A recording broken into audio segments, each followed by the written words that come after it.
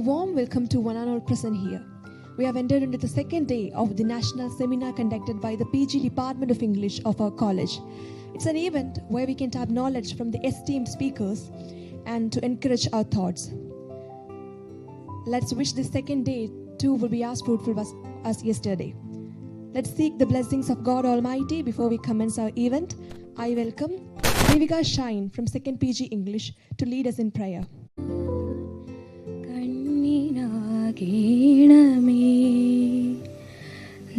നല്ല വാക്കിൻ്റെ ശീലു ചൊല്ലുവാൻ നാവിനാകേണമേ സ്നേഹമാകുന്ന ഗീതമോ എൻ്റെ കാതിനിടയാകണേ സത്യമെന്നുള്ള ശീലമോടെ ഞാൻ ശാന്തി അറിയണമേ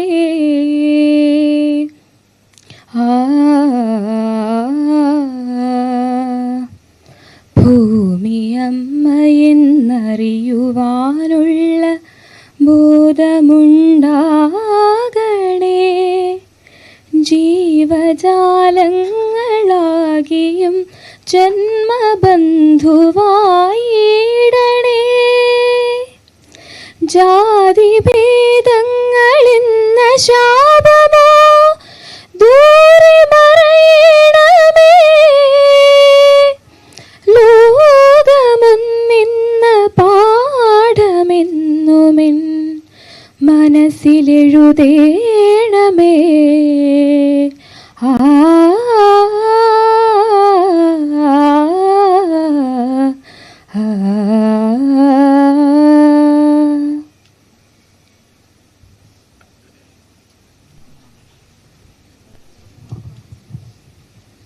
Now, it's time to begin our seminar sessions. Our first session will be led by Dr. Priya K. Nair, Assistant Professor of English, St. Teresa's College, Ernakulam, on the topic Artificial Intelligence as a Muse Redefining Creativity. I warmly welcome Ms. Shruti Catherine Thomas for introducing our esteemed speaker. Please, ma'am.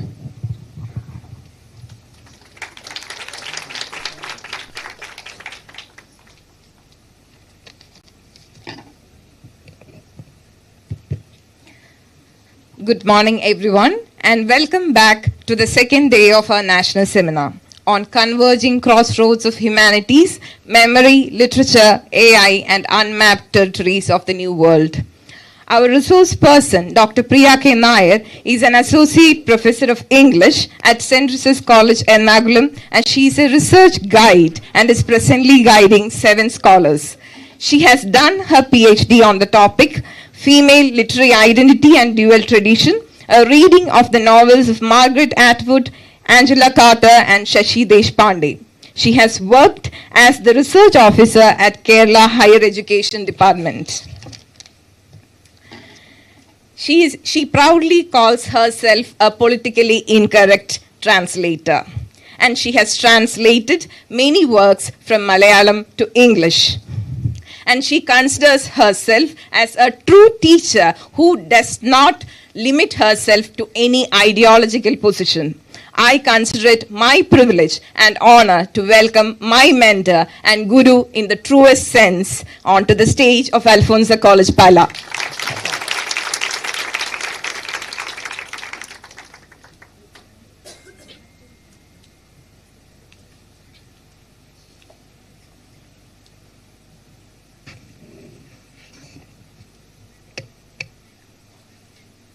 Good morning.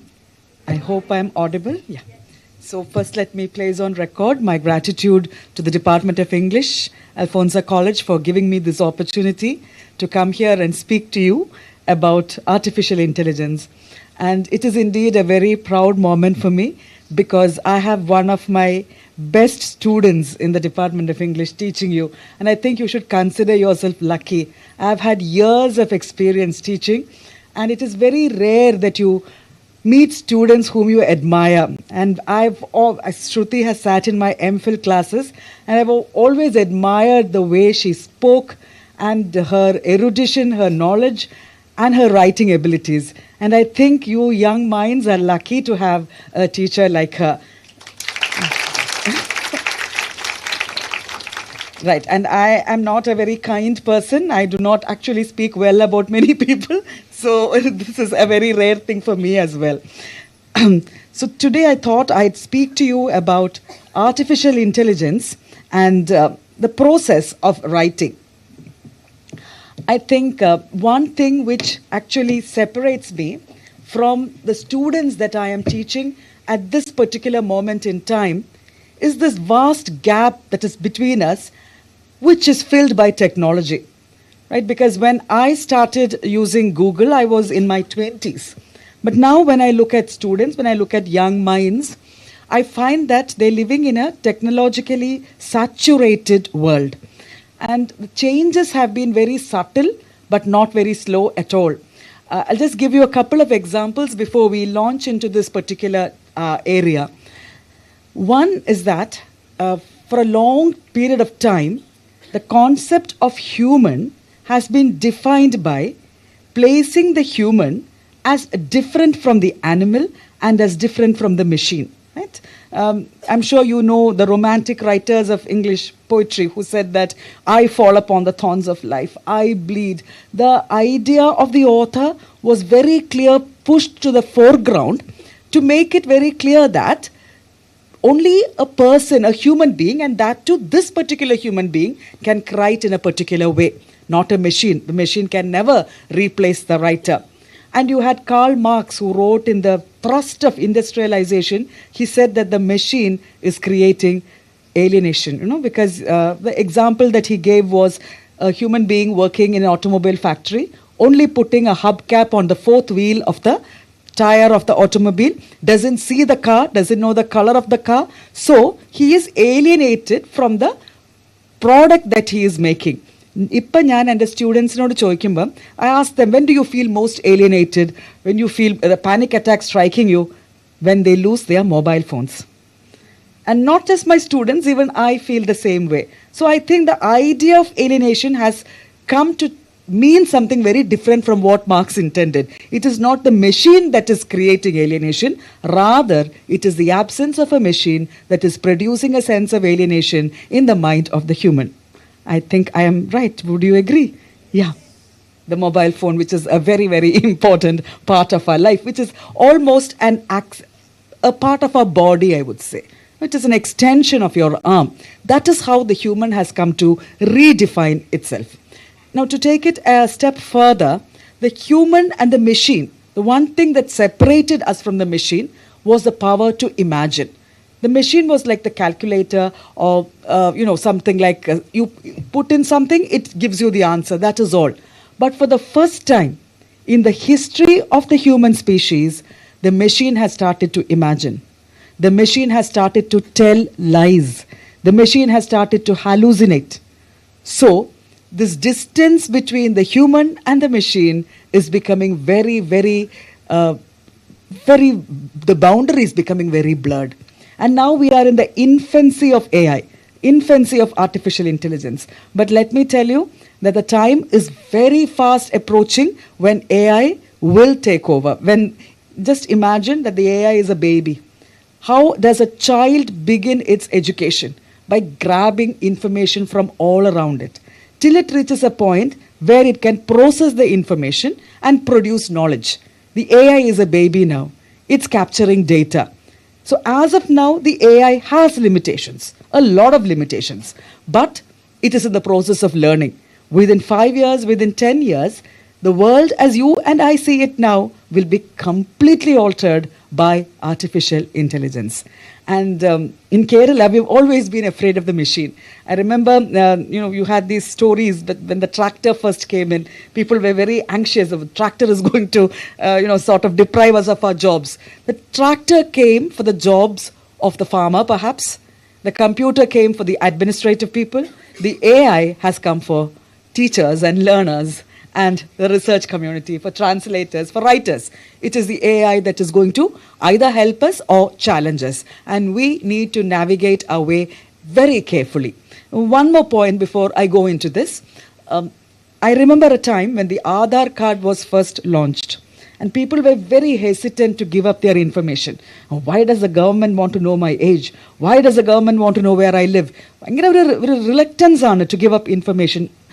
Foucault, maybe the PG students will recognize Foucault, this idea of surveillance. Why are you looking at us? That was the question that was raised. But look at what we are doing now. Capitalism, globalization, and all these dominator systems have slowly changed our idea of entertainment. What is entertainment now? Entertainment is taking a selfie, taking a reel, posting it on Instagram. And what are you doing there? You're telling the world what you're wearing, where you are now, what you're eating. The world doesn't want to know what you're eating. The world doesn't want to know whether you're traveling or sitting at home. But you make it a point to tell the world what you're doing because that is considered to be entertainment. Right? I would like to misquote T.S. Eliot, who said that I measure out my life in coffee spoons. No, I measure out my life in Instagram reels. Nobody is asking you for this information, but you're giving this information. You're becoming an algorithm. And they listen to you. And you're happy that they're listening to you.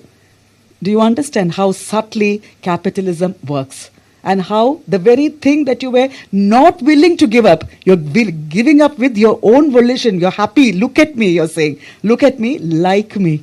The idea of like has completely changed. Right? How many likes do you have? How many followers do you have? That decides how successful you are. This is the way that social media has worked. And trust me, if nothing is being bought or sold, then you are being sold. Your attention is being sold. And that is why the present economy is no longer the information economy. Because information is there a plenty. Wherever you ignorance in this age is a matter of choice. വേണമെങ്കിൽ മാത്രം നമ്മൾ ignorant ആയിട്ട് ഇരുന്നാൽ മതി. What is in demand is your attention. And നിങ്ങൾ Spotify ഒക്കെ ഉപയോഗിക്കുന്ന ആൾക്കാരായിരിക്കും ആപ്പ്. സ്പോട്ടിഫൈയിലുള്ളത് there are 2 business models in Spotify. Either you pay money and listen to music without any advertisements, or you pay with your attention. You watch the advertisements. This model works throughout the new globalized, technologized world. And this is where we are at. And let us see what this means for students of literature who have given so much importance to the process of reading and writing and all these things. Because, I'll just tell you about an experience which I had when I was teaching Shakespeare in an undergraduate classroom. Just a couple of scenes I had to teach of Romeo and Juliet and the balcony scene. So I was, I'm not a very good Shakespeare teacher, trust me.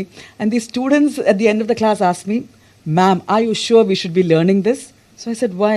So they said, "Isn't Romeo a stalker? Doesn't know me know? Why is he going on following her?" Well, it struck me. There is a world of difference, right? The political correctness changes. Your idea of what falling in love is changes. Everything changes over time. And the metaphors that Romeo uses to describe Juliet, if you go back to that scene, extremely politically incorrect metaphors. At the same point of time, I happened to read a book written by Frank Tallis, who's a psychoanalyst. It's called Falling in Love. And he said that, psychoanalyst, falling in love is very comparable to obsessive compulsive disorder. ഒരേ പോലത്തെ features ആണ് ഈ രണ്ട് സിറ്റുവേഷനിലും you display the same sort of behaviour എന്നുള്ളതാണ്. അപ്പോൾ കാലം ശരിക്കും മാറി, right? And I think as students of literature it is necessary that you be aware of this. We constantly talk of transdisciplinarity and interdisciplinarity. Now is the time when you truly become interdisciplinary, because you have to factor it. You wait and watch. When you begin teaching, perhaps in about 5 years or 10 years' time, you will be teaching texts written solely by AI. And then the entire question of authorship that has been haunting literary theory for so long will definitely undergo a change. Let us first talk about the idea of the author that has been prevalent in our minds for a long time, and let us see how AI has slowly entered into this particular framework. If you have any ചോദ്യങ്ങൾ ചോദിച്ച് ബുദ്ധിമുട്ടിക്കാൻ വിചാരിക്കരുത്. പഴയ കാലത്തെ പുസ്തകങ്ങളൊക്കെ എടുക്കുമ്പം we understand that ഇപ്പോൾ കാളിദാസൻ ആയാൽ പോലും they pray to God and God enters them and they write. They're just receptacle, just a vessel through which the muses make themselves felt, and they were never the final word of their text.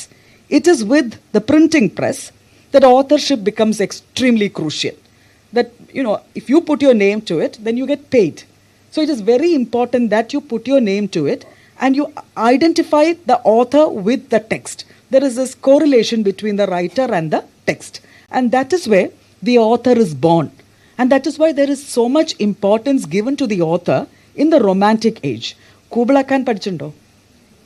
Yeah, Kubla, ഈ romantic writers writing ഒരു പ്രത്യേകത എന്താണെന്ന് വെച്ചാൽ as important as the text is the story that went into the creation. So story that accompanies Kubla Khan is that he was under the influence of opium, and as he was writing, somebody rings the doorbell. Even Coleridge cannot complete the same poem. No one can write like Coleridge did, not even he himself. So the idea of inspiration at that particular point of time. Now this is a story. If you read the Kubla Khan, it is not a fragment at all. It is a perfectly written poem.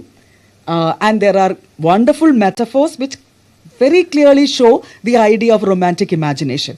So then you stop and wonder, why is there a story?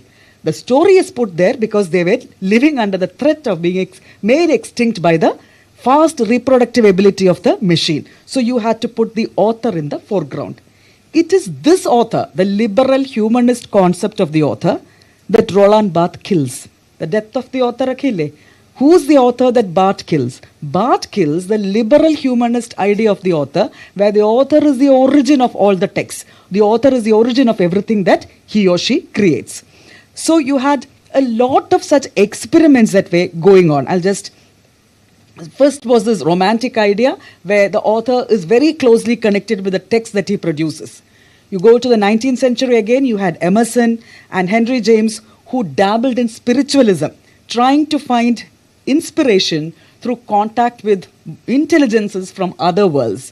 And you also had French surrealist poets and also William Butler Yeats who made use of something called automatic writing. നിങ്ങൾ ഈജ board എന്നൊക്കെ കണ്ടിട്ടില്ലേ? The Ouija board where you put your finger and the finger writes. So that is a sort of automatic writing. And many writers made use of this for inspiration. So what I'm trying to tell you is that the idea of the author has always been slightly problematic. The author has always been seen as a site of multiplicity, whereas we have been encouraged to think of the author as a single, intentional entity. Now, the AI has become a collaborator, and it is said that the artificial intelligence is a remarkable catalyst for creative work, and it enables to maintain output while being consistent now. This is the present idea about artificial intelligence. And I'll quote a writer called Stephen Marsh who spoke about his experiences while writing using AI. Now, please, you must excuse me because many of these writers that I will be mentioning might be very new to you. The പണ്ട് എനിക്ക് എപ്പോഴും class എന്ന് പറയണ മാതിരി കുട്ടികൾ പറയും ആ പഴയ സിനിമയില്ലേ നവരസങ്ങൾക്ക് പുറമെ എൻ്റെ പകരം എൻ്റെ രസം അങ്ങനെയല്ല. ഇത് ടീച്ചർക്ക് ഇതിൻ്റെ വല്ല ആവശ്യമുണ്ടോ പ്രിയ മാം എന്ന് ചോദിക്കും. നവരസങ്ങൾ ഓൾറെഡി പഠിക്കാനുണ്ട്, ഈ 2 രസങ്ങൾ കൂടിയിടണോ? അങ്ങനെയല്ല. These are very contemporary writers and I think you ought to know about these people. So the plot is intricate, he says. Multiple characters were vying for my attention. I decided to ask AI to play a role. I wanted AI to play a role. Not to suggest plot points or resolutions, but to fire off questions. So he says, my digital muse suddenly uncorked aspects I didn't realize need scrutiny. AI was helping me wander down creative paths that felt both uncharted as well as eerily familiar. Now this is where I got the title from, AI as Muse. Right? So when you look at the past ideas of authorship, Foucault essay in what is an author, namakkariyam there is a lot of commodification of writing. And tracing the origin of a particular work to a singular author had a very, there was a business there, a business strategy there, because it allows a publisher to establish unambiguous claims of ownership. ഇവിടെയാണ് നമ്മൾ intellectual property right എന്ന് പറയുന്നതും patent എന്ന് പറയുന്നതൊക്കെ ഇതായി unambiguous ആണ്. It is mine and mine alone. അതിനാണ് നമ്മൾ ഓത്തർഷിപ്പ് എന്ന് പറയുന്നത്. But now what you have is global partnership on artificial intelligence systems, the GPAI. And this has been labeled by Noam Chomsky as a sort of high-tech plagiarism. There are multiple ways of looking at AI. One is when you use AI for things that you are supposed to do on your own, that becomes plagiarism. Much the same way, if the author is considered to be a single entity writing on his own or her own, then the use of AI will be seen as high-tech plagiarism. Otherwise, if you openly acknowledge, like Stephen Marsh did, this is written by AI and me, ഞാനും AIയും എന്ന് പറയുന്ന പോലെ ഒരു collaborative ആയിട്ടുള്ള പോക്കാണെങ്കിൽ, then definitely this is not plagiarism. When we look at science fiction, the science fiction texts that we have been seeing around us, പലപ്പോഴും AIനെ രണ്ട് തരത്തിലായിരിക്കും കാണിക്കുന്നുണ്ടാവുക. One is as a robot, where everything is obeyed and the commands are sure. Okay, thanks. They will wipe, or we find that the AI will wipe us out, will enslave us, or make us quite doubtful about our own humanity. So before this, what is known as generative AI, ഇതിനെ നമ്മൾ ഈ large language models ഉപയോഗിക്കുന്ന ChatGPT ഒക്കെ, we call them generative AI. So before the generative AI made an appearance, our idea of artificial intelligence were dominated by the image of the robot. Or we are talking about the neural network which gains all the abilities of a human and the AI destroying humanities. But ChatGPT and generative AI have changed this particular cultural narrative and the ways in which we perceive, understand and use what we know as artificial intelligence. Like I said earlier, AI can do something which was considered to be exclusively human. It can imagine, it can exhibit creativity, it can craft jokes, it can compose poems, it can create narrative art. And therefore, what does it mean to study literature? What does it mean to write literature? These are two areas that have undergone a huge change. So there is this professor called Franco Moretti who works at the Edinburgh University, and he created something called distance reading. Distant reading in the Parna. What his idea was that there are so many books, it is impossible for a human to read all these books during your specific lifetime. So he creates this web diagrams and linear charts in order to understand the text. And this is something that was floated in many colleges and universities abroad, and they called it distant reading. And I'm sure that most of you would be dealing in summaries. Most of you would put the name Wuthering Heights into your ChatGPT and ask it for a summary. Your idea of reading has changed. And what you must also understand is, unfortunately, this has had a very negative impact on your cognitive process as well. And that is why many Ivy League colleges in the US have asked students to read the entire text and read slowly, and they say that it is a counterculture movement. You are, I guess, the Gen Z. There is this Gen Alpha which is still in schools, right? And as far as I understand, the Gen Alpha moves at a quicker pace than you do. And there are some games where there are specific apps to accelerate the speed of these games. So otherwise, the Gen Alpha will get bored and paraya. But unfortunately, this plays a very negative impact on their cognition. And if the literature teachers and students don't talk about it, who will is a multi-million-dollar question. So if you are trying to find out why you are studying literature, these are your answers. Because we have a huge role to play in this new world where you have a generation with altered cognitive sensibilities. Another thing is the trauma that they experience, because there is a disjunct between the accelerated time that they experience online and the natural time frame that they experience in real time. There is a huge disjunct there. And one reason that they experience mental trauma and fragile mental health is this disjunct between the accelerated and the normal speed. So these are reasons why reading becomes important, slow reading becomes crucial, and slow reading becomes part of a counterculture movement. So let's talk about the AI. These large language models, the LLMs as they are called, they have syntactic agility, they have semantic range, and in a matter of seconds or minutes, untroubled by writer's block or other neuroses, they can write anything. They can write a leave letter for you, they can write a love letter, they can write a detective novel, they can write a sonnet. Anything you want, you command, and they will cough it up for you. So this is why we are talking about the need of interdisciplinarity within the framework of literature, so that the boundaries must bleed and we must understand what is happening in the world of technology, because that is having a huge impact on our cognition. So literary theory, like I said, declared the author dead, absent, and all that.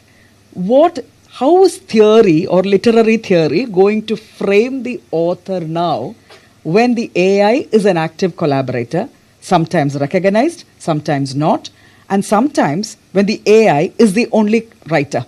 Like there is Benjamin. Benjamin is an LSTM neural network, and Benjamin single-handedly wrote the script of a movie called Sunspring, which was released in 2015. I'll come to that later. So what do we call Benjamin? How does literary theory frame Benjamin? This is a question.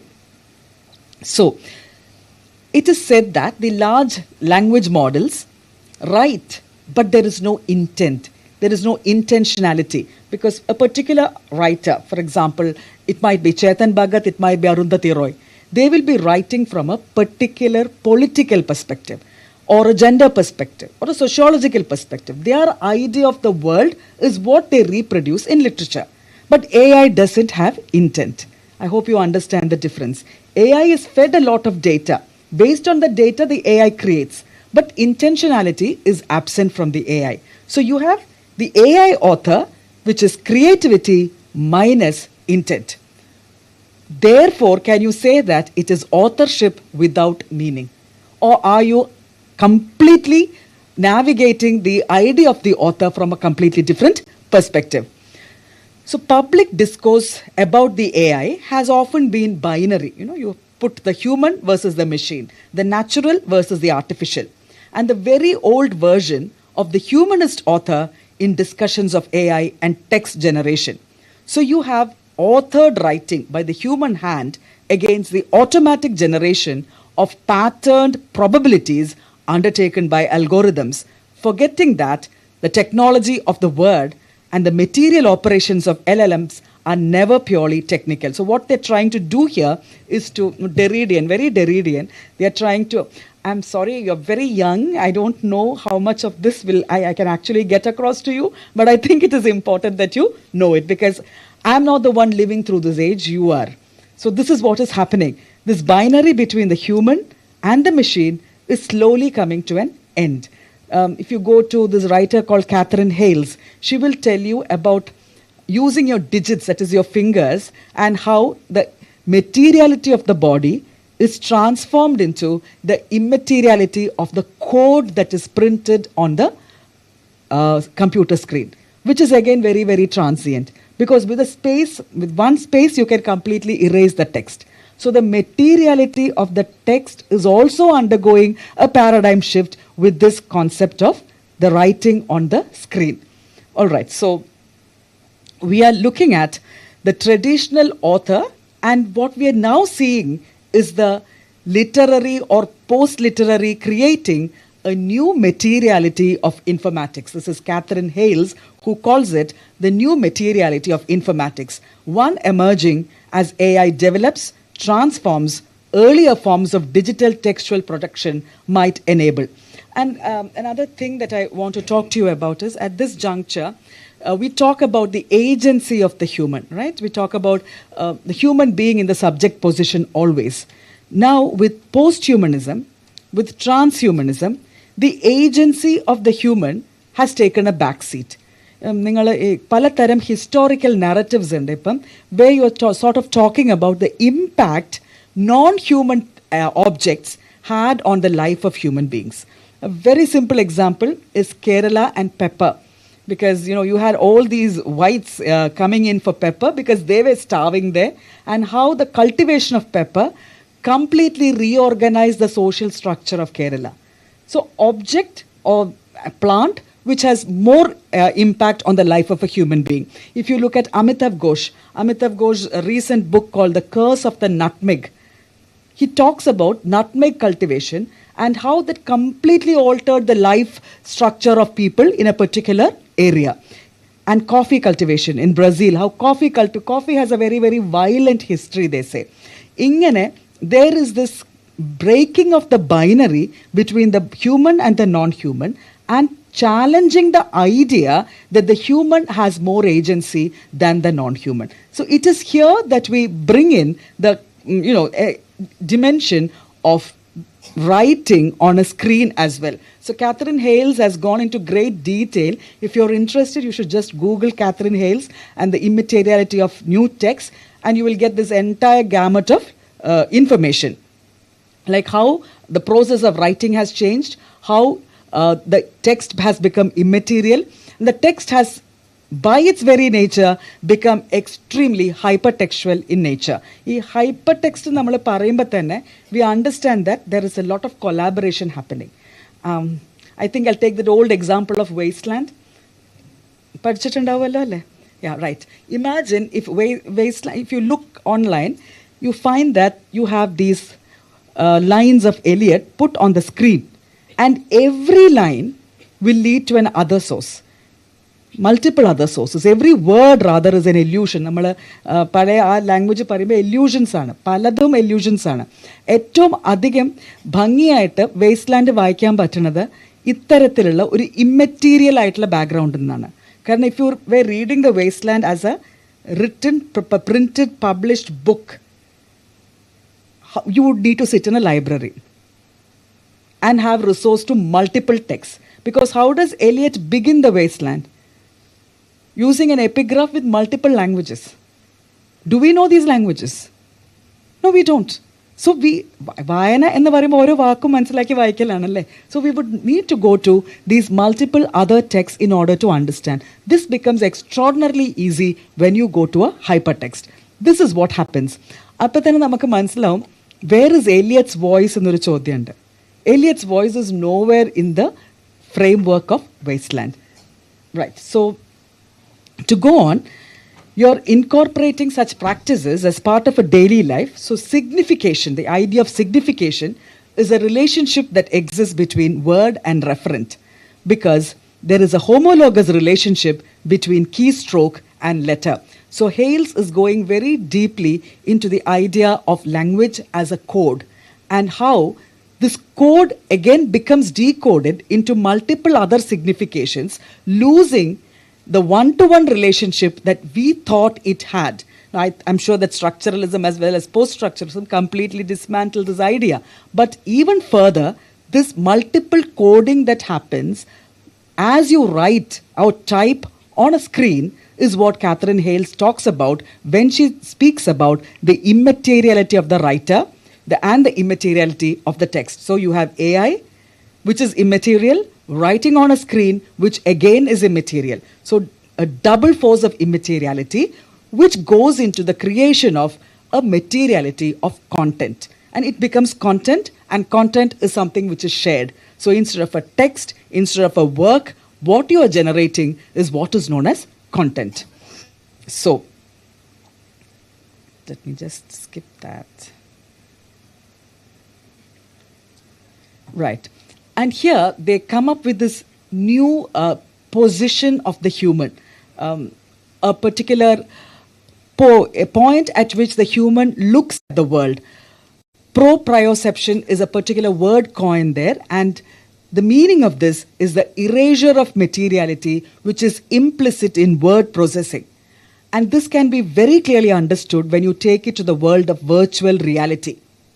The material effects of dematerialization can be illustrated by the changes that the virtual reality brings about in this particular positioning of the human body, which has been called proprioception. This is the sense that defines the body boundaries and gives us the feeling that we inhabit our bodies, and it emanates from the inner ear to the internal nerve endings. For example, a tennis player will feel that the racket is part of her arm. A person who constantly uses the mobile phone will feel no difference between your palm and your mobile phone. The material resistance of these objects to motion is like the resistance of the body itself. VR technologies or virtual reality technologies modify this sense of the body, and they extend as well as reinforce it. VR, again, I'm sure you know, is a sophisticated computer technology that puts the body into an intense direct feedback loop with simulation. The user wears a stereo vision helmet and a body glove that senses the positions of the body, head and hand. And when the user turns her head, the computer adjusts the simulation accordingly so that the scene changes as it would if the user were inside the screen looking around. So this is something, again, like I told you earlier, what I'm focusing on is your idea of cognition and this sort of blending in with the machine. These are the two angles that I'm trying to focus upon here. So this proprioceptive sense flows out of the body to meet the artifact, but there is no material object. It returns in a feedback loop, and that actually dematerializes the body.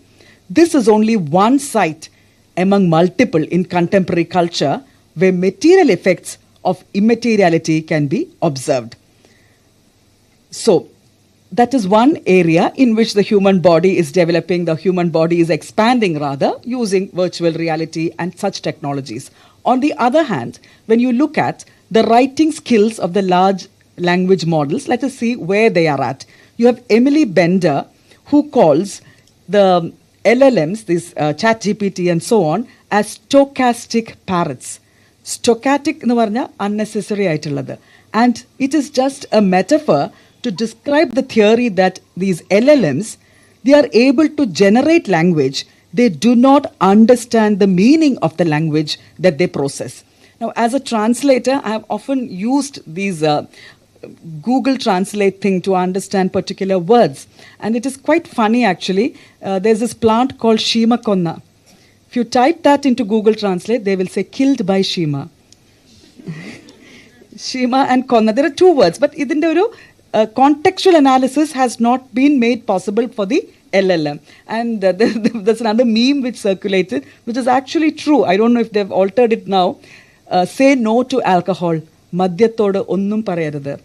Ennaanu adinte translation. So these are just very early limitations that are experienced by these LLMs, which 100% will be completely taken away in a couple of years' time.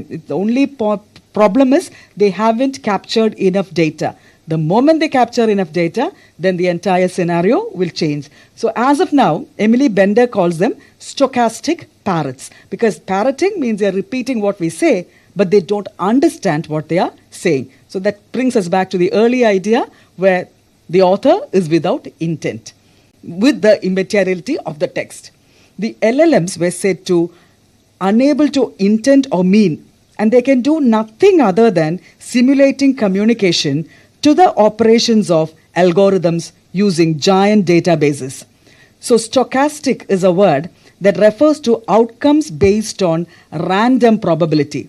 Stochastic systems can take place whenever a collection of random variables come to play.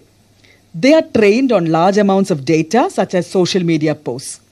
They use deep learning techniques to mimic the linguistic structure and vocabulary of the data. They sometimes generate coherent responses to prompts, but they don't understand the meaning of the words they use. And again, think of the agency of these stochastic parrots. For example, if you were to book a ticket using your computer, they would ask you to identify yourself as human. Right? You have to prove to the machine that you are not a machine. The Turing test, rather. So who has more agency there?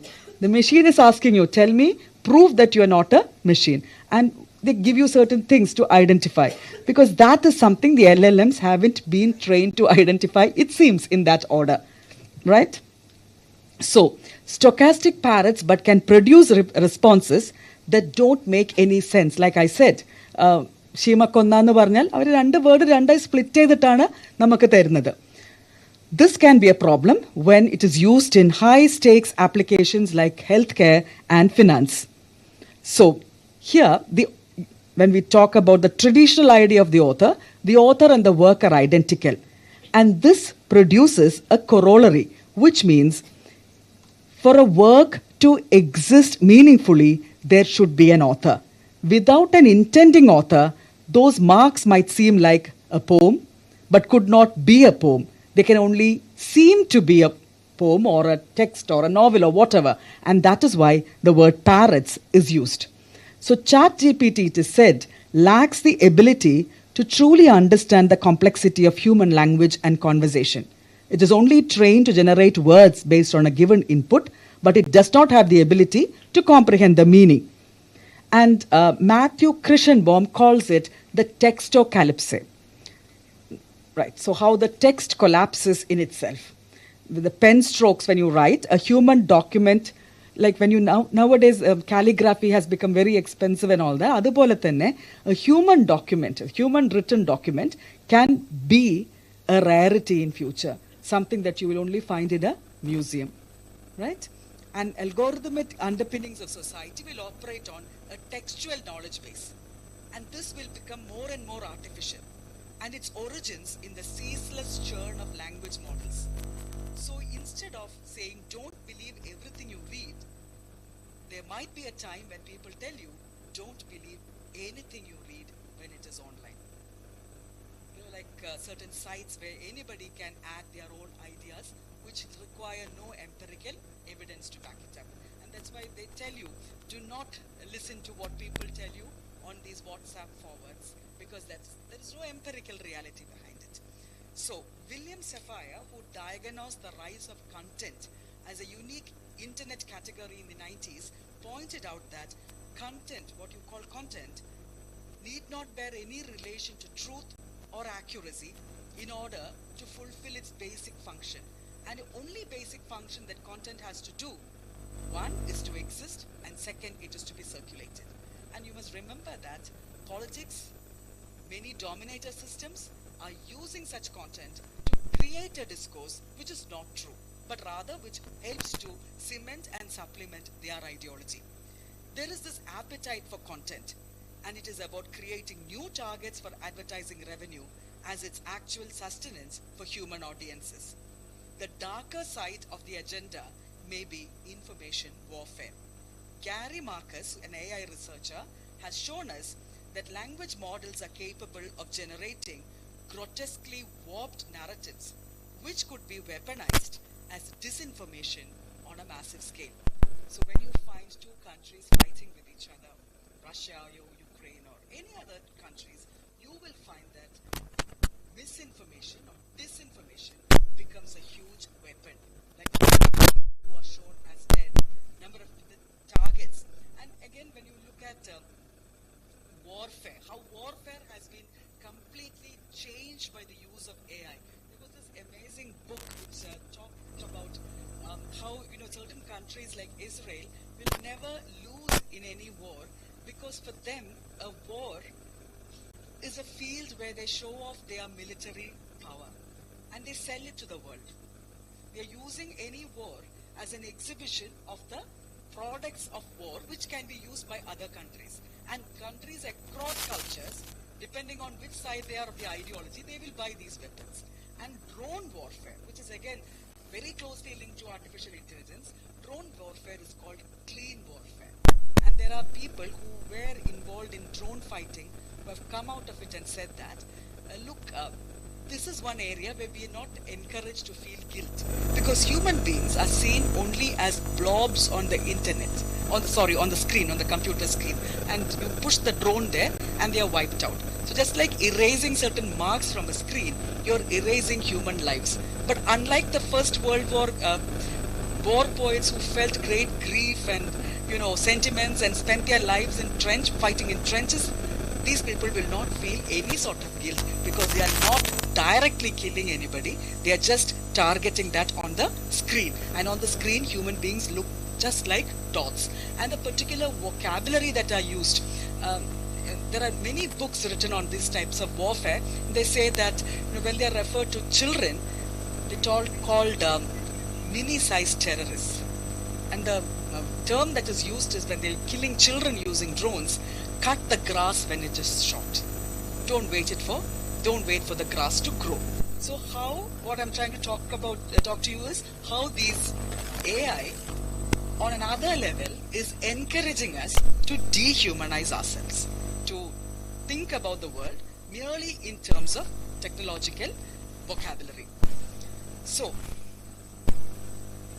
like I said earlier, these technologies are things that write without speaking, and we have a proliferation of texts that do not have nor are beholden to the voice of the author, and statements of truth which cannot be anchored in and assured by a prior intention to say something.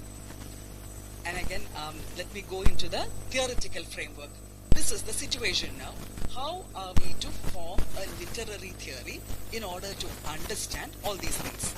So, like Susan Bassett said, if author and work are one, if intention and the work cannot be divided, then there is no need for theory to mind a non-existent gap.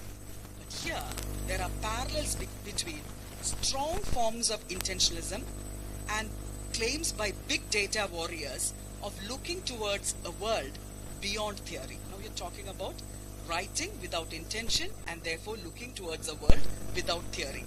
So post-theory actually becomes very tangible in this particular scenario. If you valorize the author as the only locus of meaning and the other relies on data computation, then you're producing something like conclusions. And you have people writing about it. One is Michel Elam's Poetry Will Not Optimize. He says that AI poses an existential risk to literature, and he makes a case through his consideration of a chat generation of Maya Angelou's poem, Still I Rise. How the entire poem is sort of taken up by ChatGPT and thrown out in a particular manner. So it's a discussion of how literature may or may not relate to experience and history. The claim is that AI writing is inimical to literature because AI writing entails a reduction and loss of language's transformative potential and emancipatory potential with language of a capacity to entertain contradiction. So here we come to the next point, which is the combinational endeavor between the human and the machine. Margaret Bowden, who has written about it, says the ultimate vindication of AI creativity would be a program that generated novel ideas which initially perplexed or even repelled us, but was able to persuade us that it is indeed valuable. Bowden sees creativity as always the recombination of earlier elements, copying, reusing. Therefore, she says, what is wrong in using AI? If authors were all the time depending upon earlier writers, earlier traditions, or combining multiple traditions, why not the AI as well? And like I said, I quoted Stephen Marsh earlier in 2023. He wrote under the pseudonym Aidan Martian, and it was a mostly chatbot generated novella which is titled Death of an Author. And he says the book's language is 95% machine generated.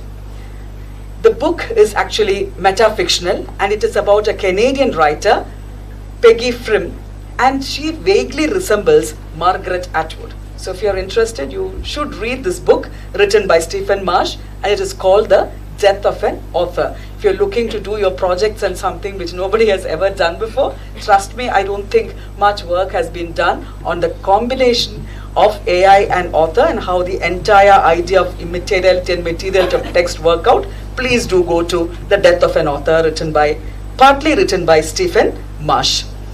And it is, now I just take out a paper clipping, which a report in the New York Times, which reported, what is happening in the world of the writers. So New York Times reported that intellectual labor is on the brisk of a transformation. Intellectual labor is what academics are involved in, and it will be as sweeping as the Industrial Revolution. Advertising copy, industrial instruction manuals, news stories have already been outsourced to AI, and more will follow. So he says that the members of writers' forums, like the weavers in the 19th century, who were the first victims of automation, will be struggling. And perhaps we will be smashing AI, breaking it up. And he also talks about the Writers Guild of America, which was waging a strike against movie and television producers. And he says this will last for months because well-known authors filed copyright infringement suits because they wanted to keep their words out of commercial AI algorithms. I hope you understand what that means. You are an author who's written extensively. All what you have written will be fed to an algorithm. And the algorithm will produce the next book in exactly the same style that you have been producing it. So, what, according to the New York Times, what sent those writers to court was that their livelihoods would be undermined by AI bots, because the AI bots don't need health insurance, they don't need vacations, and they will never get drunk, they will never get cancelled, and no, they won't get demoralized. You ask them to do a Christmas sequel, you ask them to write a Netflix series part 2, the AI will do it. There is no writer's block at all. But they are using a particular writer's ideas completely because they have been fed on that data. So there is this great fight going on to keep their words from being pushed into the database of particular algorithms.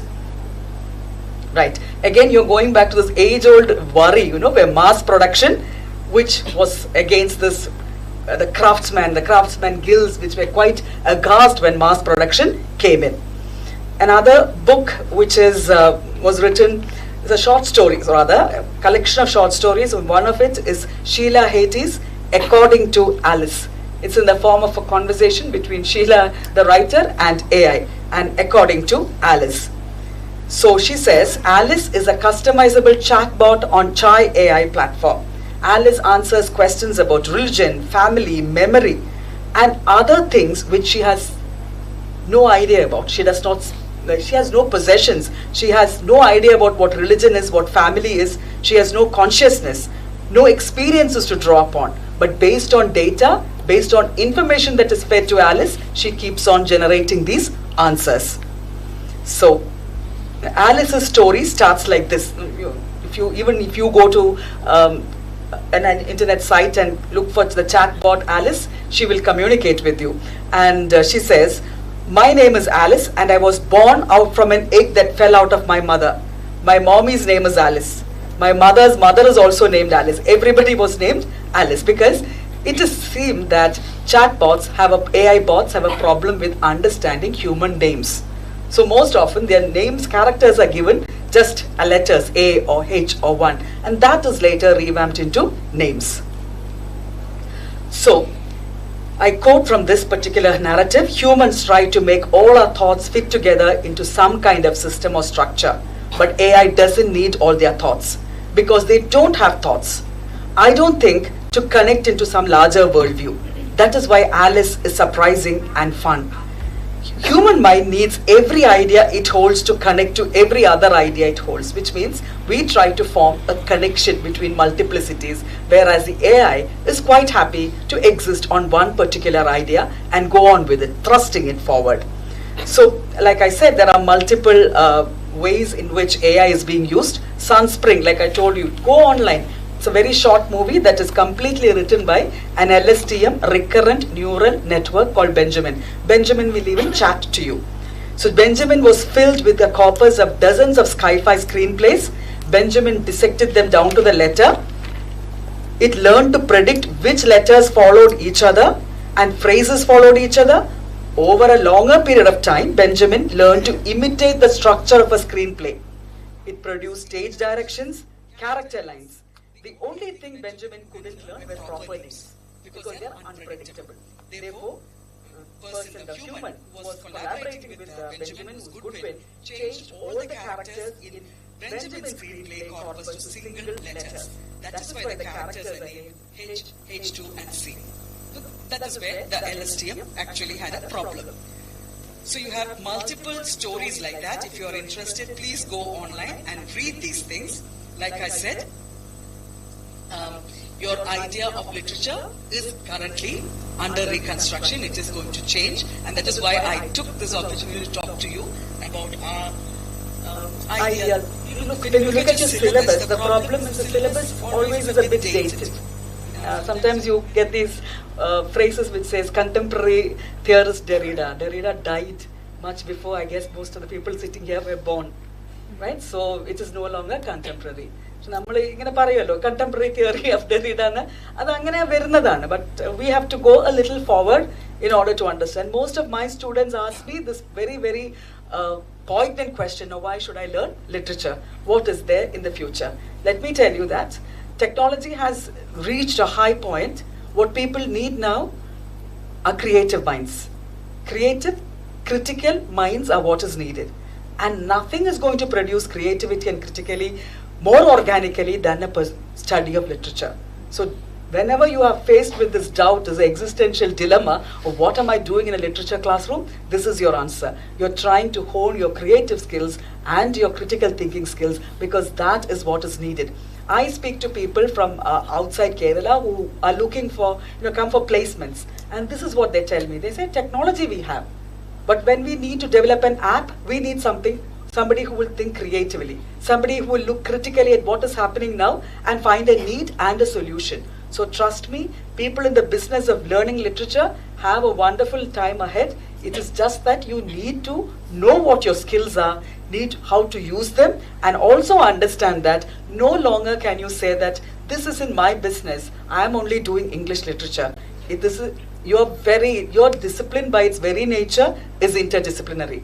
We were just holding hands with history and sociology for a long time now, but this is the time when we have to hold hands with technology, because we have technology becoming the author at present, and we are in the business of dealing with authors.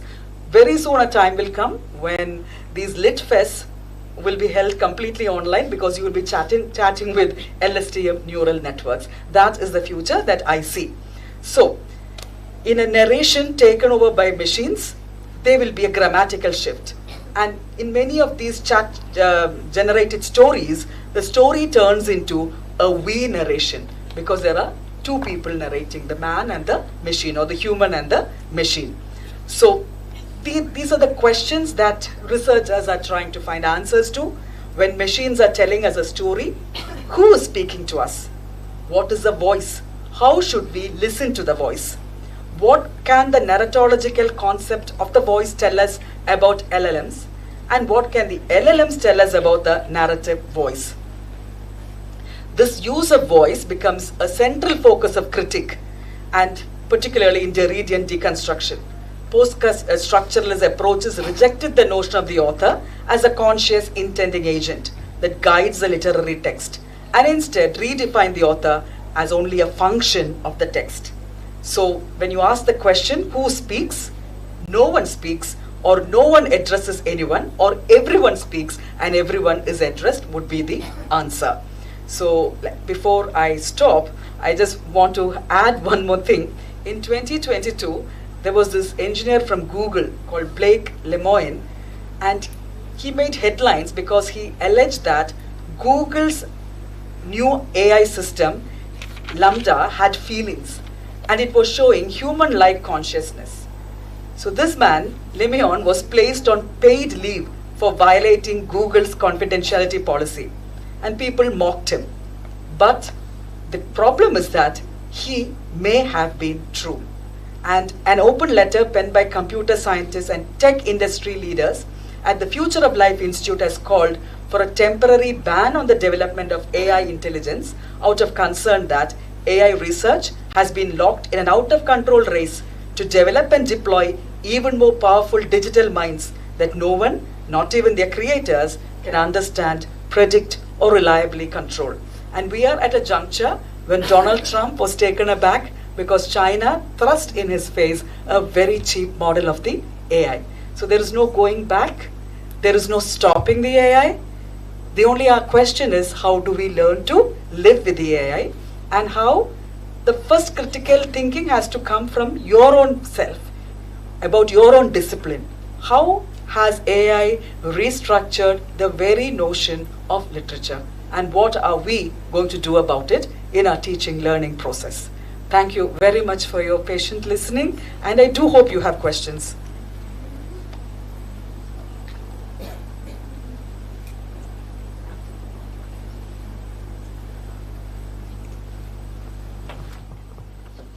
Is there any questions? There are no wrong questions. There are only wrong answers. So,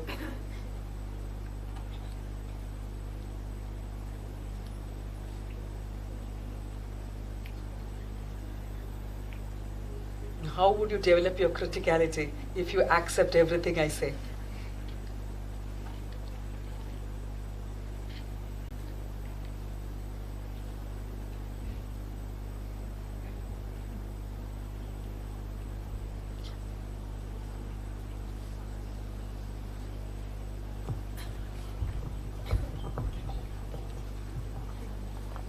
Good morning, ma'am. It was a privilege to hear this session. And my question is that we have been using, students of literature, we have been using ChatGPT for so long. Like even we use chatbots for conversations. So this vocabulary, the words, had been incorporated into our mind. So whenever we write something by ourselves, there are words that are used specifically by bots. So how does this idea of plagiarism works in today's world? Well, plagiarism is anything that you do not cite. Plagiarism is anything that you have not thought of by yourself. Look, think of it this way. There are exams in mathematics department which allow calculators. But there are exams which do not allow calculators as well. So it is a matter of ethics. Research is supposed to be from you, right? It is supposed to be your language and your ideas. And anything that you have used from another source has to be cited. So the AI is a source which has to be cited is what I would say. But unfortunately there are apps which are called humanizing, and you take something from AI, put it into the humanizing app, you get sufficient number of errors and it becomes very human, and that is presented. Unfortunately, like I said, this will, finally the loser is the person who's doing this. My question is that we are using it for a long time. So this words, it becomes our vocabulary. Yeah, so sure. there are certain words that we use like dells, tapestry. There are so many words that we use that are part of our vocabulary by using this AI boards. So how can we confirm that it is that we have written all these things? You are the one typing, isn't it? Yeah. So when you put it in a Why are you putting that? I mean, plagiarism check is something different. Well, it has to enhance itself. That takes the time, the process and But as of now, I don't think there's anything much that we can do about it because we are not people who are dealing with technology. But you're right, that comes up. It shows that it is plagiarized, whereas it is not. Thank you, ma'am.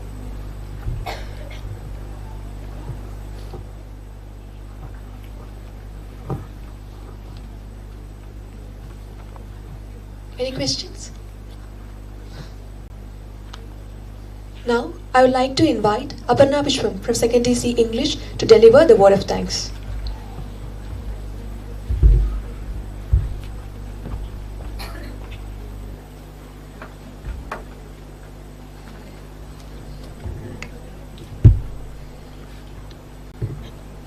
Good morning, everyone. It's a pleasure and an honor to express our heartfelt gratitude to Dr. Priya K. Nair for such an insightful and engaging session on AI as a muse, redefining creativity. Dr. Priya, your talk has truly been an eye-opener. You've shown us how AI is no longer just a tool, but a creative partner pushing the boundaries of art, music, and innovation. Your insights were thought-provoking and made us rethink the way we perceive creativity in ever-evolving digital age. We sincerely appreciate the time and effort you took to share your knowledge with us. Your passion for the subject was evident, and I'm sure we are all walking away with a fresh perspective and a lot to reflect on. I would like to extend my gratitude to our organizers, faculty, and institution for organizing this seminar, and to everyone here for your enthusiastic participation. I would like to extend my gratitude to our Once again, thank you, Dr. Priya, for an inspiring session. We hope to have more opportunities to learn from you in the future. Thank you all.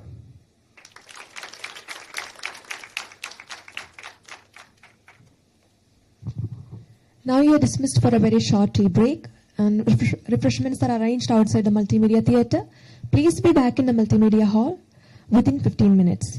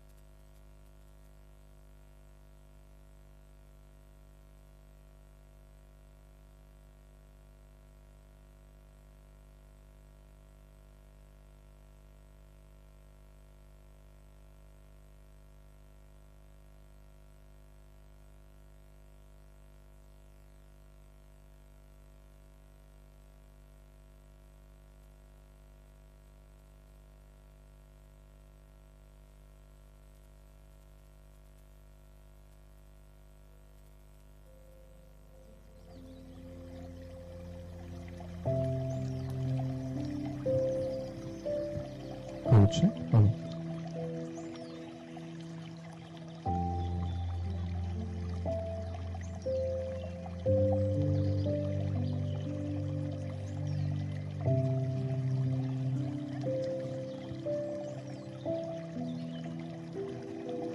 Hello, check. Hello.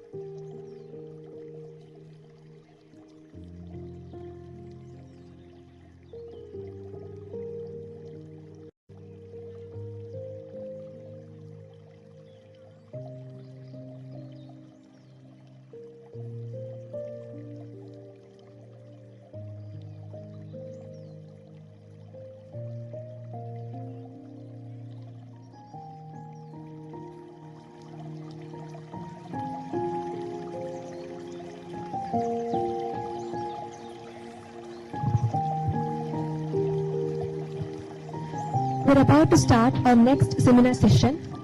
Reverend Father Sabu Thomas, Assistant Professor of Department of English from Sacred Heart College, Tevara, will be spearheading the session on the topic AI in English Language, Teaching and Learning. Let's all heartily welcome Mr. Jeremy Abraham for inviting our distinguished guest.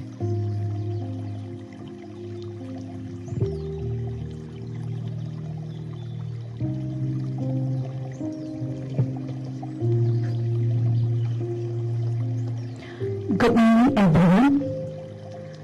Artificial intelligence is revolutionizing the academic landscape by enhancing learning experiences, streamlining administrative tasks, and enabling innovative research.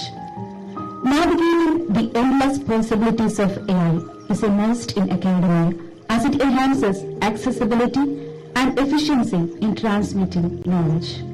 Today, we have an eminent personality, Reverend Father Sabu Thomas, Assistant Professor in the Department of English, Sacred Heart College, Tevara, to deliver a session on AI in English language, teaching and learning. Father completed his Masters from Loyola College, Chennai, MPhil from Madras Christian College, and is currently pursuing PhD from MG University. Father Sabu is from the Archdiocese of Talasheri and is an acclaimed motivational trainer, life coach, international trainer in AI tools and blended classrooms, and a retreat preacher. He has authored 11 books and has conducted more than 260 national and international AI workshops across the country and beyond. To date, he has trained more than 50,000 teachers in using AI tools for education, and he could equip a number of teachers to effectively deal with online classes during the time of COVID pandemic. As a committed teacher trainer, Father Sabu received the Teacher Empowerment Award 2024 from the Catholic Conference of Bishops of India for his commendable service rendered in the field of education. His engagements are not confined to academics, but are expanded towards social service and the molding of the young generation.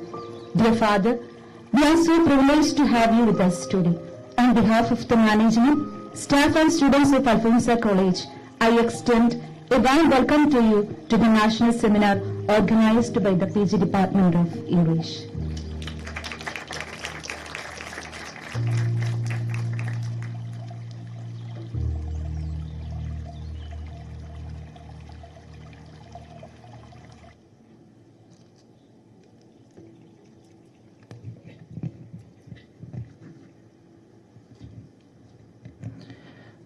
morning, dear friends.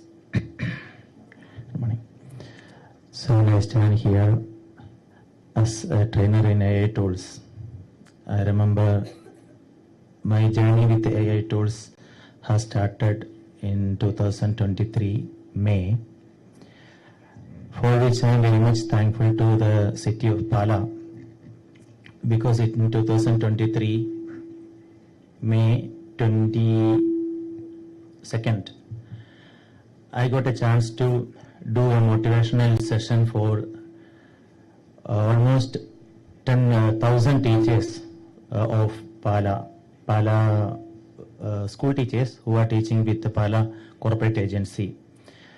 And that meeting was in Aranapuram parish hall. It's a huge parish hall where I interacted with them for around 3 hours.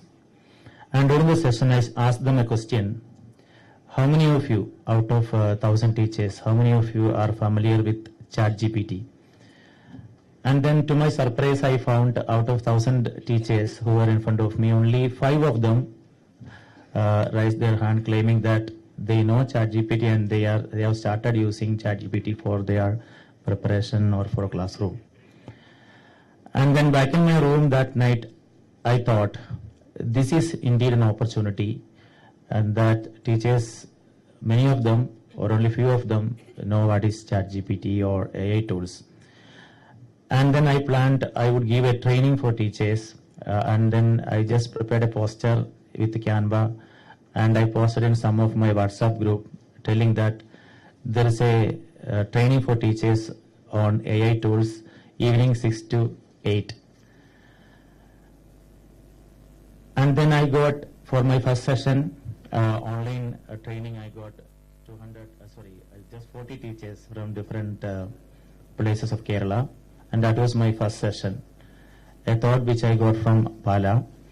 And today when I stand before you, this training that I am going to give, or this session that I am going to give, could be when I recorded all the numbers, then this is my 270 workshops I have finished for the last 20 months on this very same topic, online and offline. Mainly online, but then around 100 workshops offline as well. And when the organizers asked me to do this program, then they told me that rest of the sessions are very much theoretical, and Father, we want you to do a very practical session. And therefore, the talk that I am going to give you is not just a lecture or a theory part of what is AI, but then it will be much more practical. I would love to show you some tools that are going to be very useful for you as a teacher or as a student. So I need the screen very much, and I would love if you can switch off this light, and then I can, the screen is more visible. So dear friends, when I begin with the tools, I know that 1 hour is not enough at all to introduce you some of the tools which will help you as a student of literature or student of English language. And many of the tools I know that many of you could be already are familiar with, but then maybe I hope that I'll be able to introduce you some tools which you are not, which will be new to you as well. But then I give a warning that, teaching these tools, please don't let these tools be your master, but let these tools be your assistant. Always consider these tools that we are going to discuss only as your secretary or as an assistant, which is going to support you in your learning your language and literature. I was very much optimistic about the tools, but then day for yesterday, I was little scared when I was sitting in a talk that was organized by our department, and the speaker was Rafiq Ahmad, the non-lyricist in Malayalam film industry and the poet. And then he was with us for almost 1 hour, and he then interacted with the students. And after that, there was a Q&A session. And I was sitting with my students. And then the floor was open for Q&A session. And then initially, as I could see that here also, initially in the Q&A session, there will be a moment of suffocation wherein nobody would begin. A starting trouble will be there, isn't it? And then I surprisingly found a student, a PG student sitting near to me. She was like, with her mobile phone, she was typing something in the mobile phone. Then for curiosity, I just had a look what she is doing. And then she was asking ChatGPT, give me 10 possible questions that I can ask to Rafiq Ahmad after a session that he has given for students. And then immediately ChatGPT gave 10 questions. And then I just asked her, show me those questions. And then she gave me her phone, and then I saw those questions. And they were really good questions. And then now her role is to find out of those 10 questions, which is the best one. So she is asking me, Father, which is the best? Which should I ask? This one or this one? Which should I ask? And then I thought, let us try for more. And then we typed more. And again, more questions came. And then this girl, who otherwise would not have ventured to ask a question, she found one of the questions very interesting, and then she then raises her hand and stands up, and she's asking this question, which is generated by ChatGPT. Then that caused me some anxiety. If you are completely going to depend upon for each and everything for ChatGPT, you know, what's going to happen for your brain, your creativity, and that is going to be an alarming situation, right? But then we have to be very careful as students and as teachers on using these AI tools. But then we cannot but use them, because this is going to be, you know, if we are not going to learn them, we are going to be very much outdated. So I shall begin with, since my topic is about English language and literature, as a teacher and a student, how is this going to be useful? I was wondering, how should I begin with? I know that you people would be familiar with a voice, live voice chat that is available from the last 1 month in ChatGPT and Google Gemini, isn't it? How many of you are using it? Please let me know. Live voice chat in ChatGPT and Gemini, which is for free. Yeah, if you look at the web version of ChatGPT, you will find it here.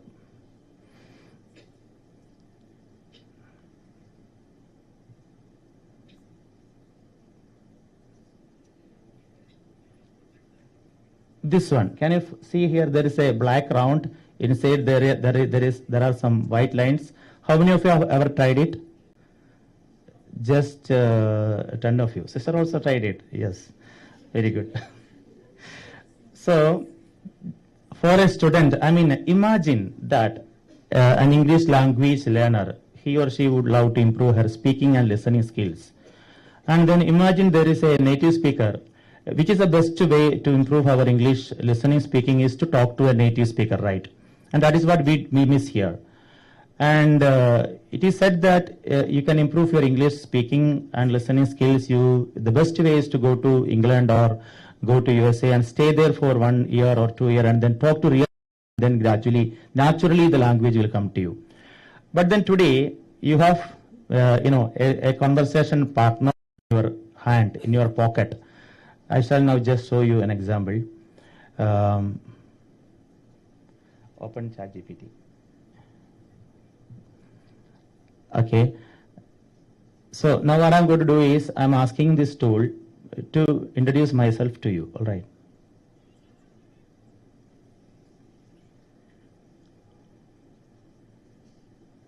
Depending upon the network also, but then in this hall, little bit network is weak, it seems.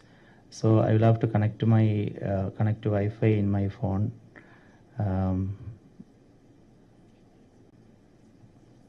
What is the Wi-Fi password here? Yeah.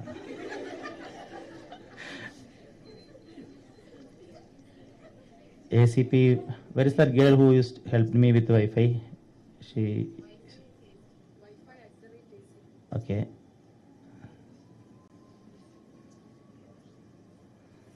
Leave it. I shall try with this.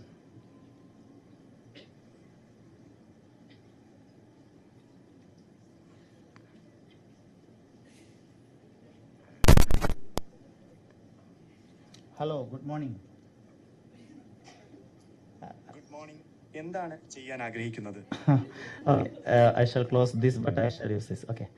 See, because I was talking to this Hello, shall we talk in English? Good morning എന്താണ് ചെയ്യാൻ ആഗ്രഹിക്കുന്നത്? Okay, can you please talk, let us talk in English. See, I am now in St. Alfonsa College, Pala, and addressing participants who have assembled here for a conference on artificial intelligence. Could you please tell them what are the uses of artificial intelligence for students and teachers?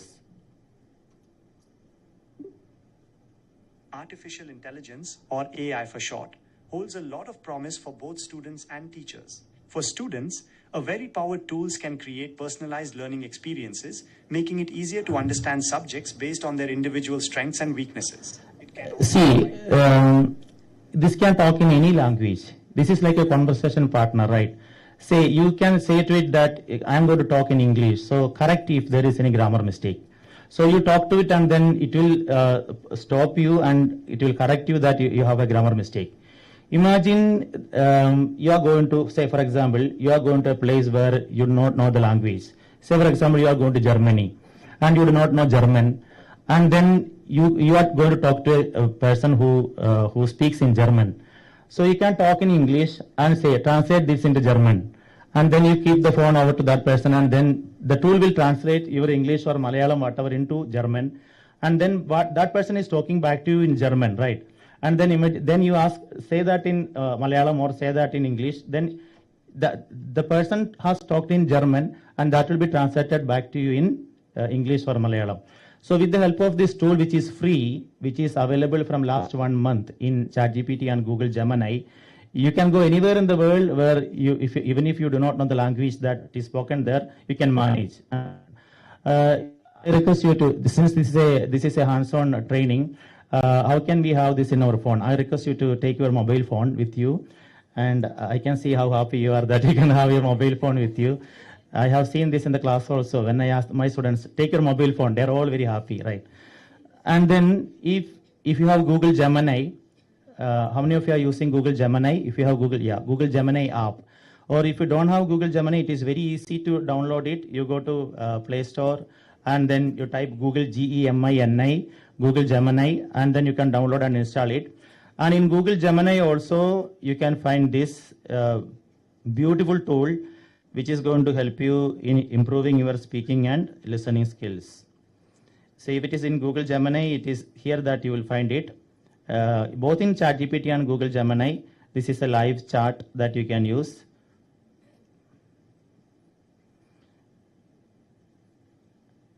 I actually need a faster network here because everything that I'm going to tell you is, I need connectivity, good connectivity, but unfortunately, as I can see, the connectivity is not that good here in this hall, the Wi-Fi connectivity, and then it will cause the speed of our class.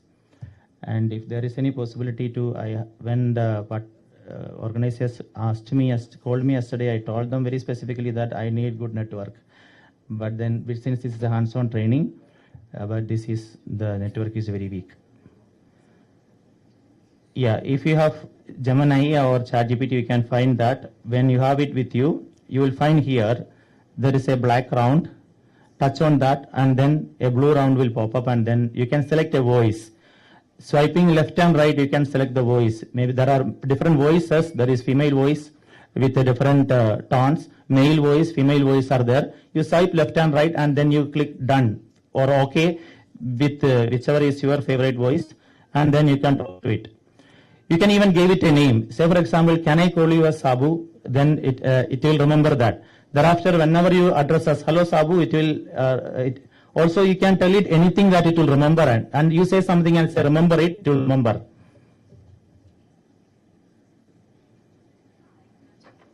Okay, try that. I give you 1 minute to try that. If you are not getting it, just talk to others who are sitting nearby and try that.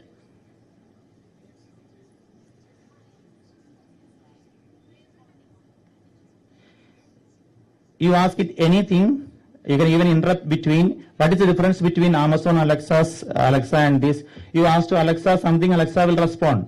Or you ask anything to Google, Google will respond. But then it is not generative. It cannot generate something new. It cannot converse with you like a real person. It can tell you something which is already a data which is there already in internet, right? It cannot like talk to you as a real person talking to you. But this is something new from last 1 month, that it can talk to you as a real person talking to you. So for a student who wants to improve his or her English, he or she can consider this as a real person. Tell it that act as a native speaker and correct my pronunciation. Or tell it that, I am a non-native person and then I am going to talk to you and then correct if I have any grammar mistake. Or you can even say like, to improve my conversation, shall we have a game? And then shall we converse with each other? So I am going to talk to you and then you talk back to me and then let us have an imaginary conversation. It will talk to you. In this way, to improve your language, your grammar, everything, this is going to be awesome, helpful.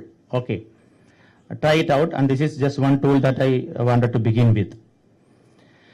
Now I shall tell you some experiments that I have done in my class. See, I have an essay to teach to my students of 6th semester UG English students. So I was thinking, how can I make my class different by incorporating some AI into my class and making it an AI blended classroom.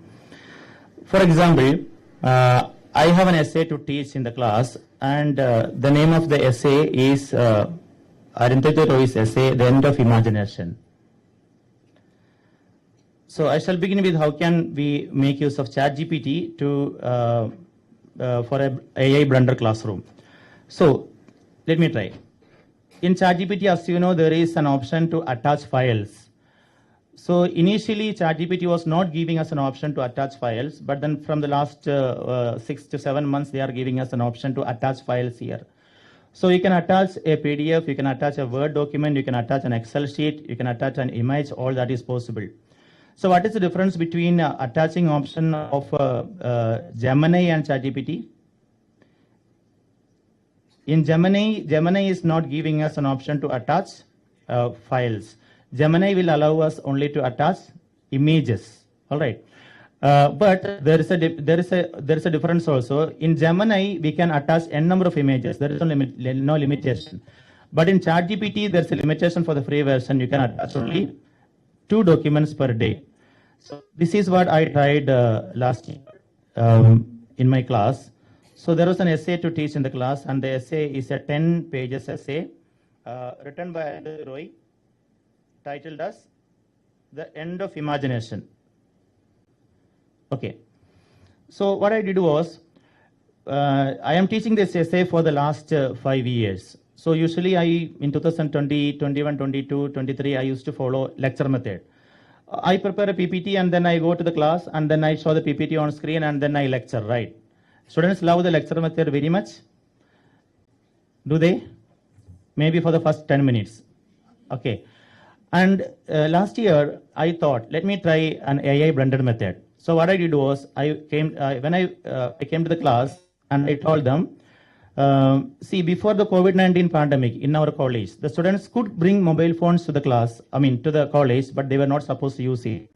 If a student was seen using a mobile phone in the classroom or in the veranda, any teacher or non-teaching staff could grab it and then it could be given to the principal. To get it back, the student had to pay a fine of 500 rupees or had to wait till the end of the semester. That was the rule in our college before COVID-19.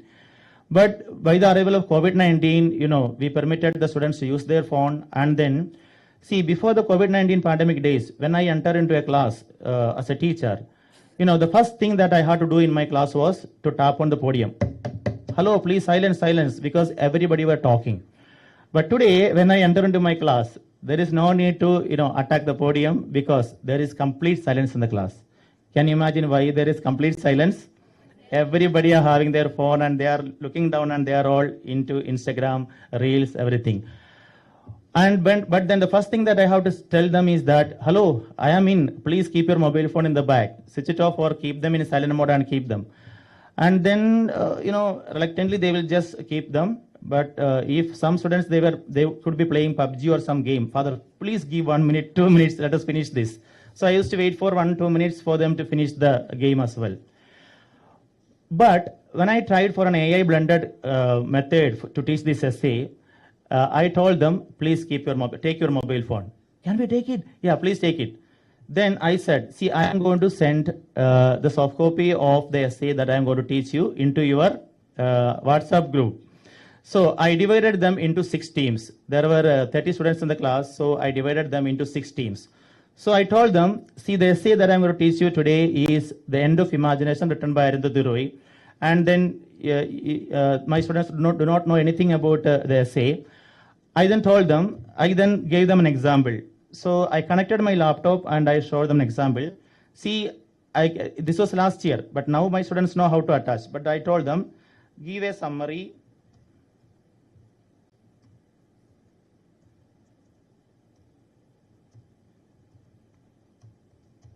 of this essay in 10 points. As you know, 10 pages essay, within no time, within a fraction of a second, the entire essay is read, analyzed by ChatGPT, and then it is giving me the summary of the essay into 10 points.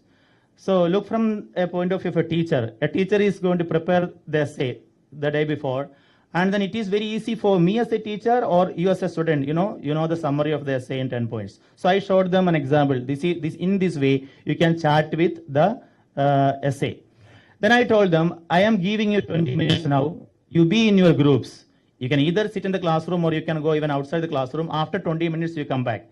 So in that 20 minutes, you are, in similar way, you can ask any creative question, anything to the essay. And then after 20 minutes, you come back and present the content of the essay in the class. So we have totally 55 minutes, right?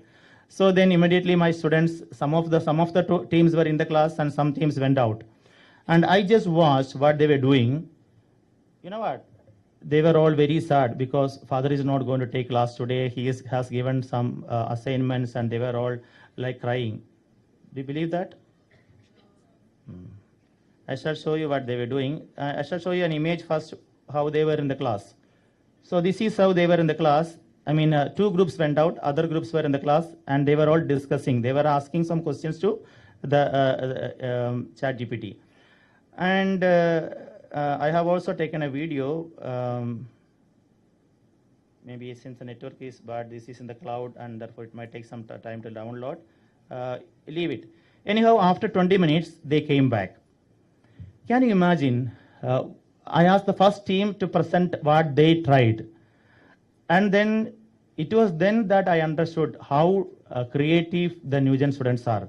I could just think that from this essay, I can just ask to ChatGPT about give me a summary or give me 10 MCQ questions. Beyond that, I had no imagination. You know what they did? The first team, this is what they did. They asked, write a debate among the author, Narendra Modi, Rahul Gandhi. And there were 5 students in the group and therefore 1 or 2 other politicians as well. About the major themes in the above essay.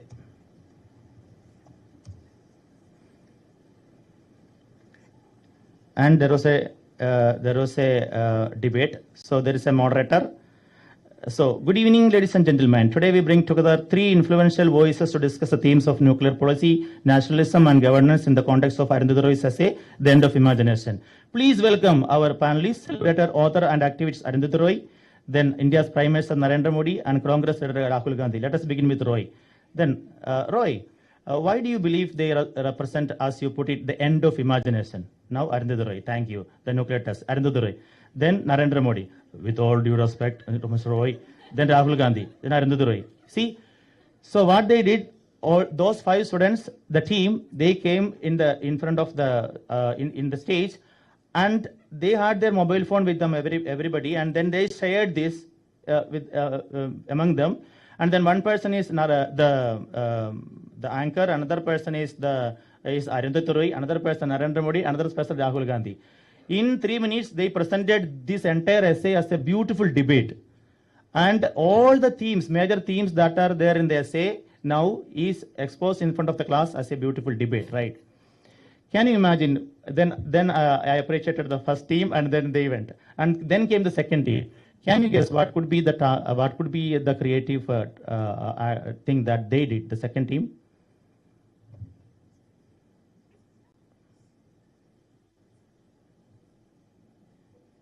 Right?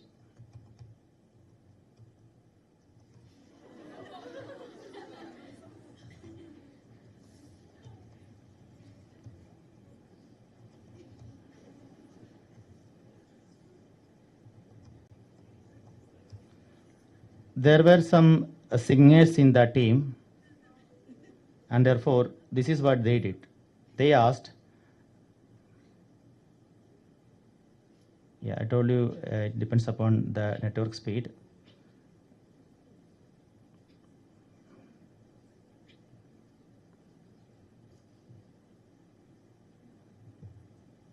Yes. So they came with a song, and there were 2-3 students in that team were good singers. And then they practiced this song, and they came to the class, and then they sang this song.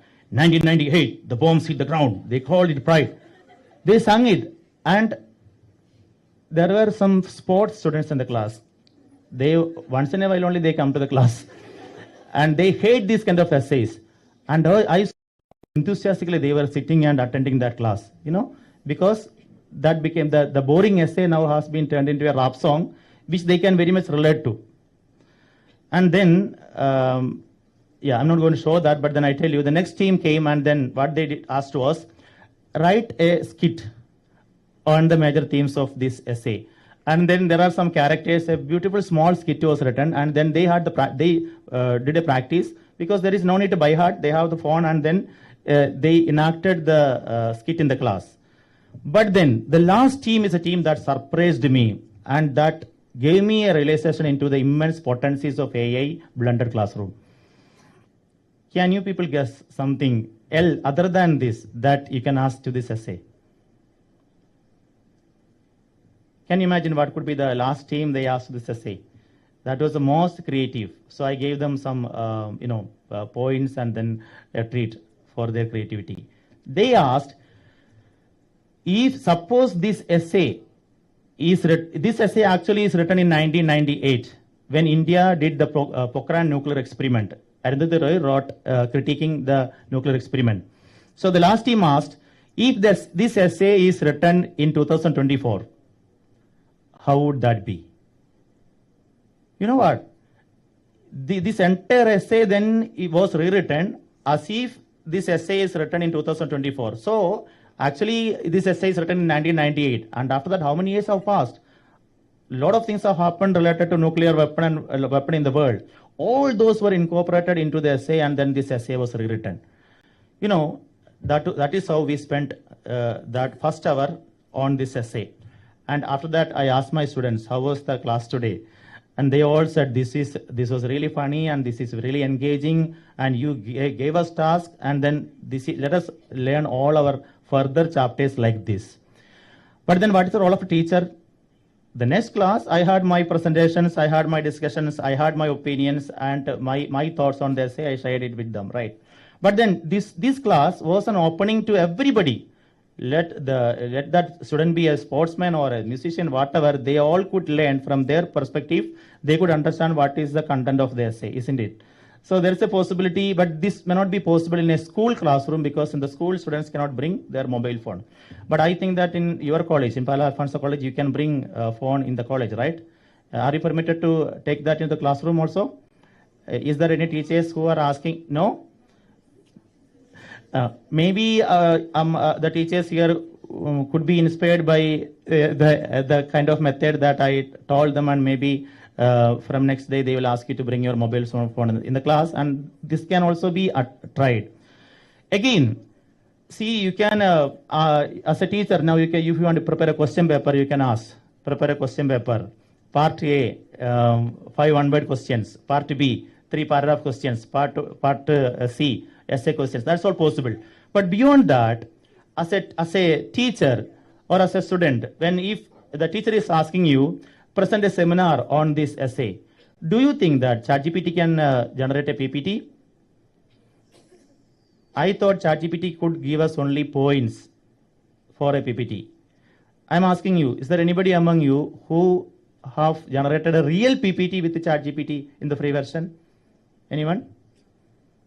Yeah, see, I'm going to ask ChatGPT, generate a PPT. Sorry, you have to be very specific. You have to say downloadable PPT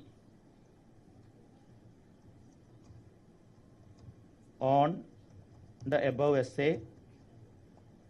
Then you say how many, you have to be very specific. You say 5 slides. Then each slide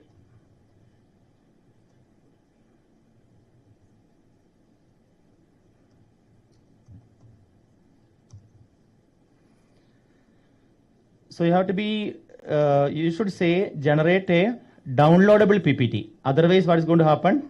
It will give you only an outline of the PPT, like on all the 5 slides, which are the points that you have to put. Only the points it will give.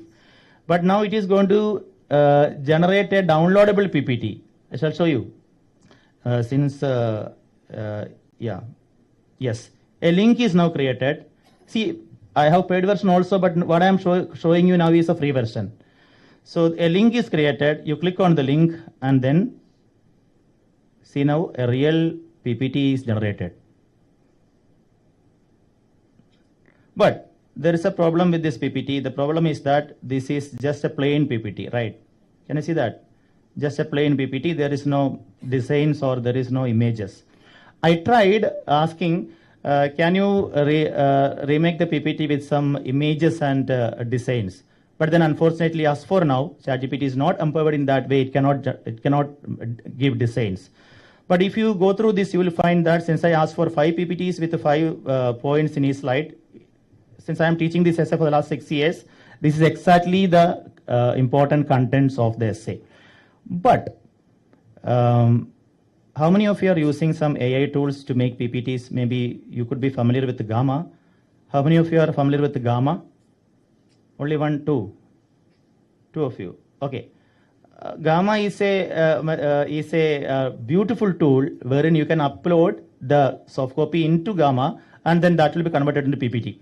But I am not making use of Gamma. I shall teach you Gamma, but then what I am doing is now I am using another method to make my PPTs. I shall just show you. See now this PPT which is generated by ChatGPT. What I am going to do now is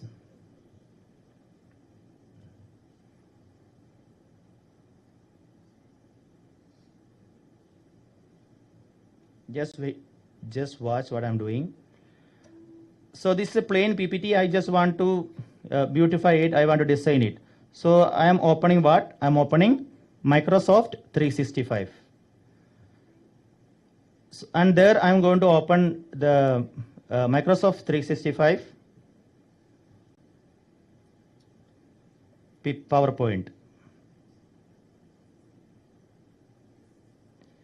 And here, here there is an option to upload. Can you see this? There's an option to upload. So I am going to upload the PPT that was made by ChatGPT. Where is that?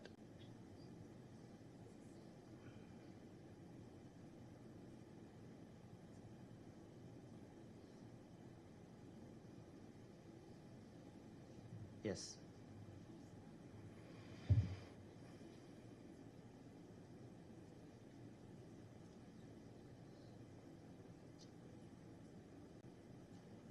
Yeah, it is being uploaded directly into Microsoft 365 PPT. Now listen, here there is an option here that is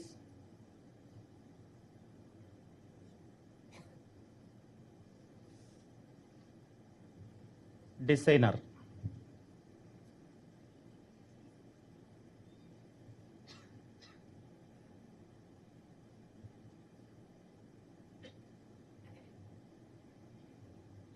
And then it is now the duty of the designer to design it.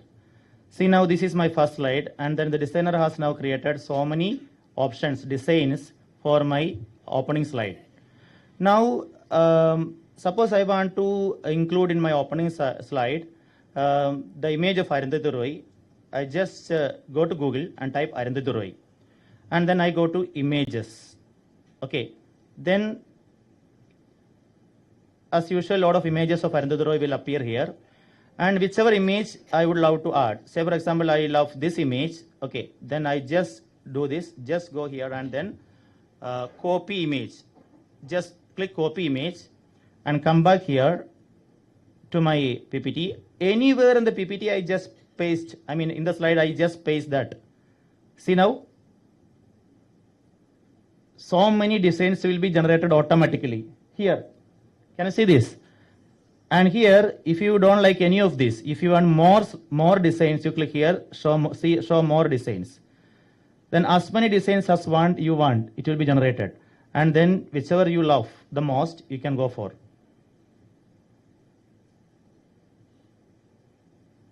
How is it?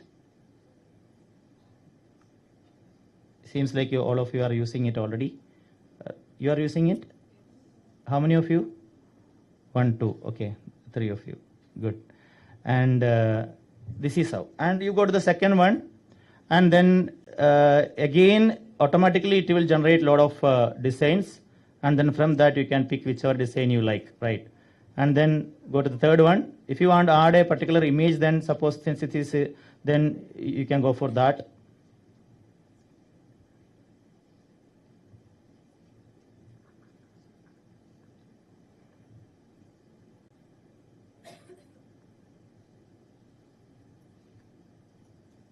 Yes. Suppose you want to add any other image, you go to Google and just copy an image, paste it in the slide, and then with that image, slides will be generated. All right. So look at the quality, and this is classical. You can go with this slide and present it anywhere for any national, international seminars, classical, right? Look at it, and you can animate. I have not animated, but you sit for another 5 minutes and then animate it, and then that's going to be awesome. See what? I uploaded the soft copy of the essay which I am going to teach into ChatGPT, and then I asked ChatGPT generate 5 slides with 5 points in that. Then ChatGPT generated a very plain slide without any design, for which I went to another tool, that is Microsoft 365 PowerPoint as such, and then I uploaded there, and with the help of it I could make classical, beautiful slides. If you loved it, why don't you appreciate? Yes. And then I was talking about Gamma for PPT. Since only 2 of you put up your hands telling that you know that, maybe then I shall tell you something about that as well.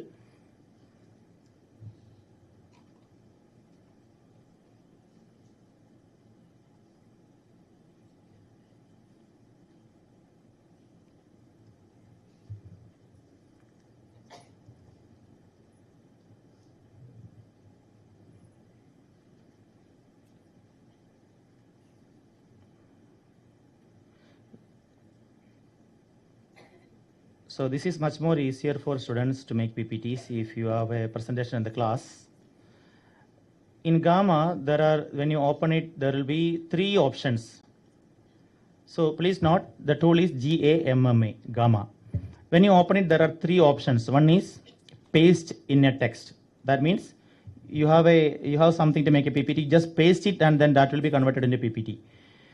Another is upload a file. So here, if I upload, since it is a bit time consuming, I'm not going to do it now. If I upload that essay of Arundhati Roy into this, and then if I ask to make a PPT, then a colorful design with the image of Arundhati Roy, it is empowered in such a way that it can generate a PPT, beautifully PPT. All right. And then this is, you have a URL, say for example, Pala Alfonsa College. You go to your website, you copy the URL of the website and paste it here, and then a PPT will be made on your college, picking data from that website.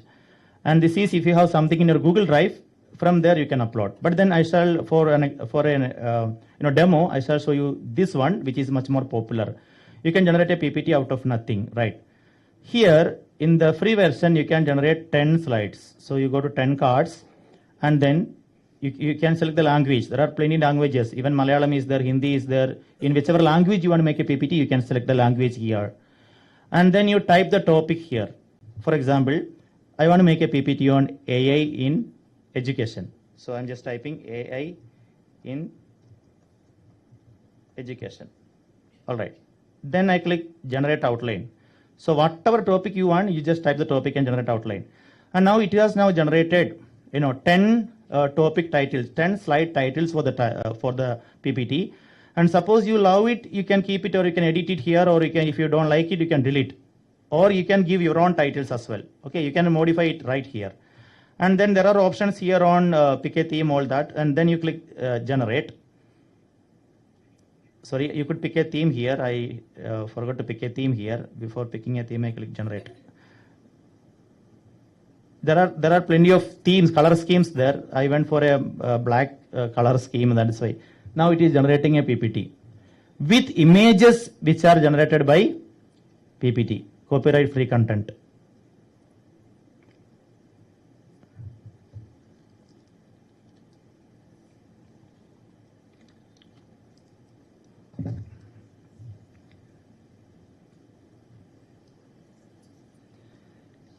Well, this is a normal PPT which you can download. How to download? Go to share, then export to PDF means you cannot edit, but you go export to PowerPoint. So when you click export to PowerPoint, you know what? Two things will be done. One, this PPT will be sent into you as a mail. You check your email, which Google ID you have used, you check that email. They will send it to you in a minute into your email as a PPT, which you can download. Second, this will be downloaded into your system, which is a normal PPT which you can edit further. You can animate, edit. Suppose you don't like an image, you can add another image. All that editing can be done. You can add further slides. It might take 1 minute because it is a big file size it is generating, depending upon your network speed also. Then it will be downloaded into your downloads where you can further edit it. Okay. It is generating only. Let us wait. I mean, since we don't have much time, I'm not going to do that. It will be downloaded anyhow.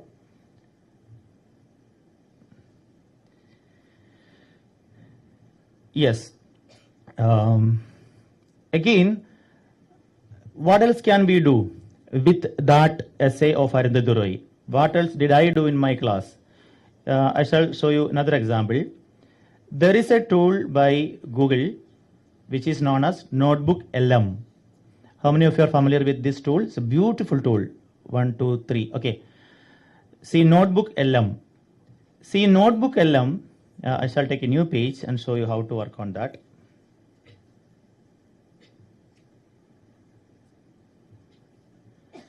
See, this is free only, and what is special in this? So in Notebook LM, you can upload a document. So you go here, you click here, and then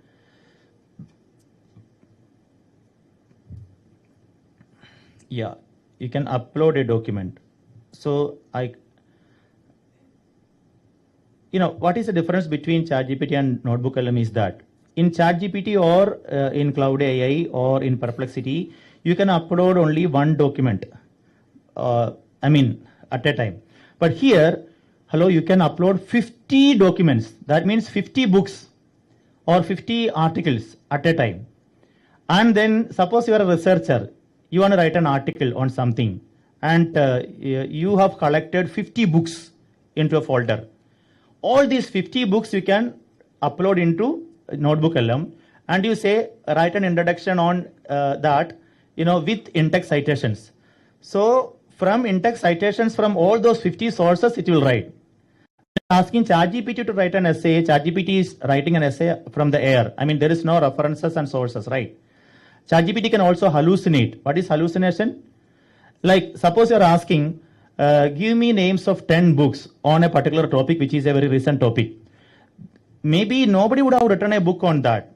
But since we asked, ChatGPT is very generous that it will hallucinate the name of the book and name of the author and will give us. And when we recheck that in Google, there is no such book existing. And this is known as hallucination. Hallucination is a disease for ChatGPT and also for, Gemini. But then Perplexity will not hallucinate. How many of you are familiar with the tool Perplexity AI? 1, 2. It seems like sister also.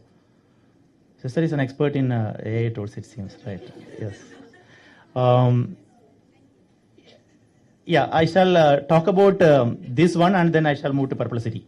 See, you click here, upload files, and I am going to upload the End of Imagination essay of Arundhati Roy. Okay, it is now uploaded.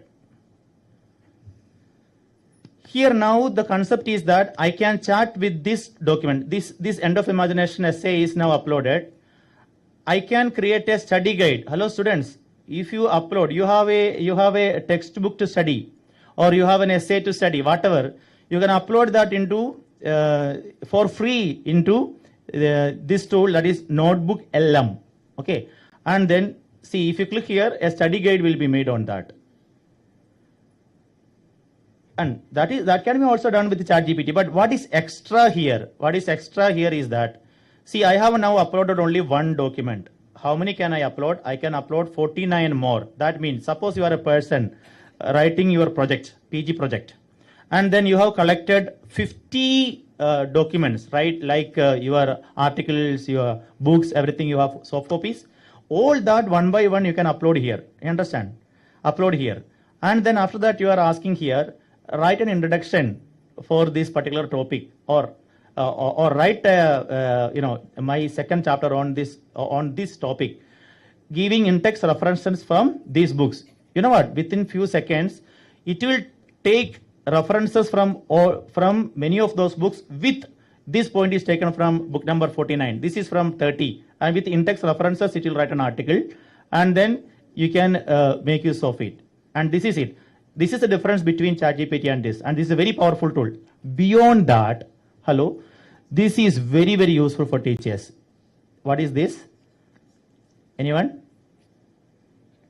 A podcast. Now, you know what I did? I created a podcast on this essay for my students, and then I have sent them in their WhatsApp group. Now, when they travel in the bus or before the day of the exam, they can listen to it. A podcast on the themes of the essay. How can you create it?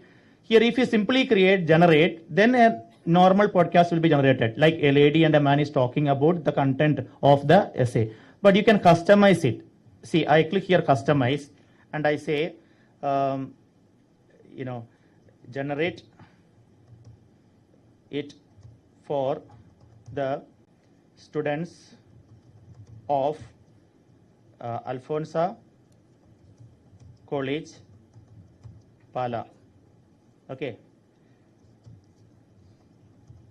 Students are of English department.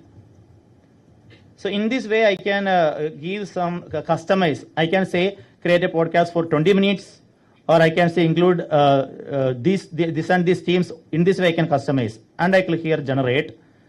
See, can you see this? Now it is generating. It might take maybe 2 minutes because it is going to generate a podcast, a real podcast. And when you listen to the podcast, it will be addressing you. Beautiful. Let it generate. By the time it is generating, I shall go to another tool and come back. Then it will be generated. All right. So I was telling you about Perplexity AI. I shall just show you what is that.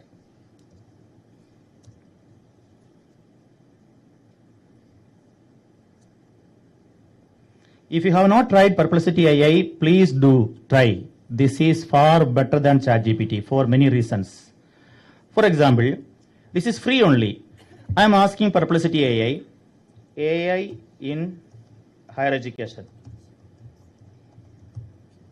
Tell me what is the difference that you can find between the content generated by Perplexity and ChatGPT, and tell me why it is much more academically relevant.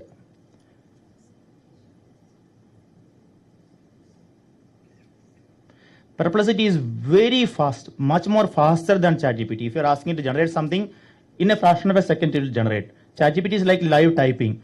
So what's the difference? Can anybody find some differences between the content generated by ChatGPT and Perplexity? If you suppose you are asking ChatGPT the same question, can you find some difference? One, yeah, sources. That is, it will not hallucinate. That's what I said. Perplexity will always, when you are asking to generate a content, it will always refer to the most important sources related to that topic, and it will generate something, and then with references and sources.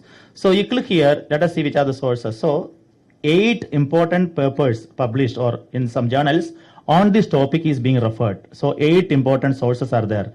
And it has generated a content with the source, referring to the sources. So the first point, personalized learning, this is taken from 1, 2. That is this article and this article, right? In this way, it is based on sources. Again, plus, what is the difference? Another difference? Yeah, there is follow-up questions here. After the generation, you can find follow-up questions which ChatGPT will not give you suggestions. It is giving you suggestions upon what are the follow-up questions. Again, look here. What is it? Images. So you will get some good images generated by AI on the topic right there. Also, if you click here, it will also give you some important videos on the topic which is there in the YouTube as well. So this is free only, and then much more than that, if you go here, you click new thread. New thread means what? New chat. Where in ChatGPT it is new chat, in Perplexity it is new thread. So you click here, and then you can filter it. You click here on focus, and then there are many filter options here. This is for academic. So if you are a researcher, if you are writing your project, go here, you click select academic and select your topic, and you will find everything related to, much more in-depth academic result you will get. And this is for maths. There is a complaint from students and teachers of maths that AI is not much in the area of maths. But if you go to Perplexity and you select maths, then this is much more for maths people. Okay. And here, this is attachment. In this attachment, Perplexity is allowing us to attach 3 documents per day, 3 or 5 documents per day, which is ChatGPT are allowing us to attach only 2 documents per day. And here, what I have found is, this is great helpful for data analysis. Like, suppose you can attach an Excel sheet. I shall show you a demo. I'm going to attach an Excel sheet. Yeah, Excel. Dear friends, this is a feedback that I received from one of my online workshops. So 160 participants attended that workshop, and then I sent them a Google form. So they entered their name, their institution name, their place, and their feedback on the workshop that I conducted. So 160 entries. So I downloaded the Excel sheet, and it is there in my system. Now I am going to attach this Excel sheet into Perplexity. And I am asking it, summarize and analyze. See how fast it is. It analyzed the 160 entries in the Excel sheet and created a report. So summary of the feedback: overall satisfaction, content relevance, engagement delivery. The delivery style of Father Thomas was frequently praised. From the total 160 entries, then analysis of the key themes. In detail, that 160 entries in the Excel sheet is analyzed within a fraction of a second. That's the power and speed of Perplexity AI when compared to ChatGPT. Academically, this is much more good when you compare to ChatGPT. So if anyone among you have not tried it, please try it. From today, this is very useful. Now let me come back to Notebook LM and see whether they have finished the generation. Yes, listen to it. So 12 minutes. All right, so today we're going to be diving into something pretty powerful, I think. Yeah. It's an essay by Arundhati Roy. Okay. Called The End of Imagination. And it's really tackling a tough subject. India's nuclear tests back in 1998. Right. Now, for all of you, studying English literature at Alfonso College, this essay is really something isn't special that? because it's not just It's addressing you. It's about politics. Yeah. It's about how you use language as like a weapon or even a shield. Oh, that's interesting. Yeah, so I think what's really striking here is that you have Roy, right, who we know as this novelist. Yeah. She wrote The God of Small Things. Yes, of course, won the Booker Prize. Right, exactly. Yeah. And she's able to take something like nuclear weapons, right, which can seem kind of You know what I did? This is 12 minutes. The entire themes discussed in the essay is now being converted into a podcast. And when I did, I said address my students of third year English classroom, Sacred College, Tevara. And they were very happy to listen to that. These two people are addressing them and talking about the content of the essay. This is where you can download. There is 3 dots. Click on that. There is an option to download. Download it and teachers send to your students' WhatsApp group, they're going to love you. And all the essays or poems which are there for you to teach, the difficult essays, you can convert that into a podcast and to send to them. And they are coming in the college bus and they can listen to it. On the day of the exam morning when they are coming, they can, using the headset, they can listen to the podcast. And then there could be students who are much more auditory than visual, right? And those students, they love to listen to things. And for them, it is going to be useful. This will also improve their listening skills and their speaking skills as well in that way. So make use of it. But then I tell you that don't limit your experiment with the notebook LM in the podcast generation, but then you can upload 50 documents and you can try on that. That's it. Coming back to, Now, I shall tell you one more thing that I did for my students with the NIA tool on that very same essay. There is a tool called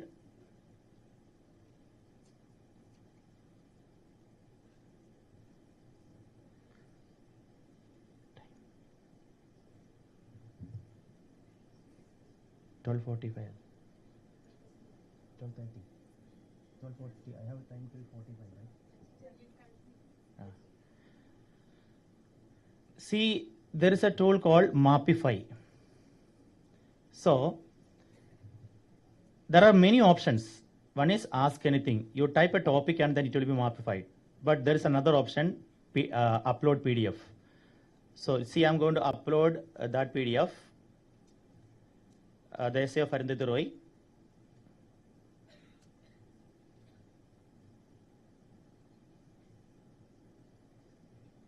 Okay. And then I'm asking Mapify. I can, if I want to change the language in Malayalam, Hindi, whichever language I can Mapify, I just gone for the default language, which is English. Hey, look at it. The entire essay is now being converted into a mind map for free. So this is one visualization in this kind of a mind map, and there are other options. This is, you go this option, this is what I do. They say these are the major points, the impact of nuclear weapons, the sub points, and then each points, then the next point, then major point, then sub points. You know what I did? We can now, if you want to change the colors, you can change the colors. There are options there, many options are there. And then this is another method. Yeah, I think this color is good. And this is another way. So in different ways, it will show you like tree diagram, mind map, all that. And what can you do now? You know what I did? There's an option to download. So where's the option? Go to share and go to export to image or PDF. So all the essays that are there for me to teach, I converted them into this kind of mind map. And then I send them into the WhatsApp group of my students. And then they have it with them. And then if they take a printout, imagine you take a printout of it into a paper and then you bind it. You have all your essays, all the chapters are now into mind maps. How easy for you to learn it before the exam. So they are giving it for free. But I tell you a secret. There's a limit. They have set a limit. That means there is a credit limit. And you will find that after generating maybe 10 mind map, your credit is over. Then if you want to get more credits, there are two ways. One, you can sign up with another Google ID. And if you don't have another Google ID, you can make one. See how many Google IDs I have? This many Google IDs. And therefore, there is no need for me to pay money. I mean, when they say your credit is over, I will switch over to another Google ID. Or if that is over, then I don't have any more, I will create another Google ID. That's one. Second is, in Gamma also, they have set a credit limit. In Mapify also, there's a credit limit. But don't worry, there's a method. There is something called here, you know what?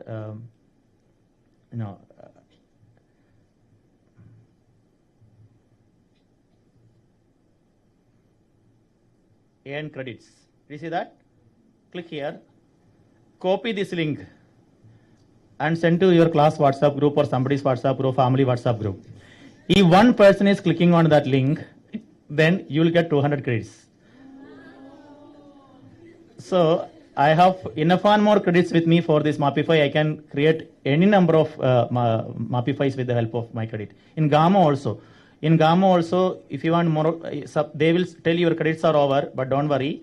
There's an option here.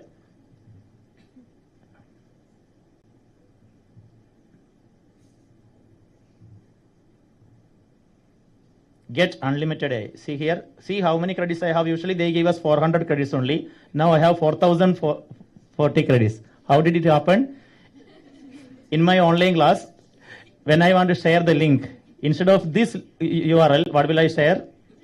I will click here and then, I will click here and then I will share. I have to go to the home page. Yeah, then I will share that link here. Yes, refer a friend. I will click here and I will share that link into the chat box, Google Meet chat box. Then there are 200 participants, 300 participants, they all will click on that. I will get credits. Understand?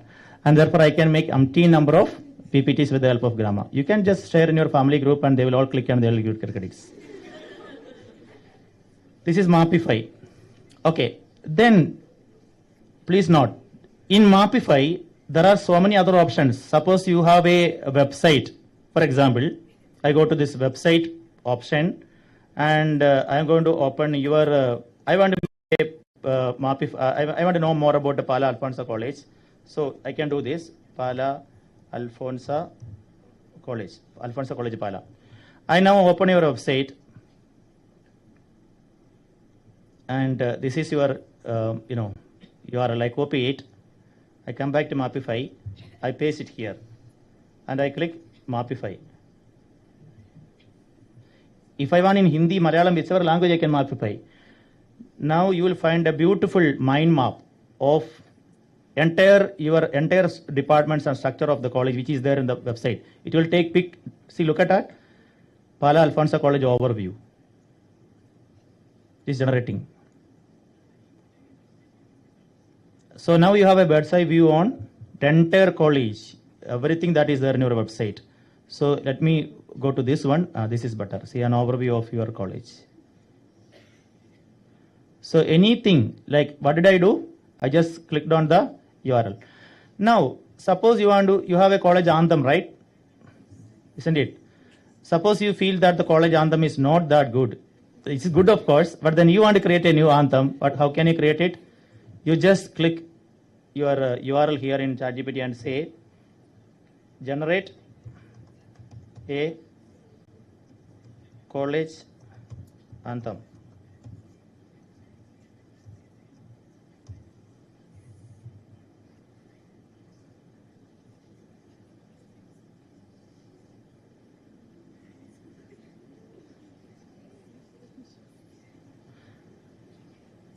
So what ChatGPT did was, I pasted the URL of the website. And now you want it to be a real song? Real song? Okay. Please count down from 50 to 1. Start counting down from 50 to 1. Okay, 1 second. Now you can count. 49.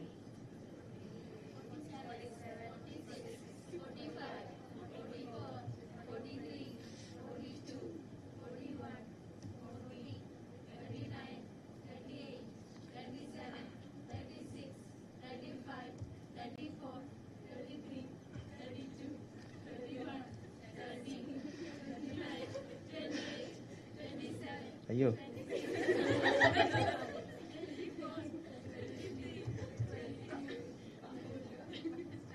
Okay, 23. Depending upon your network speed also. Thank God, generated.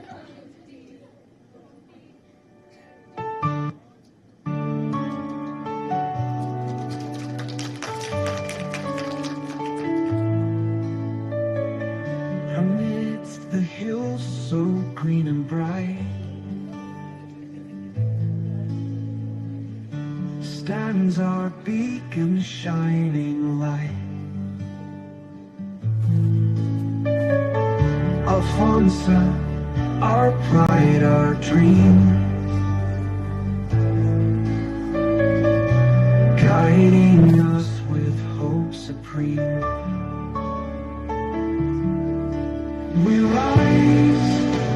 shine, we stand as one.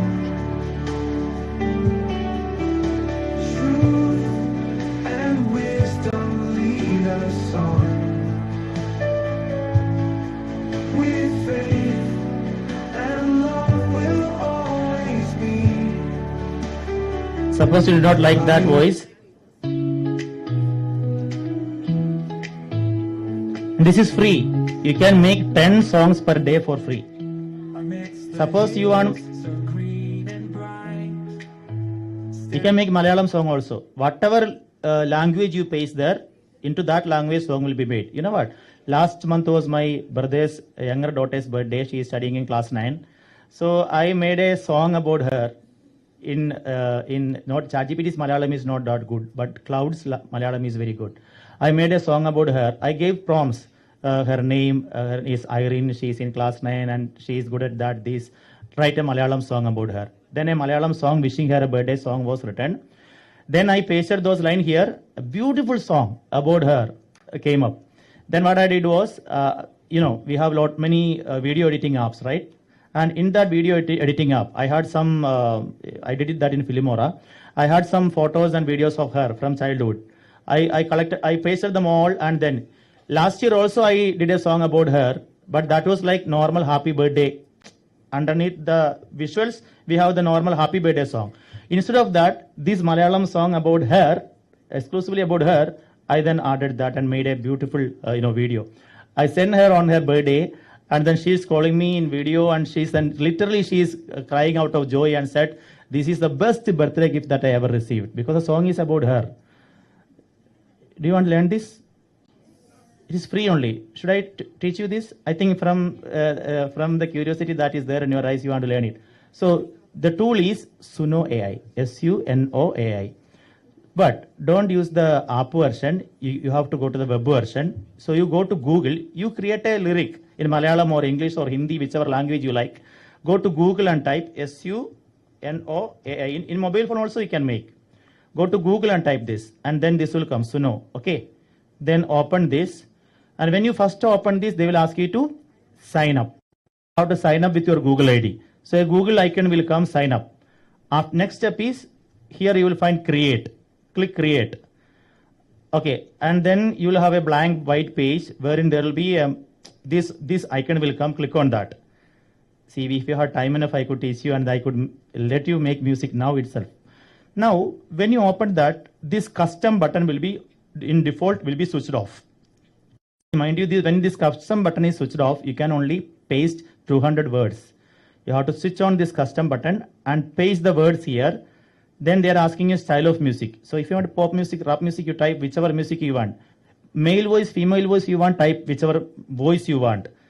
And then this is for the paid version. Suppose you want to make the song in your own voice, you can produce your voice and then it will be recorded. And then in your voice, the song will be generated. Suppose you want wish somebody on their birthday in the voice of Yeshudas. You can then upload a song by Yeshudas here. Okay, few lines of Yeshudas here. And then it will catch the voice of Yeshudas. And then you say, generate in this voice. And then in that voice, the song will be generated. But that is only in the paid version. Then you give a title here. Click generate or click create. 2 songs will be created. And per day you can create 10 songs. Suppose your limit for the day is over and further songs you want to create. What to do? Go to another Google ID and then create 10 more. All right. Now, I think it's time she is looking at me, and then therefore I shall teach you one more tool. I mean, this is mainly for teachers, I would tell you. See, again, after finishing the lesson of Arundhati Roy, coming back to Arundhati Roy, that I say, you know what I did? There is an option here for interactive quiz. And the tool is Quizzes. Maybe you are familiar with the tool Quizzes, but there is something extra in Quizzes now. And what is extra in Quizzes is that, Quizzes have added AI into it. And how many of you know that in Quizzes there is AI, and that is great use for teachers and also for students as well. I shall show you that. This is the tool, Quizzes. Okay. Now, after teaching the lesson of Arundhati Roy, I can upload that soft copy into quizzes. Quizzes will generate as many questions, multiple choice questions as I want. And then at the end of the class, I am asking my students, hello everybody, take your mobile phone. So I shall do a sample quizzes for you. This is not the essay of Arundhati Roy, but this is a grammar test. So you take your mobile phone, scan this QR code.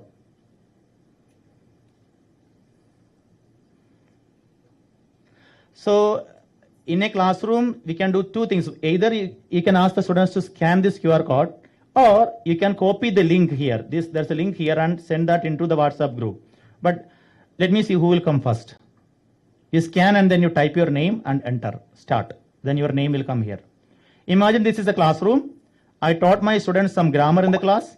Yeah, very good. Safa Hussain, who is that? Yes, congratulations. You are the first one to come. Join. Then Sonia, where is Sonia? Yes, Sonia teacher, yes. Yes. In this way, imagine there are 50 students in the class, and when you join, the teacher can see who are joining. Right. Join fast. Scan this QR code.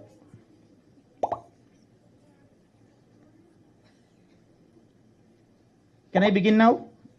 Anybody else wants to join? We have now 12 participants. Okay, I shall start now. The winner will be given, a prize by the organizers.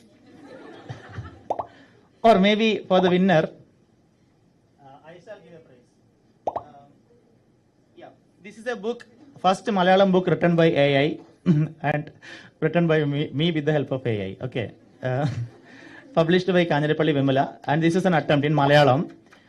This is like, I wrote with the help of Cloud. This is like insignificant characters in Bible.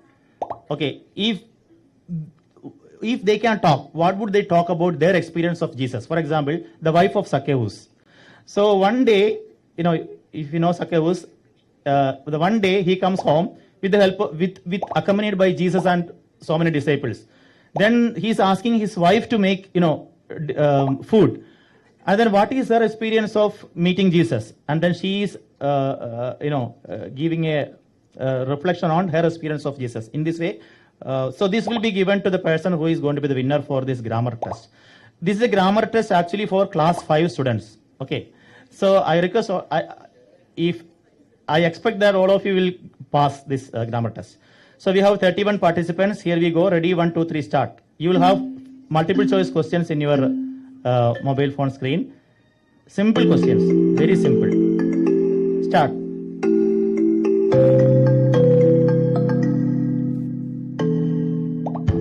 Yeah, very good. Malavika is the first to answer. Yes. Berli is leading now. Chinju is just behind Berli. Chinju is leading. So in this way, the teacher can give live comments in the classroom. Wrong. Somebody has wrong answer. This is a grammar test for class 5 students. Chinju is still leading. Where is Chinju?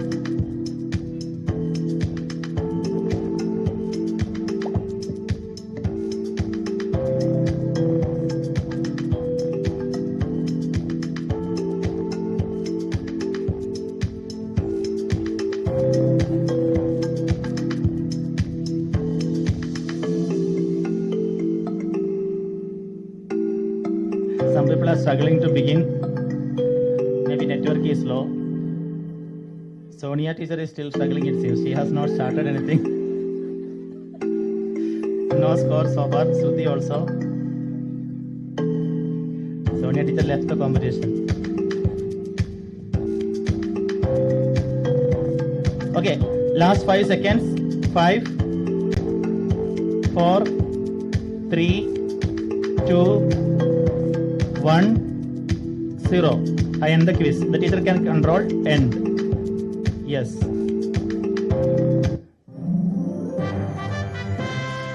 First prize is for Venika Suresh. Where is she? Come here. Okay. Second prize is for Chinju. Where is Chinju? Chinju initially was leading, but then somehow, this is the detailed result. I can download this result and send to your HOD.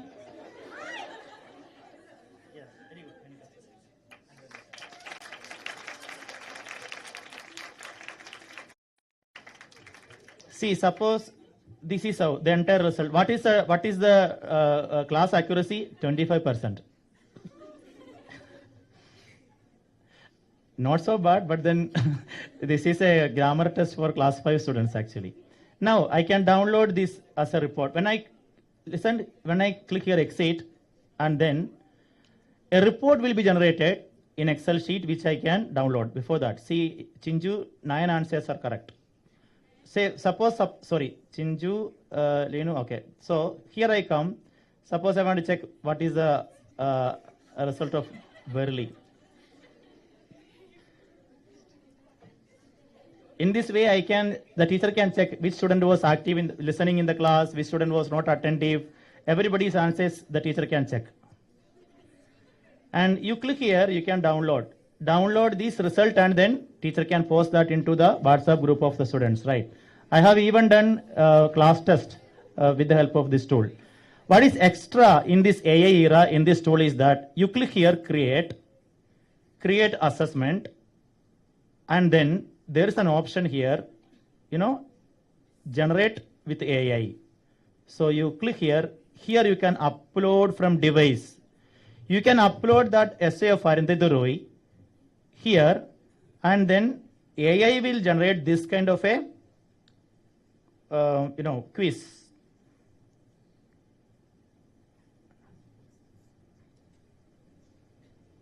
See, I shall show a demo. Upload. It's uploading. And here there is an option. If when the students are answering, should they see the text? And then if you click on, the students can see the text. That means one side the text of Arundhati Roy will be there. This side the questions will be there. So they can read. So this is very good for reading comprehension. Understand? You give them 10 minutes. Read this text and answer. And then one side parallelly, the text will be there in their mobile phone screen. Another side, parallelly, the questions will appear. So they can read a paragraph and then see the multiple choice question answer. So this is a best tool for testing their reading comprehension. It is taking bit time to upload because of the network. Okay, you just understand, you enter here and then you continue, and then as many questions as you want will be generated. That you can copy the link and share into the WhatsApp group of students, and then you can do a live quiz in the class, or you can even assign it as a homework. A YouTube video can be converted like this. This is for listening skill. There's a YouTube video. For example, I have an essay to teach by J.K. Rowling. Then J.K. Rowling's essay, importance of failure and benefits of imagination, something like that. Okay, it is there. Do you study that? It is there in my. That the real video is there in YouTube. You can copy the URL and paste here, and then you can. The teacher can do what? Teacher can do a live quiz in the class after the class. Okay, and in this way, or well, it is taking bit time because it is the network is not very fast. There is another beautiful tool, dear friends, for English language students and teachers, and that is known as TWEE. TWEE. If you have little kids at home who are learning English, this is the best for them.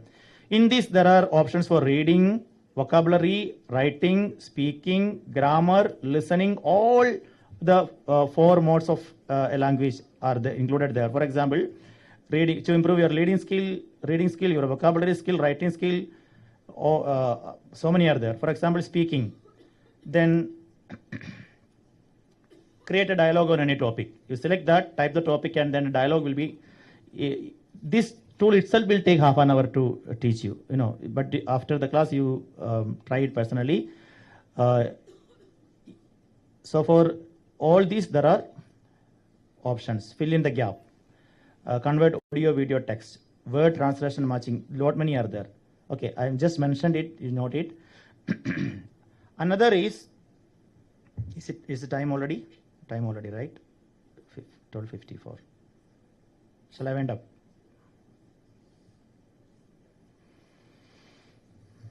Yeah, I think I shall wind up now.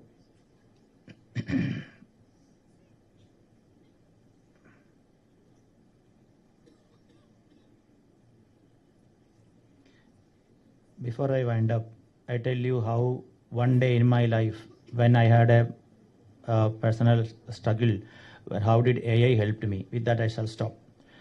Last month of May, I was in Northeast. I was giving training in different schools in Assam. And then the climate was not very convenient for me, soothing for me, so I had a very bad, severe cold. I could not talk even. Then I went to a doctor, and the doctor gave me some antibiotics.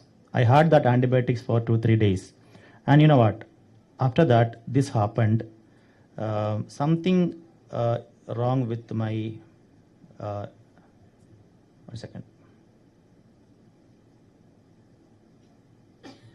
Yeah. There is a discoloration. There is some burning sensation on my lips. And then I thought, what is happening? But then at that point of time, I was not able to go to a doctor because I was in a remote place. So what I thought, for experiment, I took a photo of my face. I cropped my lips, as you can see it, and then I uploaded that into this tool, and I asked, what is wrong with my lips? Now it is scanning.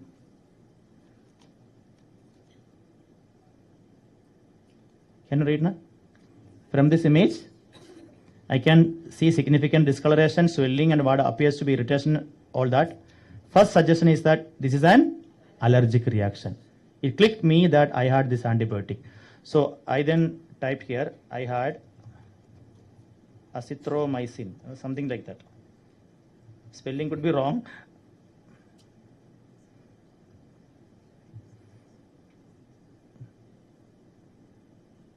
Yes, it says to me that, yes, what are you experiencing is looking like a possible allergic reaction to that medication.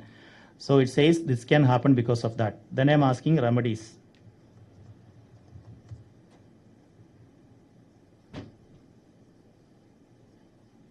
It says to me, these are the possible remedies. So cold compress, then aloe vera gel, then petroleum jelly or plain Vaseline. So I went to a medical shop, I bought it, applied it for 3 days, and then within 3 days I was okay. Back in Kochi, I went to a skin doctor and I showed him this image and asked him, this is what happened and what is it. Then he typed in his laptop, turned the laptop to my side and showed similar images and says to me that, yes, this is allergic reaction because of this particular medicine. Don't, if any doctor is suggesting you this particular antibiotic, don't anymore take it, okay? Then doctor is asking me, what did you do? I said, I did. How did you know? I said, I asked AI. Yes. See, what is this? It's chest X-ray. In 2024-23, only a doctor could interpret it. You have a chest X-ray and whether this is having any trouble or not. Isn't it? This is an area of a doctor. Now I upload this chest X-ray and I'm asking, analyze.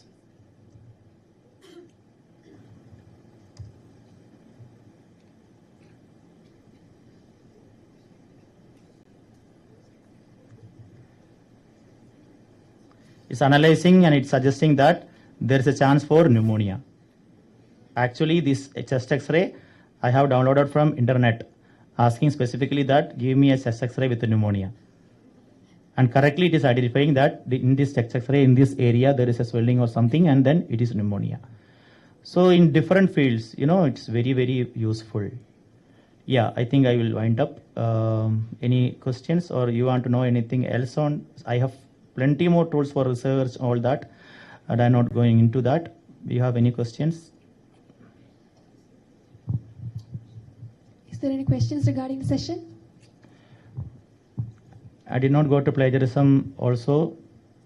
How can you avoid plagiarism, all that? My God.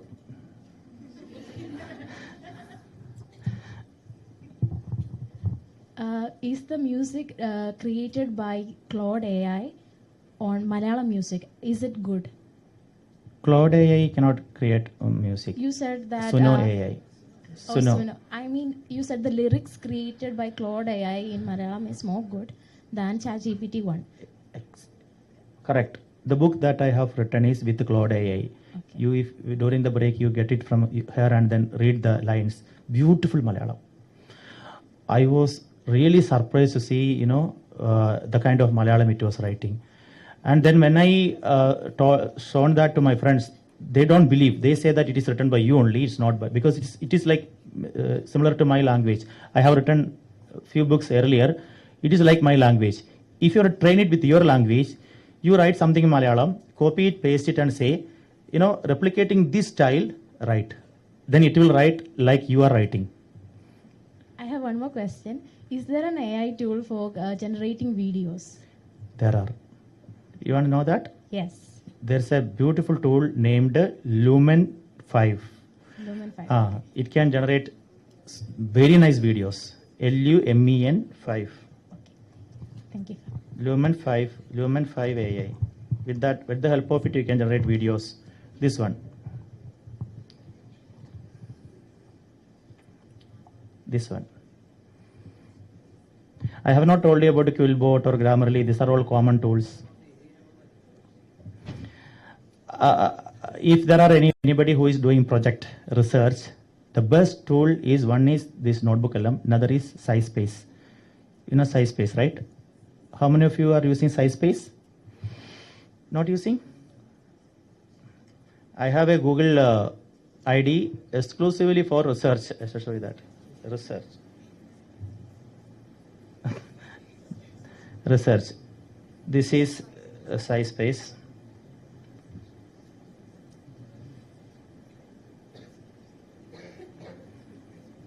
In SciSpace, there is something called AI Writer.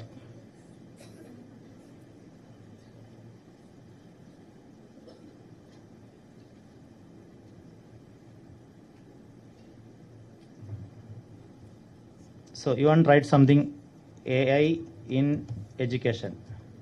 You want to write an article. You just enter and wait. This is a co-writer. That you write a sentence, it will give you a suggestion. See, now it has given a suggestion. Did you see that? A suggestion is given, and if you like the suggestion, you can accept it. If you don't like it, you can reject.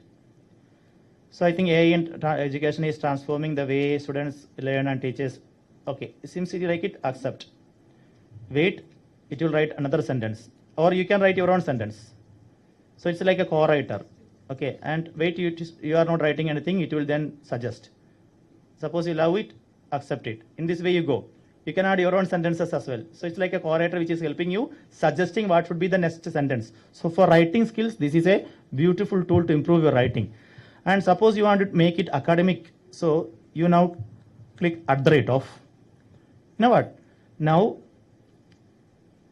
the important papers that are published on this topic will appear here. Say role of AI in education 2023. You click here cite.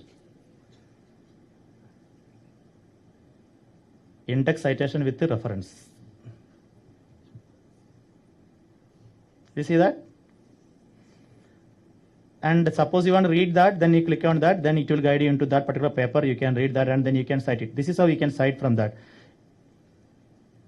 And suppose this is APA style. You want to change it to MLA style, you click here.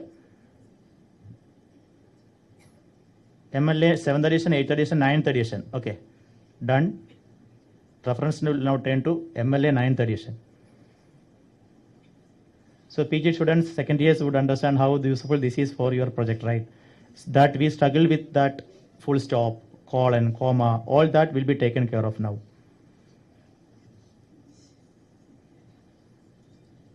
Who are second year PG students who are doing project? I can see, I could guess who are they because I could just look at teacher, how happy they are. Okay. Third years also, yes. So whichever kind of citations you want, you can select here. So many types of citations are there. Whichever you click here, it will be appearing. Okay. So please experiment SciSpace, which is a best tool for researchers. Shall I wind up? So the question is like, for study like learning, this is all very good and it was very informative. Thank you so much. But how do we stop people from like completely plagiarizing their thesis?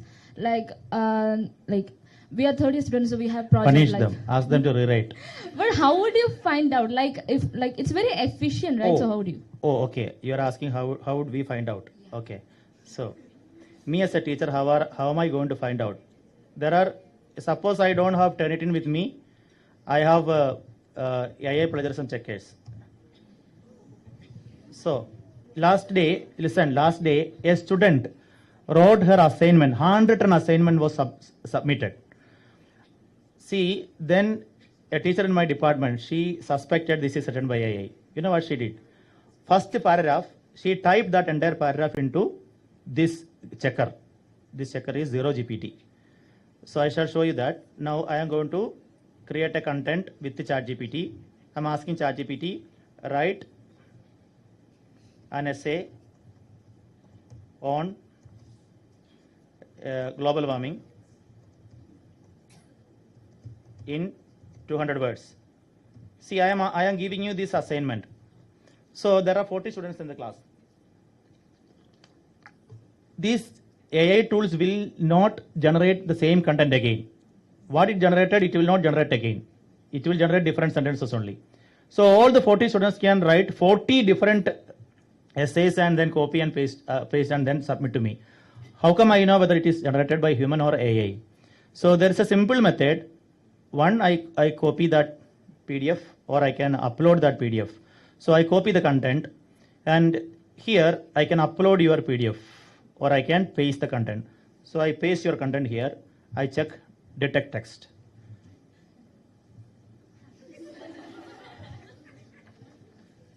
This is a simple method, but this is not academically the best method. Academically the best method, your teachers would know, that is Turnitin. Turnitin is the standard tool in which you can check whether something is plagiarized. So I have Turnitin with me. Actually, you know, what's the price of Turnitin? I think it's 5 lakh per annum, but only the institution can buy that. So our college has given Turnitin user ID and password to all of us. Where is it? I am searching. Somewhere it is there. Anyhow, it is there. Sister Kanda.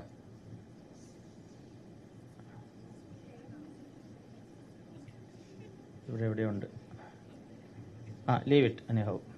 So Turnitin is, suppose you are writing a PhD thesis, you have to upload your thesis into Turnitin and then Turnitin will check. Here it is. No parende.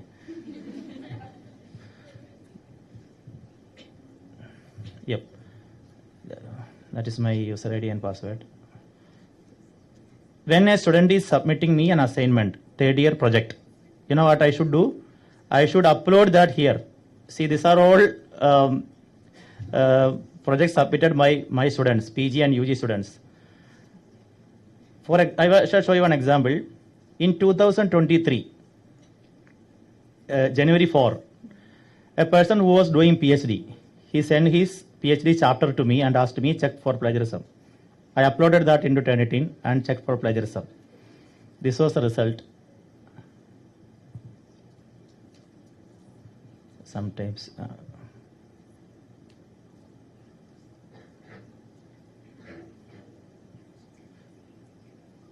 Will it go in YouTube? No. Yes. My God, then I should not show that. Because it will be there in YouTube. Suppose that person is finding that, that's not good, isn't it? So I mean, I tell you, it is 68%. But 68%, it was not AI plagiarism. It was similarity. Now today, in the AI era, you have to submit 2 certificates. One is similarity report. What is similarity report? How much have you copied from internet, from websites? That is similarity. But then that's not enough. Now you have to submit one more. What is that? AI plagiarism. What is AI plagiarism? How much have you depended upon AI? I shall show you an example. This is something for experiment I posted. You will understand now. So I just wrote something and I uploaded that into Turnitin and I checked. Now I will get 2 results. One is similarity is only 1%. That means what? I have only copied only one person from internet. As such, somebody's content. This is only 1%. But look here, AI writing, 100%. So when I download a certificate, I click here download certificate, it will be written similarity 1%, AI 100%. That is how we check. Thank you, sir. Thank you. But then there are methods to reduce the percentage of plagiarism, which I should not tell you as a Catholic priest, right? Because I would be like teaching you how to cheat. There are tools in which you paste this content and then humanize. Within a second, it will convert that into a paraphrase, which you copy and paste in this Zero GPT. Zero GPT will say 100% human written. It will not detect. There are tools like that. Okay, shall I wind up? I would like to invite Gayatri Sandosh from second EC English to propose the vote of thanks.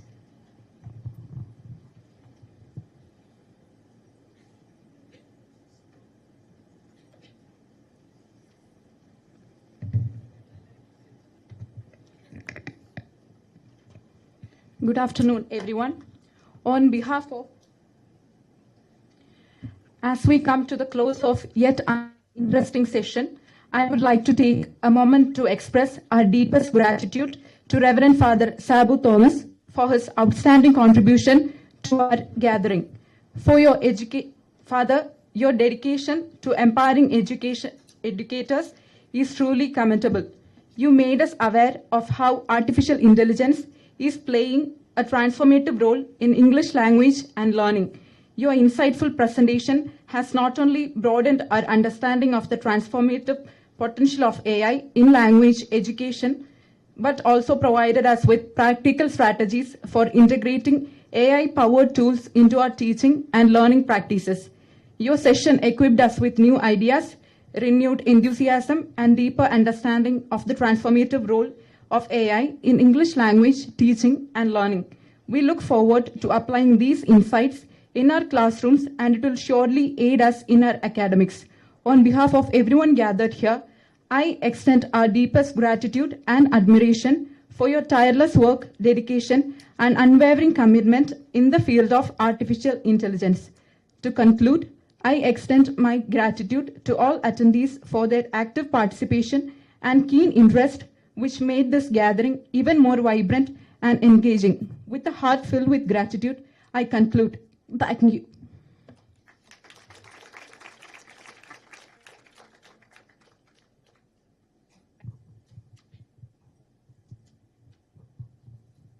We will now take the lunch break. Please return by 2 p.m.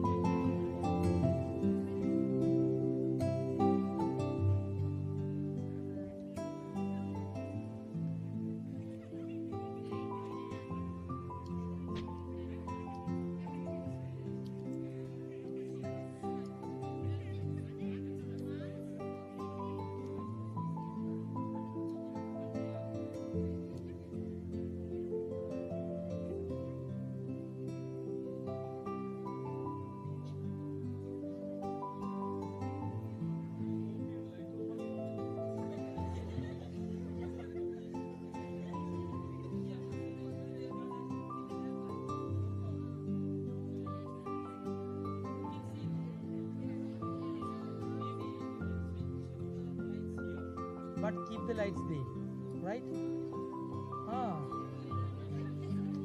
Fine? It's fine, it's fine.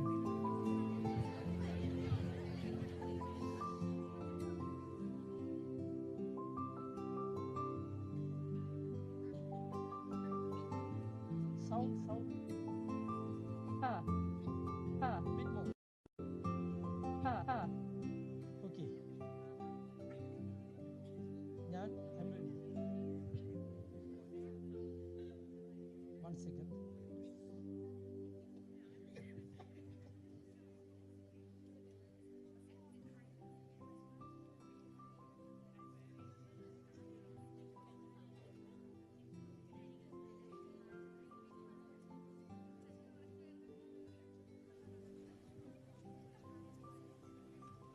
Yes, Christ College.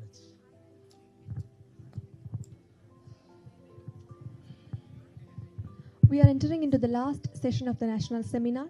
This session will be led by Dr. K.J. Verghese, Associate Professor of Department of English, Christ College, Irinjalakuda. Let me invite Ms. Ashley Thomas for bringing this expo to our attention. Welcome, ma'am.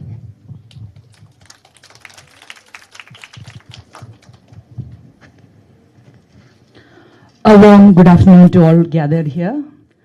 We are moving on to the final session of our national seminar, which is on the topic Revolutionizing ELT, Harnessing Technology for Enhanced Learning. Now, I am vested with the pleasant task of introducing our speaker, Dr. K.J. Verghese, Associate Professor, Department of English, Christ College, Irinjalakuda. His academic profile proves that he is the most apt person we can think of to speak on this topic. With a teaching experience of 29 years and a doctoral degree in English language teaching through ICT, he is a recipient of 7 international awards in his position as a researcher, teacher, speaker, and educator. He has held prestigious positions in 20 academic bodies at national, university, and intercollegiate levels. He is a chief consultant of 3 international bodies, a member of 16 professional bodies at international and national levels. With 26 publications to his credit, he has edited 6 ISBN books and is an editorial board member of 5 international journals.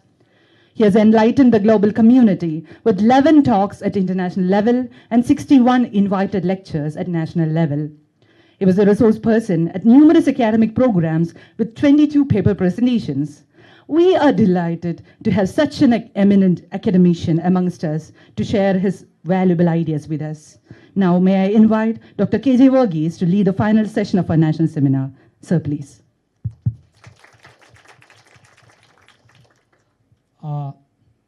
Thank you, ma'am, for that wonderful introduction. And the numbers, it matters. Now, I've never counted how many publications I have, and so I was least interested in numbers since you reminded me and you gave me the right count. Thank you.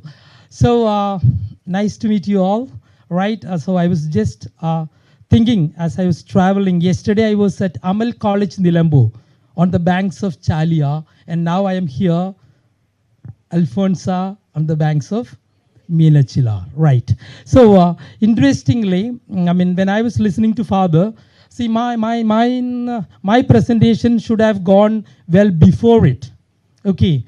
Because it's on, 1 second, yeah.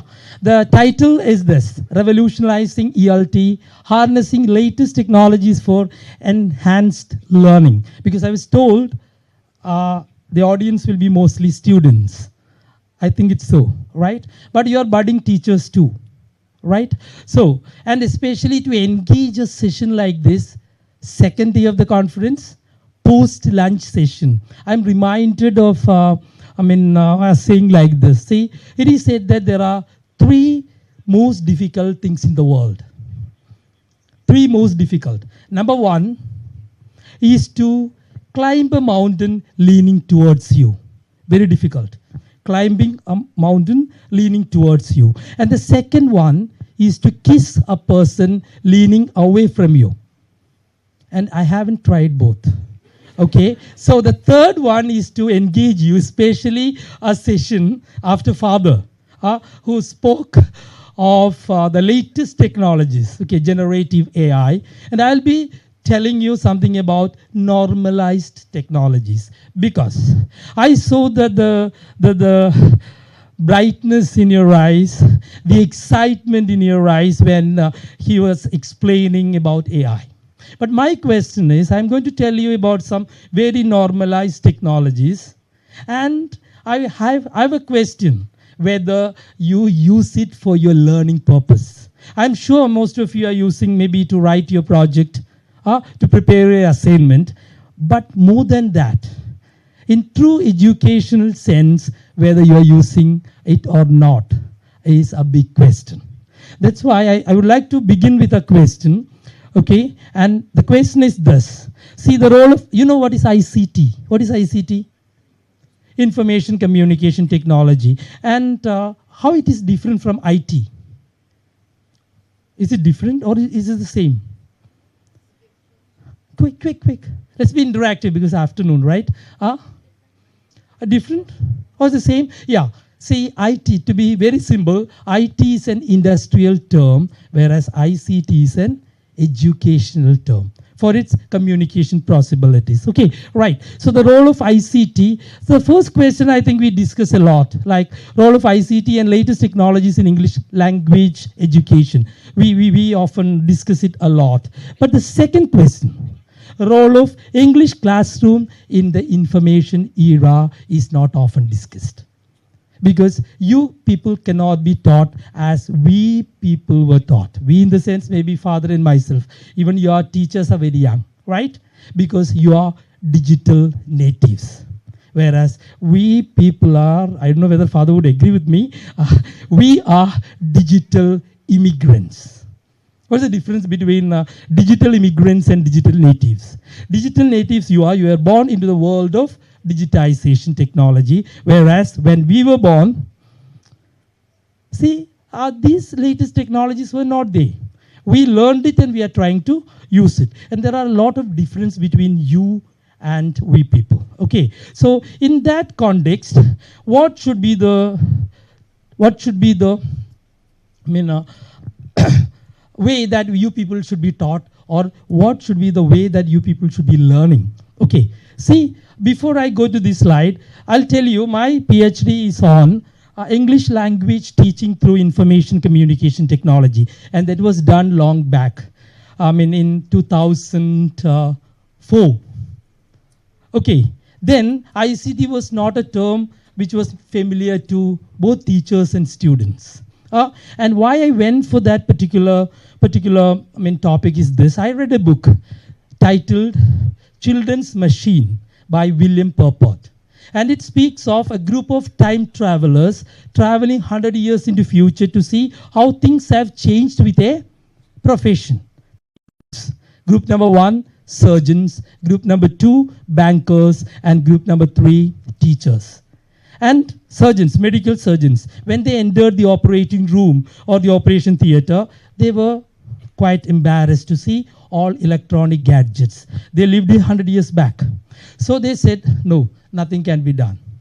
Came bankers. While they were traveling itself, they were wonderstruck, seeing people collecting money from the roadside.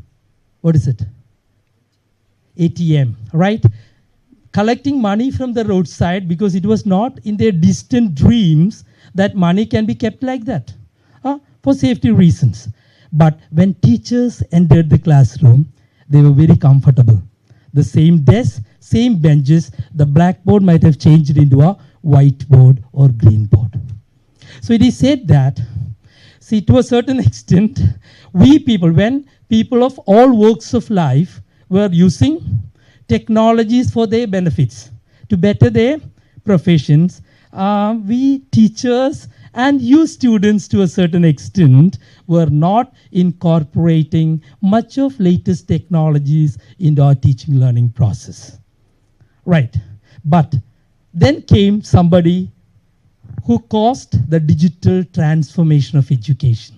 What was it? Yes, COVID. Yes, because teaching is often said to be reaching, right? Teaching is reaching. And when the whole world was closed down, see, we teachers could reach you through the different platforms, both synchronous and asynchronous platforms. We reached you, right? They may you, at least a few of you may be COVID students. You studied your +2, maybe during COVID time, or you were in your degree. Yeah. So, and how did we reach? See, you have synchronous and asynchronous modes of reaching you. Yeah, I'll give you an example. Synchronous means real time. For example, Google Meet, correct. And Google Classroom is asynchronous. It's delayed. Okay, and we have so many different platforms. All these platforms were there, but it was used by business groups for business meetings, but we never used it. And then UGC came with 60-40. I'll tell you. I mean, because UGC means we teachers were quite afraid, or we were in panic. 60-40, only 60% teaching offline, face-to-face, and another 40 online. But they have a definite reason for that. Okay, because I think now I make sense when I speak. Teachers are familiar with Bloom's taxonomy, because OBE, outcome-based education. Okay, and there you have different levels. And some say in our classrooms what happens is just the lower cognitive levels like remembering and understanding. By the time, see, it's over. We are very busy teaching them, teaching you to make remembering and understanding possible. Then what about the higher cognitive levels? We'll come to that later maybe, because you are budding teachers too. So this is a question, role of English classroom in the information era. This is it. Okay, I think I did explain it. Next, so if you say what is ICT, this slide will tell you what exactly ICT is.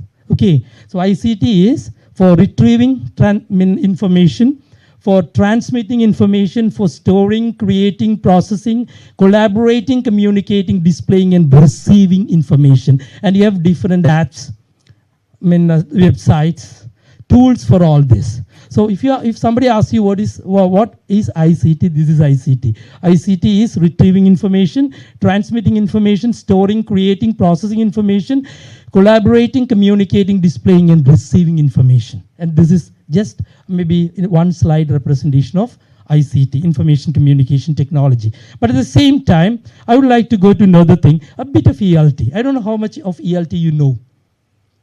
Because it's interestingly, what's the title of your degree? BA, English Language and Literature. MA, English Language and Literature. But it is 95% literature and 5% language. Yeah. So what's happening? See, recently I've been to an international conference and where a discussion came and the question was, where is ELT in India? Yeah, that's true. And I've done my PhD in ELT, that's it. So natural, and there are, of course, suppose if you take a PG in ELT, there are universities and institutes which offer PG in ELT, but the difficulty would be you can write NET, but I don't know how much performance you can do. The problem is, because you study a lot of literature, questions are also from literature. So there's a problem. We'll see what are the possibilities of ELT maybe towards the end. So here, see, I think structuralism, post-structuralism, post-colonialism, post-truth, everything is familiar to you from the literature point of view. And see, to begin with, and why we have so many theories in ELT. There are so many theories in ELT, so many methods are there, approaches are there, because even now, how we acquire language is a big question. How languages are learned, right? Because brain is the least understood part of our body. So naturally, what happens in our brain, or if at all brain is involved in learning language, these are all questions, because this is the first perspective, that is structural perspective in ELT, where language is seen as an autonomous structural system, and language learning is just a habit formation. Just a habit formation. And in fact, much of brain is not involved. Brain is in fact almost outside in this particular perspective, in this particular theory. And we have a lot of, behaviorist theory. I think you might have heard of it. Behaviorist theory? Right. In behaviorism, language learning is habit formation. And we have so many different methods, like grammar translation method, then audio-lingual method, then direct method, all under behaviorist theory. Mostly from psychology. Operant and one more conditioning. That live dog, bell, pairing, stimulus. Okay, I think I don't have much time, that's why. What's it? Classical conditioning and operant conditioning, right? And the whole language learning process in a way was explained through this structural perspective and brain. And if you, how do you know if you have learned something, there'll be a behavioral change. And if there is no behavioral change, no learning takes place. But it's not the case, we know. So naturally this, and language learning as a habit, even then computers were used. You know, the first computer, maybe bigger than this room itself, right? And it was used to provide drill practice, etc., depending on this particular theory. But then came another theory, that is cognitive perspective, cognitive theory, where language was considered as a mentally constructed system and language learning as a mental process. Maybe from innatism onwards. Okay, LAD, language acquisition device, Stephen D. Krashen, Noam Chomsky, UG. How much of ELT do you know? ELT vallum padichundo? Is it they? Ma? You have linguistics, right? What is ELT? ELT is nothing but applied linguistics. Application of linguistics is ELT, English language teaching. Okay, so here language is mentally constructed system. Language learning was mental process, not habit formation, but mental process. And computer is used language input, analytical, inferential tasks. But even then computer was used effectively. You might have seen, no, not you, maybe if your parents were studying English, they might have come across audio-lingual language labs with tape recorders and things like that. I don't know.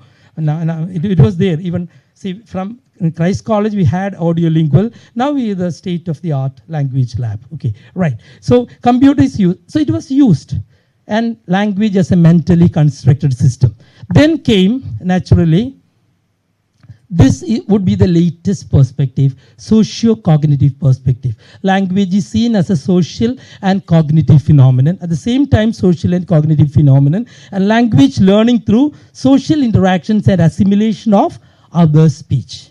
So you need to interact if you want to learn the language. Okay, I mean a kind of constructivist model of learning.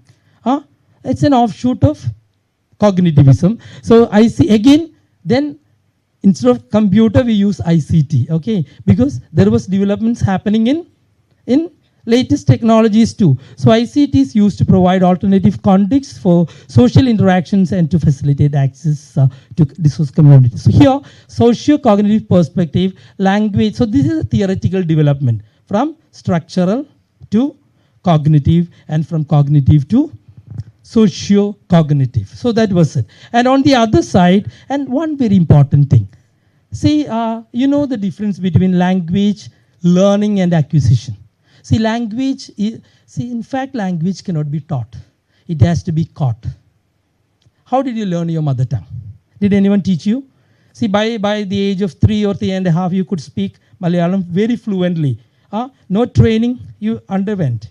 But you were very fluent in Malayalam. How did it happen? Listening. Yeah, listening. Then speaking. Okay. And a lot of positive feedback from your parents, from your neighbors, from your elders. Okay. And even the first word uttered may be a celebration. Right? So that's how. But what's wrong with English then or any other language? We have been, or you have been learning language maybe from your LKG level onwards, and now maybe you are doing your degree and PG. Even now we are not that confident in speaking the language. So what's wrong? See, by 3 years you could easily learn Malayalam. That's your mother tongue. Okay. Hey, you are very confident speaking it even at the age of 3. But now you are maybe 20 in your 20s and you have been learning a lot of English grammar and Malayalam grammar you haven't learned. How much of Malayalam grammar you know? Nothing. But, and how much of English grammar you have learned from LKG onwards? So much. So what's wrong? What? Any response? Okay. So what's wrong? See, it has to follow. That's it. See, there should be a shift, and it is there from communicative language teaching methods. Shift from accuracy to fluency. Okay, accuracy, is correctness. Fluency is the ability to speak even with mistakes or errors. Right? So there should be a difference. A shift from accuracy to fluency in our English language teaching, from structural competence to communicative competence, and instead of conscious learning, subconscious or non-conscious acquisition. And only acquired language will be readily available for communication, not the learned language. You cannot, can you think that, okay, the pattern of English is SVO, okay? So, subject-verb agreement, ഒരു sentence പോരട്ടെ അങ്ങനെ പറയാൻ പറ്റുമോ? അങ്ങനെ പറയുമോ നമ്മൾ language? Something very spontaneous. So naturally grammar works just for the monitoring purpose. That's why when you are put in Mumbai, that's why we have many Englishes too. So I'll tell you, because there's a big charge against us that we speak Manglish. And the Kannadigas, they speak Kanglish. Yeah. I mean, Tamilians speak Tanglish and Hindi speaking people speak English. So what's wrong? Again, pronunciation. And in speaking, what would be the greatest stumbling block? It's not grammar, it's not structure, it is pronunciation in speaking. Right. So here, conscious learning to subconscious acquisition. So that will be ready for language, for fluent communication. So you have to acquire the language. And we are acquiring it, no doubt. Okay, that's why we are in a position to speak. So in this, how can our teaching you people help to acquire the language, to communicate well, to interact well? Because we see, when we speak of listening, speaking, reading and writing, LSRW skills, the order has to be kept. But often we start with writing, which is the wrong approach of language learning. You have to listen a lot. See, it is said that a child starts listening from its mother's womb onwards. Okay? And utters the first word maybe when he or she is 10 months or almost 1 year, right? So there are a lot of listening, and see, father was suggesting podcasting, because we have different Englishes now. British English, American English, Australian English, Canadian English. And I think it was George Bernard Shaw who said that England and America are two countries divided by the same language. Yes. So here, see, so the second language acquisition, it matters a lot. And how we should get equipped is a big question. Because whenever I've been once to BITS Pilani Goa campus, okay, for a training. And I was wondering why BITS Pilani needs a kind of thing. But they said they have a lot of rural students, okay. And they need to, and they have a language lab set up. I went for a kind of training. So there are a lot of students and they want to do away with their mother tongue influence so that they can speak. I won't suggest that you should speak native speakers' language or accent, no. But it has to be an accent where everyone understands you. Intelligible accent would be the term. So here, so this is the development of what? ELT. And here, then digitization. I think I need not tell you, everything can be digitized. And English instruction can be fully digitized if you want. Okay, you can have it. And then this one comes. Yes, ICT in education. How can we incorporate these different ICTs, information communication technologies, into our teaching learning process? See, ICT in education. When we speak of education in general, it is content delivery and create. And I think all the teachers would understand that during COVID times, we created the content and we delivered the content. Right? Yes or no? Yes. We created the content. It was not there. But in a classroom, sometimes we come with a textbook. Right? But during that time, we need to create the content. And you have so many applications, different applications, which can be used for content delivery and also content creation. So many. We might have used at least some of them. And then assessment. We have a lot of tools here. Assessment tools. Okay. And computer adaptive tests. Otherwise, in fact, how are we assessing our students? Our students are entirely different. Okay. Each one unique, but we often assess them with the same question paper. And how good is that assessment? I think there was a particular, interesting educational system critique which was going in WhatsApp and other social media. See, so many different animals are standing. There's a fish, there's an elephant, there's a monkey. And the teacher says, see, we need a kind of equal kind of evaluation. So this is your test, climb the tree. Fish is there, monkey is there, elephant is there.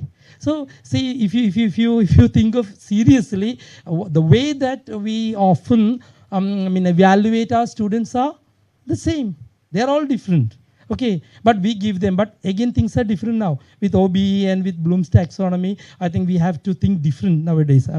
If time permits, I'll tell you that. So here, professional development, very important in education. Administration, I think you have automated software now in all colleges, right? So professional development, something very important. So this is, and how can we make use of these latest technologies in our teaching learning process, assessment process? Then that's why I said in the beginning, when Father was telling you about AI, I'm sure that you are all excited 100%.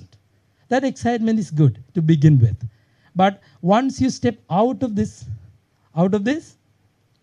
auditorium, seminar hall, sometimes we leave it here. And you use it for many other purposes, but not for learning purpose. That's it. You may be using it, for, suppose as Father said, you want to wish your dear one birthday. Of course, you will go to that particular and you will create a wonderful maybe birthday song for him or her. That's true. But maybe how much of you would make use of it in your teaching learning process other than preparing your projects, writing your thesis, and writing your assignment is my question. It has to be integrated, fully integrated in such a way, and both teachers and students, very important. Okay, if time permits, I'll touch upon that too. So here, and see, the alphabet taught to kids nowadays. No, it's true. Because see, A is again apple, but this is not, whose apple is this? That is Steve Jobs' apple, right? And B, ball, not ball, Bluetooth. And C, it's not cat. Why? Maybe a young one who lives in the flat might have not even seen a live cat. But chat is familiar to him or her. So this may be a big change that is happening. Okay, technology, very much into our life. And then, and see why I tell you, but we people have a hangover. I think, I'll just show you that. We have a hangover. Digital immigrants, this is digital immigrants, not for you. Okay, I'll just show that. The hangover that we have.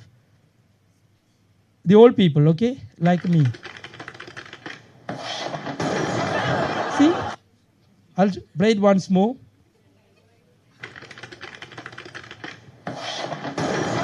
Some of you might have not even seen a typewriter, I don't know. So this hangover is there. But before, okay.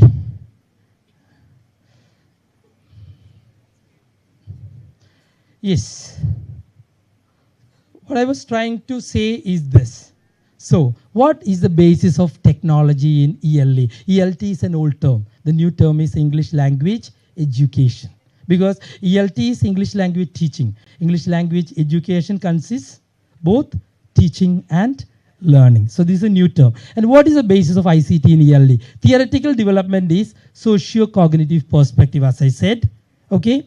Language is seen as a social and cognitive phenomenon. Language learning through social interactions. And technological development is development of ICT and internet, which facilitates social interactions worldwide. So now it is said that the stage is set to use latest technologies in our teaching learning process, especially teaching of language.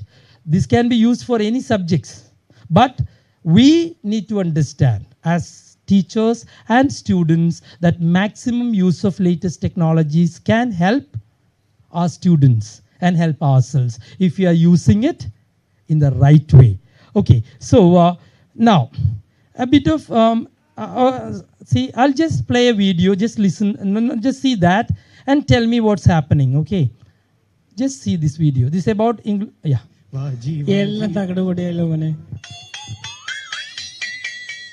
दिल में मेरे ये दर्द disco दर्द disco दर्द disco दिल में मेरे ये दर्द डिस्को दर्द डिस्को दर्द डिस्को दिल में मेरे ये दर्द डिस्को दर्द डिस्को दर्द डिस्को. നിങ്ങൾ എന്തായാലും അടുത്ത റൗണ്ടിലേക്ക് സെലക്റ്റഡാ. പ്ലീസ് ഒരു ചാൻസ് കൊടുത്താലോ? ഞാൻ ഒന്നുകൂടെ. ഇല്ല സോറി അത് പറ്റില്ല. നിങ്ങളെ ഞാൻ അടുത്ത റൗണ്ടിലേക്ക് സെലക്ട് ചെയ്തിരിക്കുന്നു. സോറി. ഇല്ല പറ്റില്ല. Only one chance. So please. പറ്റാത്തോണ്ടല്ലേ പറയണേ? ഞങ്ങൾക്ക് പറ്റാത്തോണ്ടാ പറയണേ അടുത്ത റൗണ്ടിലേക്ക് സെലക്ട് ചെയ്തു. സോ ഒരു മെലഡി പ്ലീസ്. ഞങ്ങൾ പറഞ്ഞില്ലേ ഞങ്ങൾക്ക് പറ്റാത്തോണ്ടല്ലേ ഞങ്ങൾ പറയാം അടുത്ത റൗണ്ടിലേക്ക് സെലക്ട് ചെയ്തു. സർ ഒരു ചാൻസ്. നോ. ഞങ്ങൾ എത്ര പ്രാവശ്യം പറയണേ? ഞങ്ങൾക്ക് പറ്റാത്തോണ്ടല്ലേ ഞങ്ങൾ സെലക്ട് ചെയ്തു എന്ന് പറയണേ. Thank you sir. നിങ്ങളെ പോലത്തെ ഒരാളെ ഞാൻ ഇതുവരെ കണ്ടിട്ടില്ല. അതെ, നമ്മളും കാണാൻ വഴിയില്ല. So, my question, what's happening here? That's my question. What is happening here? Yeah, tell me, what's happening here? See, the judges are repeatedly telling him that you are selected, but he's asking for one more chance. Why? What's wrong? He's not listening, because listening comprehension is very poor. Anything else? Yeah, it's not getting registered. Okay, right. Anything else? Maybe? No, I think they are maximum clear. They are repeatedly telling him that you are selected. And I think he knows both English and Malayalam. No, he is very asking for one more chance to get selected. Right. That's clear. He says that I need one more chance, second round like. Yeah, that's it. So what exactly is happening? The tone. Yeah, tone matters. Yes. Yeah, it's a bit circa, but I think in the beginning you are selected. It was very normal. He was not expecting. Yeah, there are a lot of things, and what I would like to tell you is, yes, see, language learning, to a certain extent, it is said that, I know whether you're familiar with the term Stephen D. Krashen. He was and if not Stephen D. Krashen, Noam Chomsky. They are linguists. Okay. See, Noam Chomsky, he coined a term called LAD, language acquisition device, which is there only in our brain, which helps us to learn number of languages. And in fact, Chomsky improved upon it and said UG, universal grammar. That is what helps us to learn a language. But here there's a big problem. The problem is that, see, in our LAD, they say that there is an affective filter. If the filter is up, listening comprehension will be very poor. And there are many reasons for that. See, number one, see, this is it. See, how do you learn a language?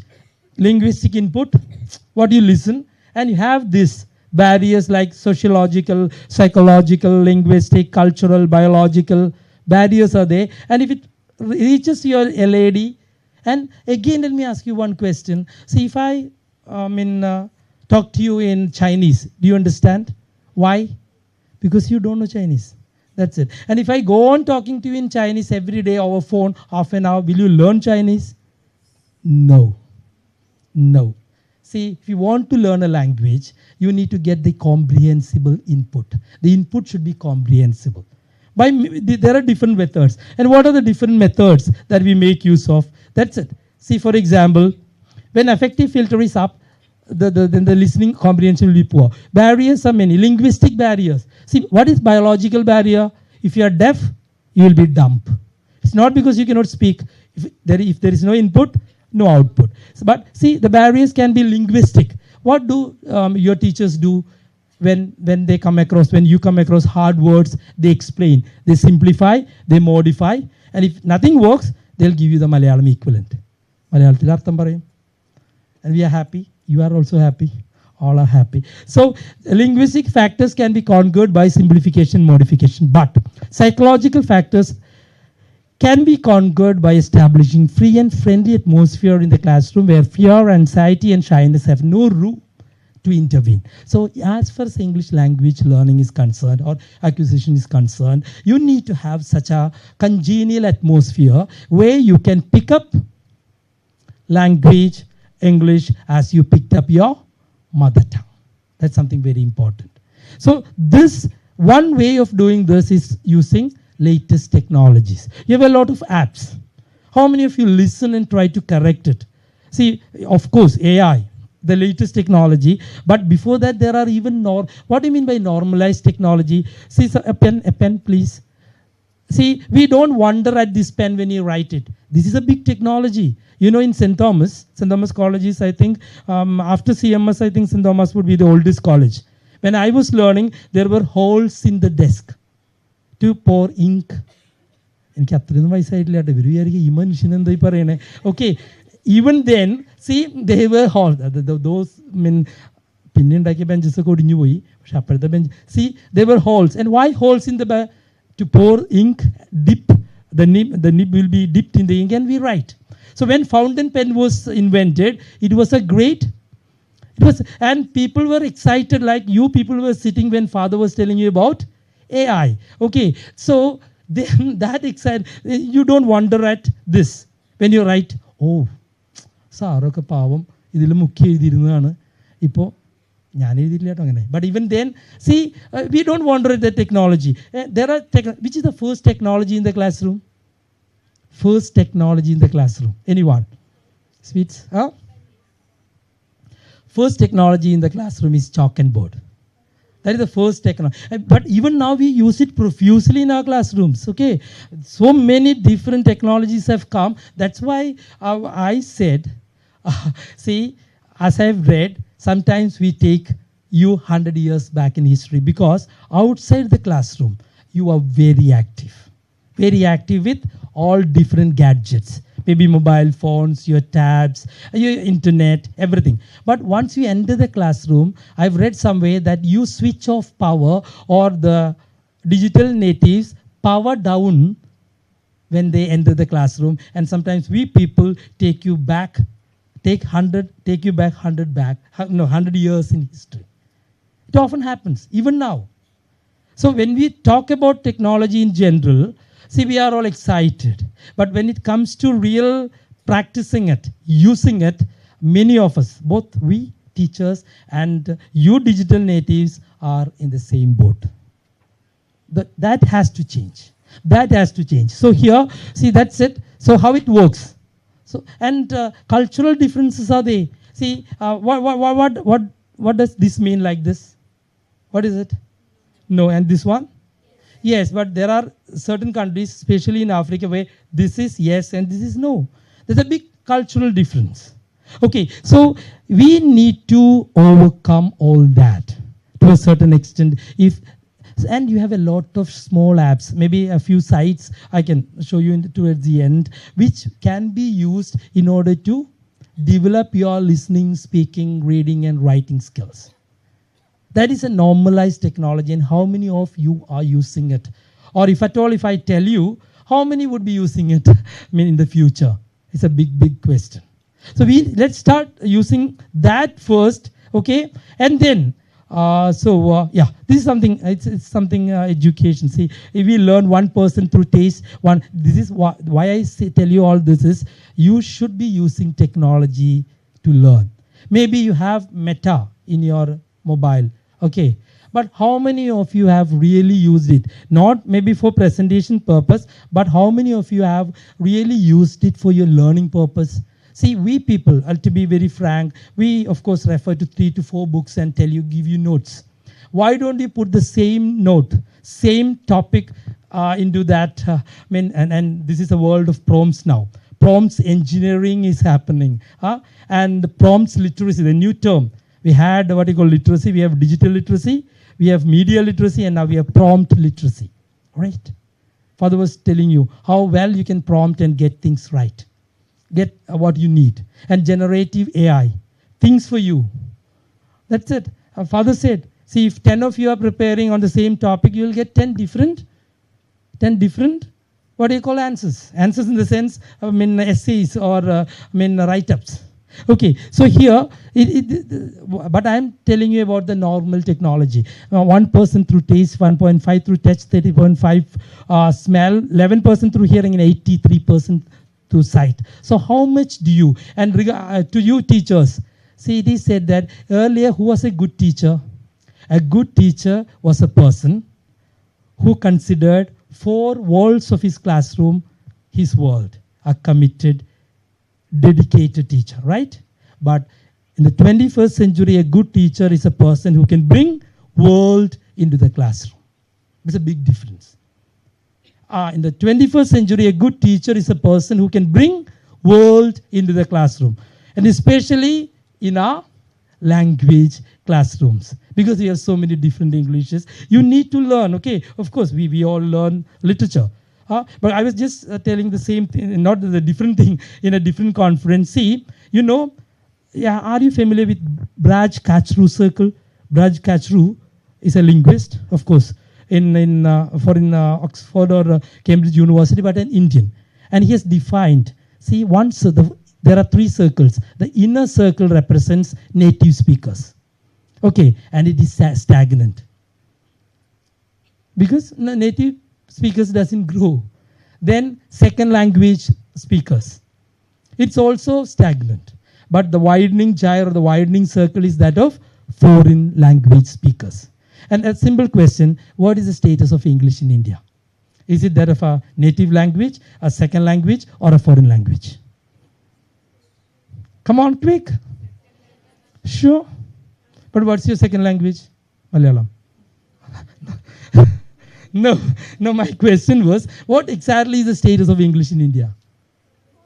Foreign language? Yes, the status of English in India is that of a second language. Correct. You are right. And my question is, then what is the difference between a second language and a foreign language? Quick, say something, you will be right. Quick, we don't have time. Sony ma'am, I'm a train, let train but in the gate you did. So you are tired and you look tired, so you should go early. Tell me. Come on.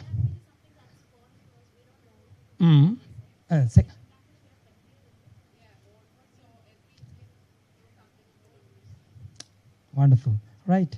See, to be a bit more, specific, see, a second language is a language where you have other discourse communities with which you can interact.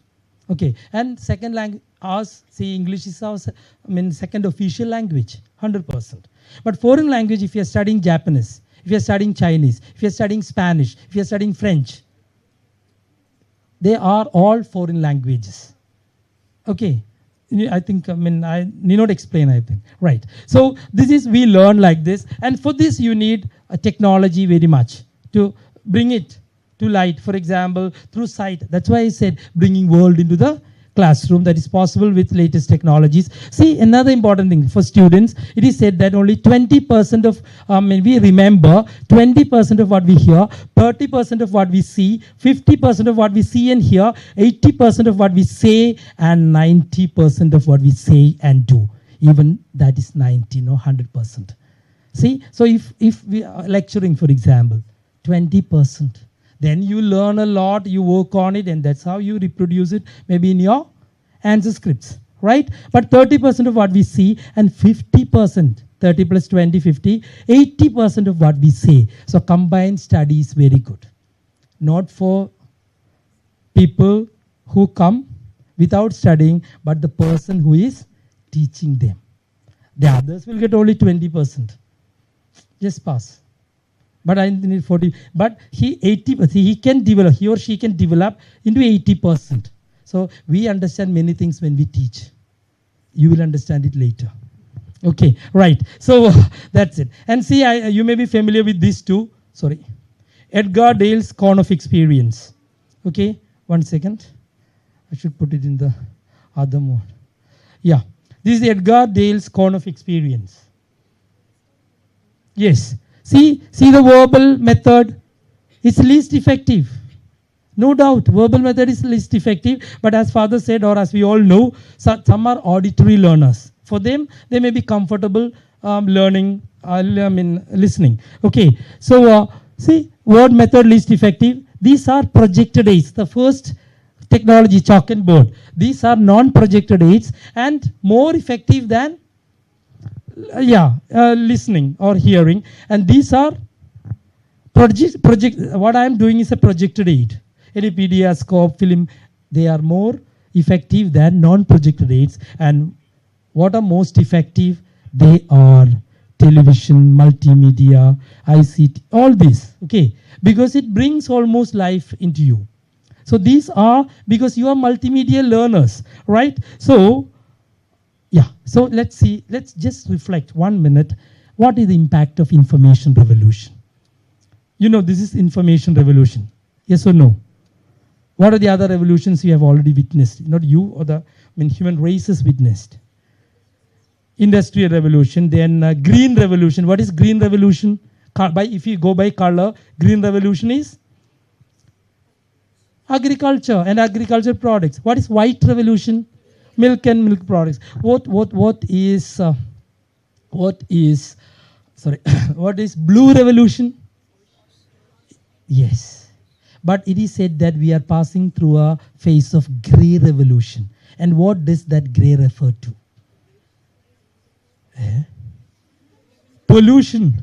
See, white milk. Blue for ocean, white for milk, green for agriculture. What does grey refer to? Yes, correct. Grey matter in your brain. Okay, that is information revolution. And this information revolution, let me tell you, see, there is a metamorphosis of new this is for both students and teachers. Okay, metamorphosis of new processes and practices in all spheres of human. See, all spheres of human enterprise, there are big changes happening, right? Very big changes. He revolutionized human interactions across the world. ICT, WWW, okay? Emergence of global village. This is what's happening. See, the whole world has shrunk into a global village. Then, what are the challenges? The information revolution has a lot of educational implications. Again, for both students and teachers. Number one, the tremendous challenges to teachers. But each challenge is an opportunity. There are challenges, but all these challenges are opportunities because to rethink their basic tenets, basic beliefs, basic practices, basic concepts about teaching, correct, about teaching. And the second one, to deploy media in creative and productive ways. It's not just using it as it is, but in creative and productive ways, how effectively we can use media. Media means everything, the latest technologies, to restructure English education, to respond progressively and constructively to the social and technological changes. A lot of changes are happening. And how can we use it creatively? Not just for writing your project, preparing your assignments. No. You're using it just as a tool. But you should integrate the latest technologies into a teaching learning process so that you benefit from that. It doesn't make things easy. We use tools to make things easy, but it doesn't have a value addition. That's a problem. See, we use AI, we use all these different things maybe to make our work easy. That's a different thing. But what is real value addition when you use it? Maybe when you start using AI, or AI, I think you will find it very difficult to go on use your laptop. But for example, Meta. Suppose your teacher takes a particular subject or a topic in your class. Would you put in Meta and see the different aspects? Maybe the topic will give you all different levels of that particular topic. Remembering level will be there and the difficulty levels also. Would you give the right prompt and study it? Then you will have an edge over others. Otherwise, you may save time. Sometimes chatting even goes to a kind of cheating, right? So you can cheat your supervisor, you can cheat your teachers, and if they are not that equipped with like father, it's easy. who are going to Father? I was surprised when Father, putting everything into that and finding it out how much percentage of plagiarism is there. I don't know. Maybe Father does it quite well. I know other teachers, they won't. I don't know. Right. അന്ന് വിചാരിക്കും ഇവർ വിചാരിച്ചു അത് father മാത്രമേ നോക്കുള്ളൂ, ഞങ്ങളുടെ teachers ഒന്നും നോക്കില്ല എന്ന് വെച്ചാൽ ചെയ്യരുത്. പക്ഷേ what I was trying to tell you is that, okay, but personally you should use it. You have a lot of screen time, I'm sure. You're spending a lot of time on the mobile, but my question is how many of you are really using it? For example, Meta is there on your WhatsApp. You need not go to a site, open it. No. But even then, I think you might have never done it. Even I'm sure those who lifted their hands up saying that I've used this AI tool and that AI tool may not have done that. Maybe a topic or a gray area. In the classroom discussion, some areas are always gray. Sometimes sometimes it goes just above your head. And naturally, there are a lot of gray areas when we discuss things. Have you have you taken that gray area, put in the maybe or in Meta and see what it has to tell you at different levels? We don't do it. So that is integration, and that has to be integration. Okay, right. So here, yeah, something digital age learners. You people are like this, but before that, I'll just show you. I was trying to show you this. Maybe you have a lot of things on the net which you can very effectively use for studying. One thing, because you are English students, and this one, what is this? What is this? Sounds in English, right? Oh my God. That's I like to escape and then escape is again delay. 1 second.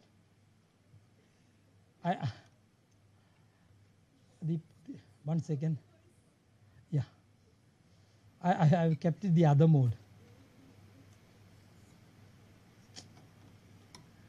1 second.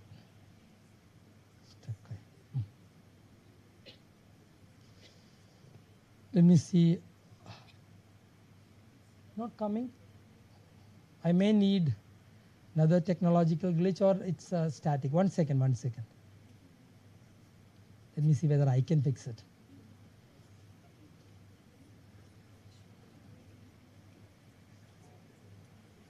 Okay. One more. Yeah. Yes, it's fine. What's yes. Yeah. What is this? What's this? Sounds. And do you think that we said in speaking pronunciation is very important, right? Yes, you'll agree. And I did tell you that we need not speak like native speakers. We need not speak Queen's English or RP, received pronunciation, but you have to speak intelligible English. So tell me the sounds. This one? Ha. Ha. Ba. Could you just increase sound on the good? They can't go. We are there to choose it. Samil. All sound in there. Because otherwise certain sounds won't be heard. That's why. Is that a maximum? Okay, no problem. You know all these sounds, right? Huh? Yeah. This one? Ka. And this one? See? This is downloaded from British Council site. Okay. Authority is there. Yeah. This one? And this one? And what would be this sound? What would be this sound? This sound? We are often, approximating with the sound that we have in Malayalam. Okay. And this sound is, it should be like this. See?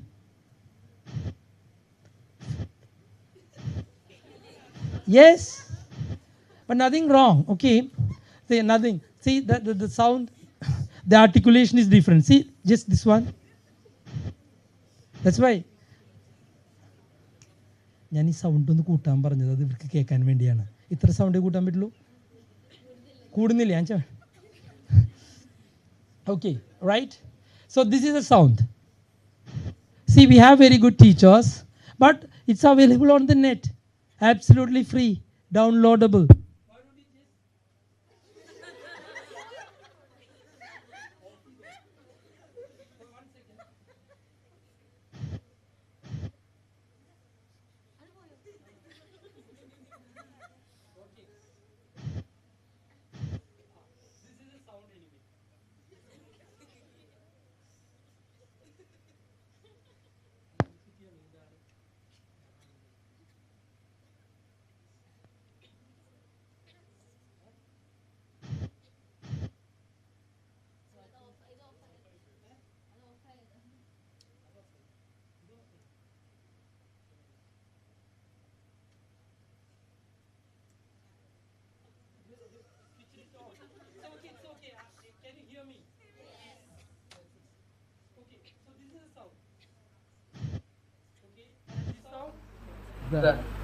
Familiar, right? And this one?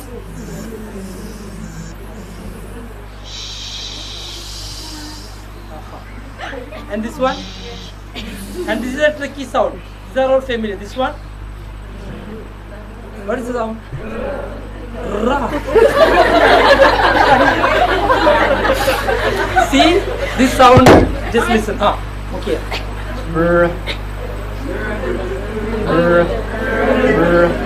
Okay, and this one? Yeah. And this is the sound where Malayalis are caught everywhere, not this. And this one, I think you know. And what is this sound?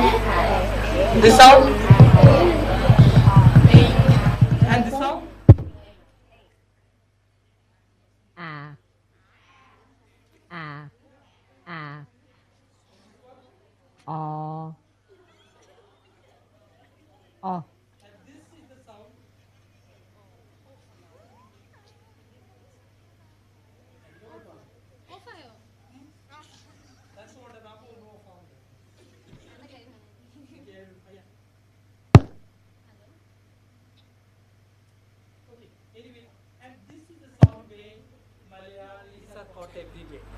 See, if you are in a national or international platform, maybe, let me tell you, in 30 seconds, if you start speaking, others will say you are a Malayali. And this is a sound. See, we have an O, and we produce it here. And this O comes from here. Okay? It will be easily caught. So, see, and this is the and this one? I think this works. Okay, right. And these are diphthongs, vowel glides. A, I, oi, o, ow, ear, or. Anyway, right. So no, what I was trying to tell you is this is downloadable, absolutely free on the net. How many of us has used it? There are such sites where you have downloadable materials which can be effectively used. So I think, because interesting, I think it's almost time.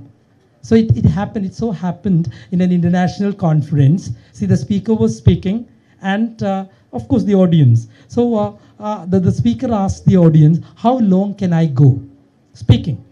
And a smart girl stood up and said, sir, you can speak as long as you want, but we leave at 3:30. So see here, so I must stop, I think. So here, anyway, yeah, this is you people. At least you should understand this. You are net generation learners. You are millennials, you are electronic communicators, you are multitaskers. See, during my time, when even a sound from a radio from the next house used to disturb me. distract me.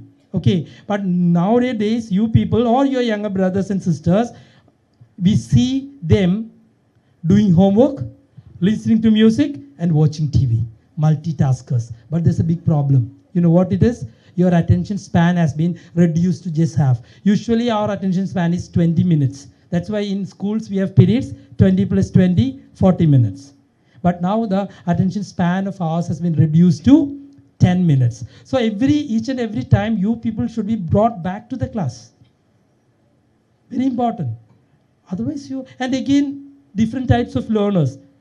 Auditory learners, visual learners, kinesthetic learners or kinesthetic learners. And it's interesting research says, if you are, you're all learners, right?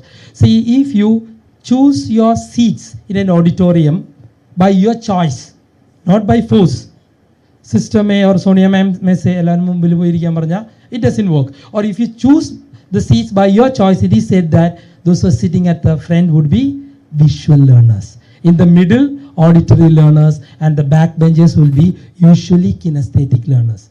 So always backbenchers are big problem in classrooms because they have nothing to do. They can learn only by doing and they create problems. Okay, right. So what I was trying to, the next one.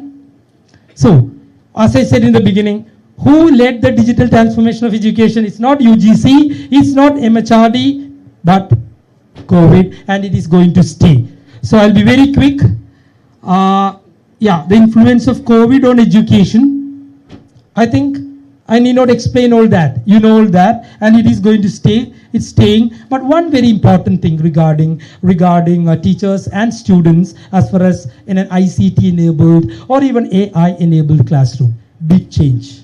See, till then, a teacher was a knowledge transmitter. We just transmit the knowledge, and you people get only in the data form. And according to Bloom's taxonomy, you are given only information, and you are asked to remember it for the examination. Finished. Remembering, maybe a bit of understanding is also there. That's what often our classes are, right? But with the introduction of OBE and other things, we knew that it's not enough. There will be application, there should be analysis, there should be synthesis, creation, etc. So otherwise, in a traditional classroom, a teacher is a knowledge transmitter. We transmit the knowledge, we deliver, and you are passive. You receive passive recipients. But in an ICT-enabled classroom or AI-enabled classroom, see, a teacher is a learning facilitator. We are here to facilitate learning. At the same time, he's a collaborator. See, I've been to Indonesia as a visiting professor to 3 universities. Interestingly, I had to do the team teaching. There will be other 2 teachers here and we teach. I don't know whether we can think of it in our classrooms. See, 2 teachers coming to the class together and teaching the same subject at the same time. Right, okay, so that was team teaching. Learning facilitator, collaborator, coach.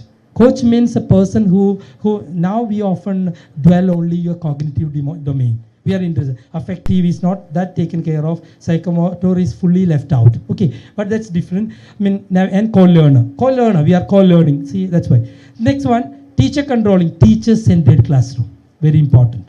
That was even now, with all what we are doing, with the incorporation of all different technologies, even now it is teacher-centered classroom. Okay, and what exactly is student-centered or learner-centered classroom? What do you understand by the term learner-centered classroom? You involve them in a lot of activities. Yes? Yeah, that's part of it. But a true learner-centered classroom is in our distant dreams. I'll tell you an example. See, a couple was selected. A couple. Okay? Being the best couple. And the interviewer was a young guy. He was quite in a way, curious how this is possible. Living for almost 20 years and being selected as best couple. So he asked, what's your secret of such a relationship? And husband said, see, we have perfect division of labor at home. Perfect division of labor, right? Because I'm the husband and I take big decisions. She's wife and she takes small decisions and we go perfect. It's perfect. And then naturally his curiosity, was at its height, and said, what are the big decisions you take? Yes, these are the decisions I take, because what should be the policy of India in Iraq war? I decide. Second one, was it right for Hillary Clinton to wear such a dress for campaigning? I decide. Then what about your wife? She decides everything else. School food complete. So what exact? So who is the person who decides they? Yeah, the wife. So that is the centeredness. See, when students have full control over their learning, it is a student-centered classroom. And we have to travel much with the help of AI and latest technologies if you want to have a learner-centered classroom. So that's a different question. So here, and you have a lot of responsibilities. See, like teacher giving students more options and responsibilities for learning. You should be self-regulated and self-directed students. Recently, there was an article in the Hindu says 94% of our graduates are confused graduates. Not before graduation. After you take your degree, after your degree, you are confused. Don't know what to do. 94%.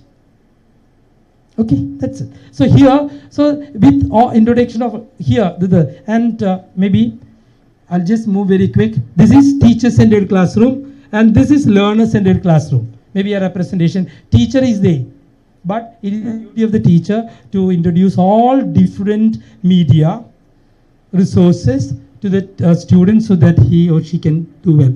This is just a simple. I'll be very quick because you take hours to explain this. This is a traditional classroom. This was what was happening maybe before FIUGB or before OBE. See, in the classroom what happens?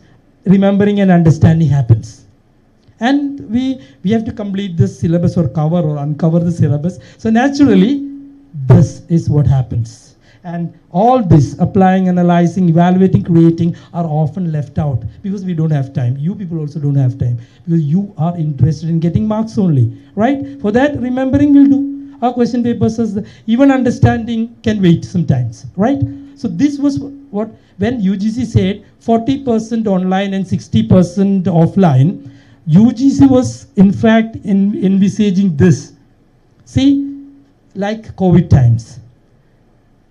Out of the classroom, remembering and understanding. I think you are given classes either through synchronous or asynchronous mode, right? And then when you come to classrooms, when you come to college, the time should be spent on applying, analyzing, evaluating, and creating. Yes. Then all different levels. These are supposed to be higher levels of, higher cognitive levels, which we often forget in our classrooms just because we are busy with remembering and understanding, okay? Because our exams are conducted in that way. So maybe when you use ICT or AI, these are the environment, because Father did explain very well how effectively AI can work, right? Multi-sensory stimulation. Instead of single senses, there is multi-sensory simulation when you use technology, especially in language learning. And the second one is multi-path progression, not single path. Exploratory, inquiry-based learning.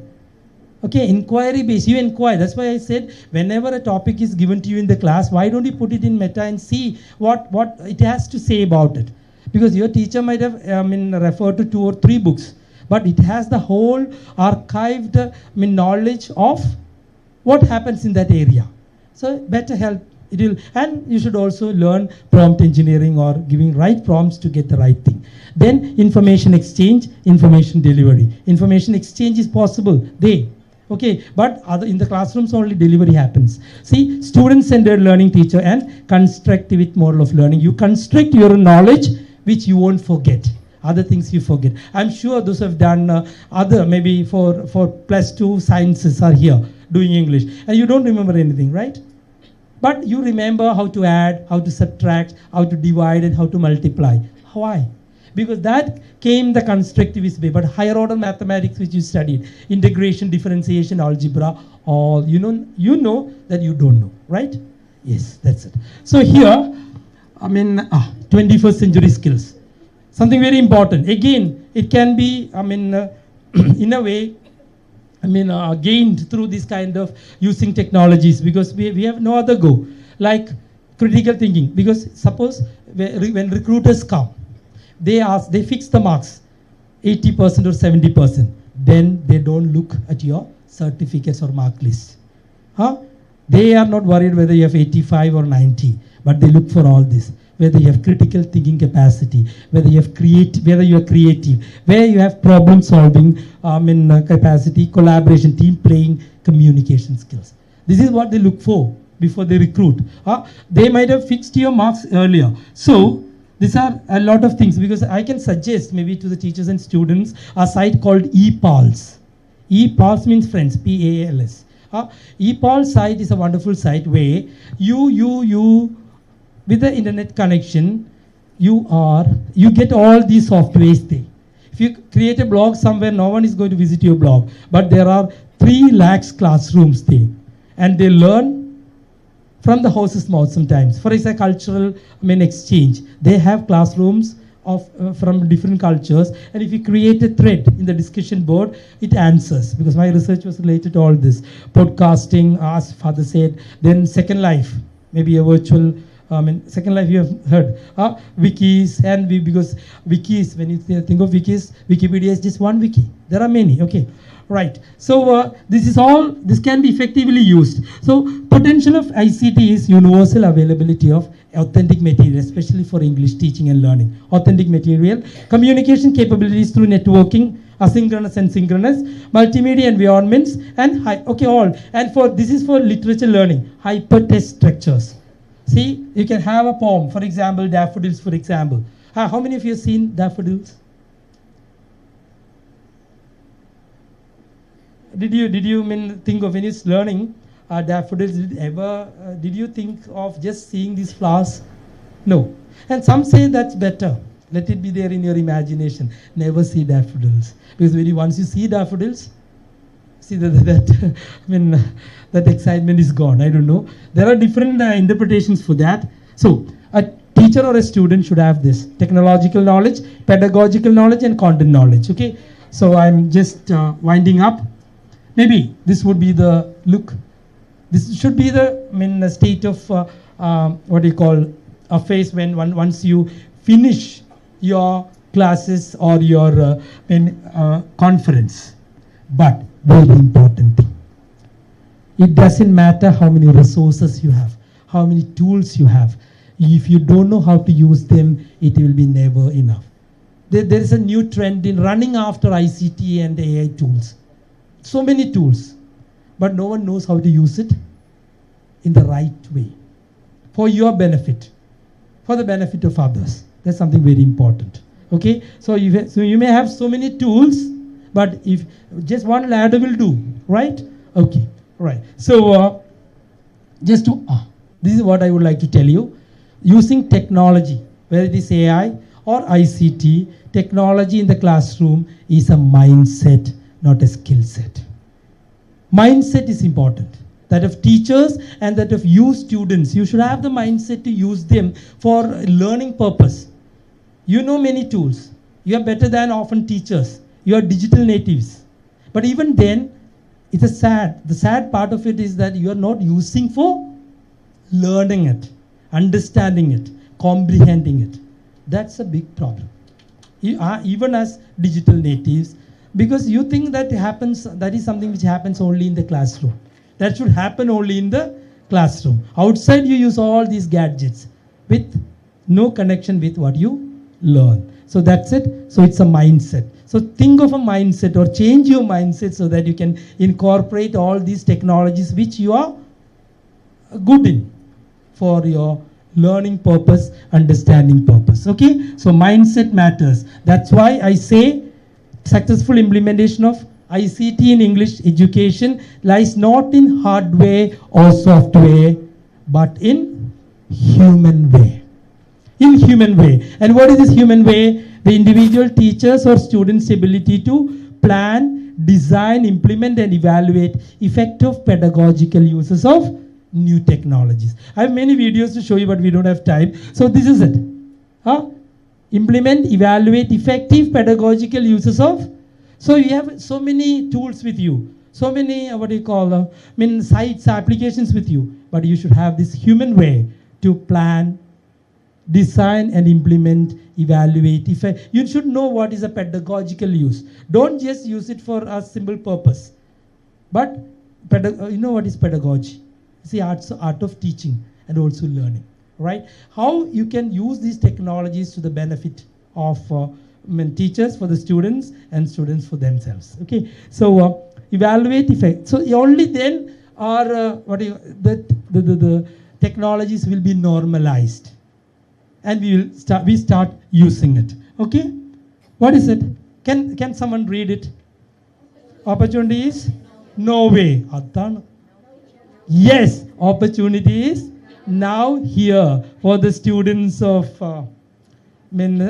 Pala Alfonso. Okay, after 2 days of conference and a lot of deliberations, discussions and insights, opportunity is now here for you to better your learning prospects. Okay, right. So there again, I think I began with Bernard Shaw.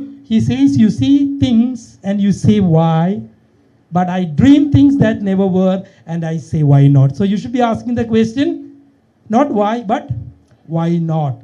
Use this, use AI. And the deliberations that you had in your teaching, in your learning process, and teachers in their teaching process. Okay, that's it. One needs to do smart work rather than, gone are the days of hard work. Now it is smart work. I repeat, gone are the days of hard work. You have to work smart with the latest technologies. Whether it is AI, whether it is ICT, or even the normalized technologies, you need to work smart. See you know the story of crow, okay? Half-filled pot, working hard, putting stones into it, water levels comes up. But here, you can use AI and ICT as a straw. Smart work matters a lot. So, dear students, wishing you and teachers smart learning and smart teaching. I conclude. Thank you very much. You can take a photo of this if you want. These are sites which will help you to listen, learn listening, speaking, reading and writing, all 4 skills. Okay, but let me tell you, these are traditional skills. In ELT, you have other skills like elocutionary. Okay, elocutionary skills are there, pragmatic skills are there, higher order skills. Because the Malayalam that you speak in your kitchen is not the Malayalam that you speak in your principal's room. It is not the Malayalam that you speak maybe with your friends. It's not the Malayalam that you speak on the streets. All different. But English would be almost the same. See, it so happened, and ഈ മലയാളം അറിയാത്തതുകൊണ്ട് പലപ്പോഴും പ്രശ്നം ഉണ്ടാവാറുണ്ട്. എന്നാലും ഞങ്ങളുടെ പ്രിൻസിപ്പലിൻ്റെ അവിടെ principal when Father Tekken was, Jose Tekken was, okay, late Father Jose Tekken was our principal. ഒരു കുട്ടി അതിന് മലയാളം ശരിക്കും അറിയില്ല. അപ്പോൾ എന്തോ ടാഗ് ഇടാതെ വന്നപ്പോൾ എന്താ അച്ഛൻ ചോദിച്ചു, ടാഗ് എവിടെയും ചോദിച്ചു, എന്താ ടാഗ് വേണമെന്ന് ചോദിച്ചു. ആൾക്കാരില്ല എന്താ ടാഗ് വേണമെന്ന് നമ്മൾ സാധാരണ ചോദിക്കുന്നതാണ്. പക്ഷെ ആളങ്ങനെ മലയാളത്തിൽ ചോദിച്ചു. And father was not happy with that. Parents ഒക്കെ വന്നു. And she was my neighbour. Okay, and she was born and brought up outside. Malayalam പറയും. അപ്പോൾ ആ പ്രശ്നം നമ്മുടെ ഇംഗ്ലീഷിന് കാര്യമായിട്ടുണ്ട്. That's it. Okay, I don't, many of us, we speak the same English everywhere. So, elocutionary skills, reading between the lines, pragmatic skills, etc. Okay, but at least try to be good in listening, speaking, reading and writing, especially listening skills, very important. You listen to different Englishes. Australians may say Mandai instead of Monday. See, Monday. So that Mandai should communicate. So there are different Englishes. For that you need ear training. Podcast will help you a lot. Listening to American English, and you speak what you hear. No doubt. That's why we have Thrissur Malayalam, Kottayam Malayalam, Kannur Malayalam. Because the whole week I was traveling from Kannur to, Kollam, Shastankota. All different Malayalams. Okay. Even in Shastankota, 2 days before, they stopped me and, Sara, korchu Malayalam parayyu, Thrissur bhasha onnu kekkananu. Right? That's it. So you listen, you speak what you listen to, but you have wonderful opportunities now in the form of podcasts. Listen, and you will be speaking that English. Okay? Wish you all the best. Bye. I invite Ms. Donna Rose Matthew of 3rd English to deliver the word of thanks.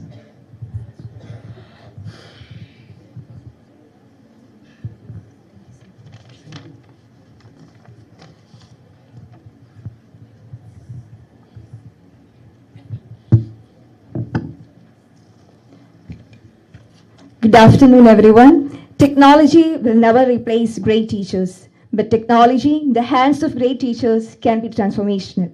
Inspired by this profound thought, I extend my deepest gratitude to Dr. K.J. Varghese, whose enlightening session on the topic, Revolutionizing ELT, Harnessing Technology for Enhanced Learning, has left an indelible impact on us all.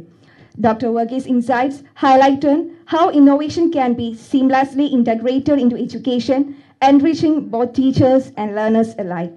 His dedication to advancing our understanding has inspired us all. Thank you, sir.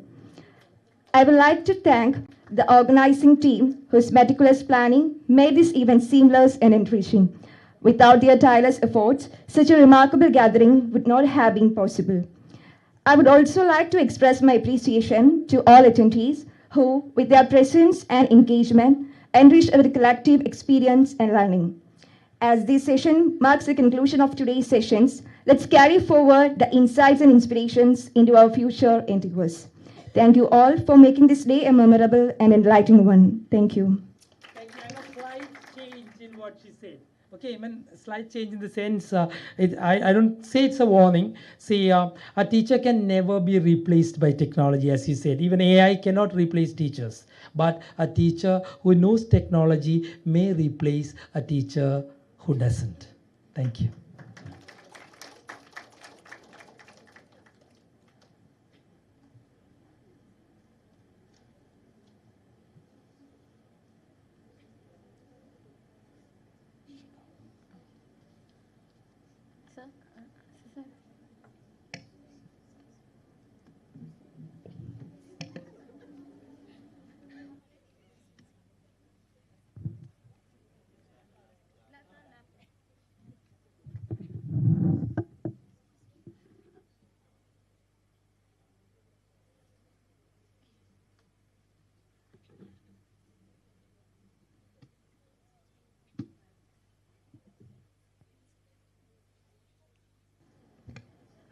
Now it's time for valedictory function. I request all the dignitaries to be on stage.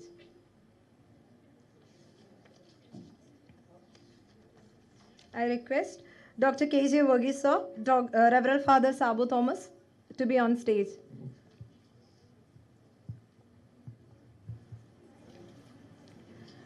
I request Dr. Sister Manju Elizabeth Kurian on stage.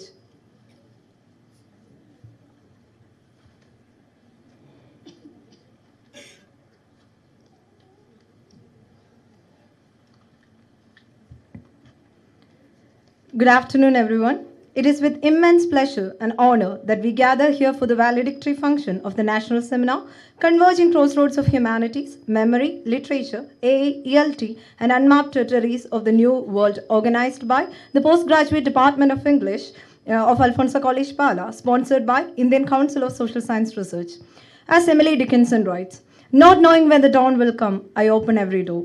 Like travelers in a dark, seeking the light, this two-day seminar has been a journey of new discoveries. Each session has been a door leading us closer to enlightenment. As we come to the end of our seminar, let's begin on a note of gratitude to the God Almighty. I welcome Sneha Sunny of First MA English for the prayer song.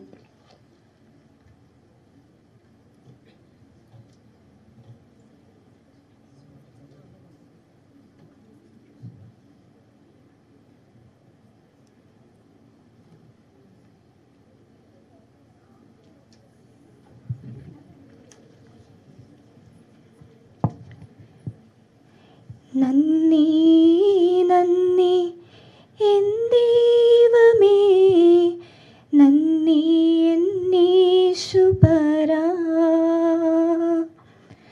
നന്ദി നന്ദി N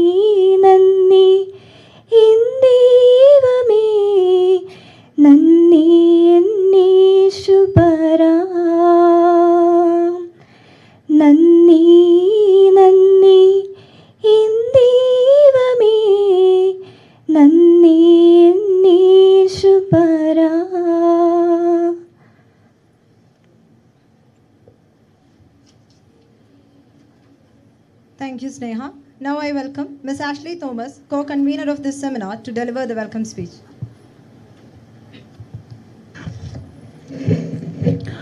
Honorable President of the gathering, Reverend Dr. Sister Manju Elizabeth Kurivilla, Dr. KJ Verghese, Reverend Father Sabu Thomas, dear colleagues, participants, and my dear students. Knowledge is an unending adventure at the edge of uncertainty, says famous mathematician and philosopher Jacob Bronowski. When the world of academics passes through the waves of uncertainty, seeking knowledge is indeed an adventurous journey to embark on. The two-day national seminar conducted by the Department of English, Alfonso College Palai, sponsored by ICSSR, was one such good journey. And as we come to the successful conclusion of the seminar, my pleasant duty is to welcome all of you gathered here for the valedictory function. First of all, I extend a hearty welcome to Dr. Sister Manju Elizabeth Kurivilla, our beloved Vice Principal, the President of our function, whose vision and willpower has proved instrumental in strengthening the academic prowess of our college. Hearty welcome, Sister. And we were fortunate enough to have Dr. KJ Verghese and Reverend Father Sabu Thomas here, whose erudite lecture we were fortunate enough to listen to. I extend a hearty welcome to both of you. Dr. Sonia Sebastian, head of the Department of English, is a backbone and an energy capsule of all our departmental endeavors. Her innovative thinking and able leadership have brought about a new phase to our department. It's my pleasure to wholeheartedly welcome Dr. Sonia Sebastian to this function. Ms. Ruthie Catherine Thomas, the master brain behind this two-day national seminar, is to be appreciated for her meticulous planning and execution of this national seminar to make it a grand success. Hearty congratulations and a warm welcome to you, Shruti. Now I welcome Dr. Rosemary Phillip, Joint Convener of our national seminar, whose guidance and support key role in leading this national seminar. Hearty welcome, Miss. Now I take this opportunity to welcome all of the participants who have gathered here. And it's time to welcome all my dear colleagues whose united efforts have made this national seminar a success. And I extend a heartfelt welcome to all my dear students. You are the real strength of our department. Your energy and enthusiasm to work day in and out, to toil for us, and your support, your energy has made all our endeavors successful. I'm sure that this was a learning experience for all of you, not only in the academic sense, but also in a practical sense. Hearty welcome to you, girls. Once again, welcoming all of you who have gathered here. Let me remain. Thank you.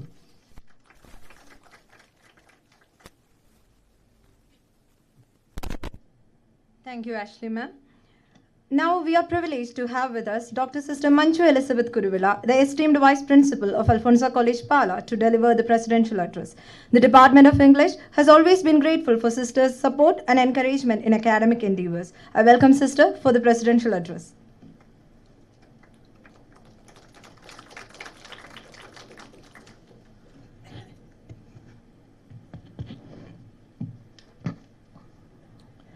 Respected Reverend Father Sabu Thomas, Dr. KJ Verghese, HOD of PG Department of English, Dr. Sonia Sebastian, then faculty members, dear students. As we draw the curtains on this remarkable seminar, Converging Crosswords of Humanities, I am struck by the profound insights and vibrant discussions that have emerged over these sessions.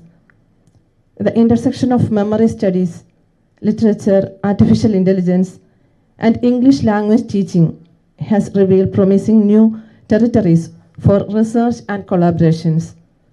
The focus on unmapped territories took us to an exploration of novel spaces where these fields overlap that create new possibilities.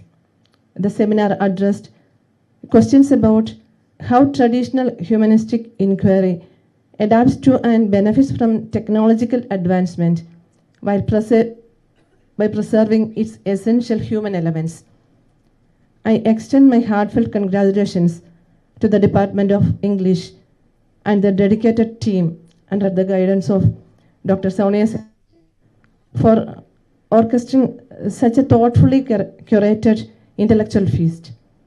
The seamless coordination and attention to detail have made this event truly exceptional. Our speakers have seen nothing short of extraordinary. The keynote address by Dr. Duraraj on canons was particularly illuminating, while the sessions by Dr. Mary Magdalene and Dr. Rajiv V. Nair discussed cross-pollination of ideas between traditional humanities and emerging technologies. Special appreciation goes to our speakers, Dr. Priya K. Nair, Reverend Father Sabu Thomas, and Dr. K.J. Varghese, who brought diverse perspectives on AI, enriching our understanding of how AI converges in different contexts.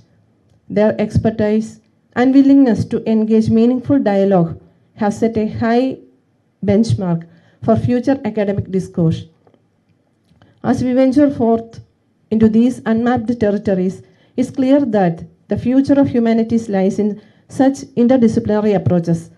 This seminar has not only bridged existing knowledge gaps, but has also illuminated the new paths for research collaborations. Let us carry forward the momentum generated here and continue to explore these exciting intersections in our respective fields. Once again, congratulations to everyone involved in this, making this seminar a resounding success. Thank you all for your active participation and engaging contributions. Thank you.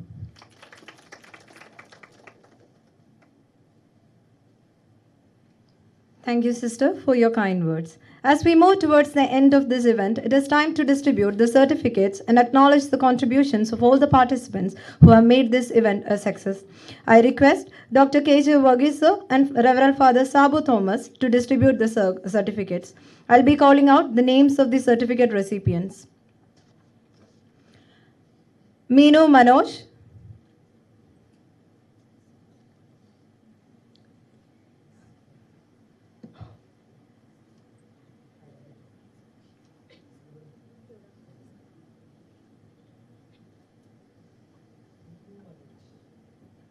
Angel C. Kurian,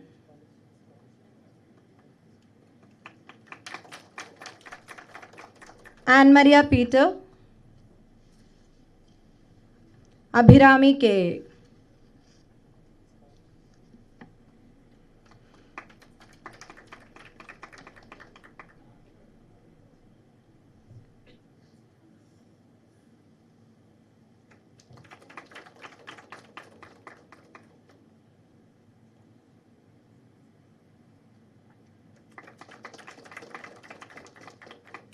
Thank you all. To deliver the vote of thanks, we have with us Dr. Rosemary Phillip, Joint Convener of the National Seminar. I welcome her for the vote of thanks.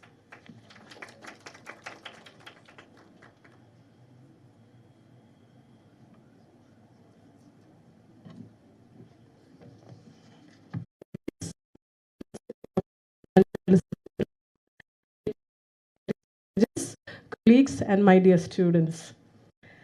We have come to the close of this incredible seminar on converging crossroads of humanities, conducted by the PG Department of English of our college, sponsored by the Indian Council of Social Science Research. We, as organizers of the seminar, are delighted to have hosted exemplary panel of scholars or speakers who has proved their mettle in their respective fields to lead our 6 sessions as resource persons. Here at the outset, I would like to remember and thank all our resource persons, Professor Joseph Duraraj Sir, Dr. Mary Magdalene Abraham, Professor Rajesh V. Nair, Dr. Priya K. Nair, Reverend Father Sabu Thomas, and Dr. K.J. Varghese, who are here to gracing our occasion of valedictory function. Thank you all. I'd like to thank our Vice Principal, Dr. Sister Manju Elizabeth Kuruvilla, who has delivered the Presidential Address. Thank you, Sister. Words are not enough to thank Ms. Shruti Catherine Thomas, our convener of the seminar, whose many sleepless nights, planning and attention to every detail has ensured a smooth sailing of the seminar. Thank you, Shruti. I'd like to thank the support and the care that was given to us by our head of the department, Dr. Sonia Sebastian, the iron pillar, our call in distress. Thank you, Sonia. I would like to extend our special thanks to the various organizing committees spearheaded by the Team English, which include our UG and PG students, and also our department. The committees include the program committee, technical committee, venue management committee, registration committee, online and offline presentation committee, and food committee. Thank you all. I would like to thank teachers and faculties from various colleges, participants in online and for the online and offline paper presentations, the media who has reported about our seminar on their online and offline platforms. Thank you all. I would like to thank the selfless service rendered to us by our non-teaching staff and also the staff from the canteen. Thank you. Above all, we would like to thank God Almighty for allowing us to make this happen for the 4th time. Looking forward to see you all next year. Until then, goodbye and thank you.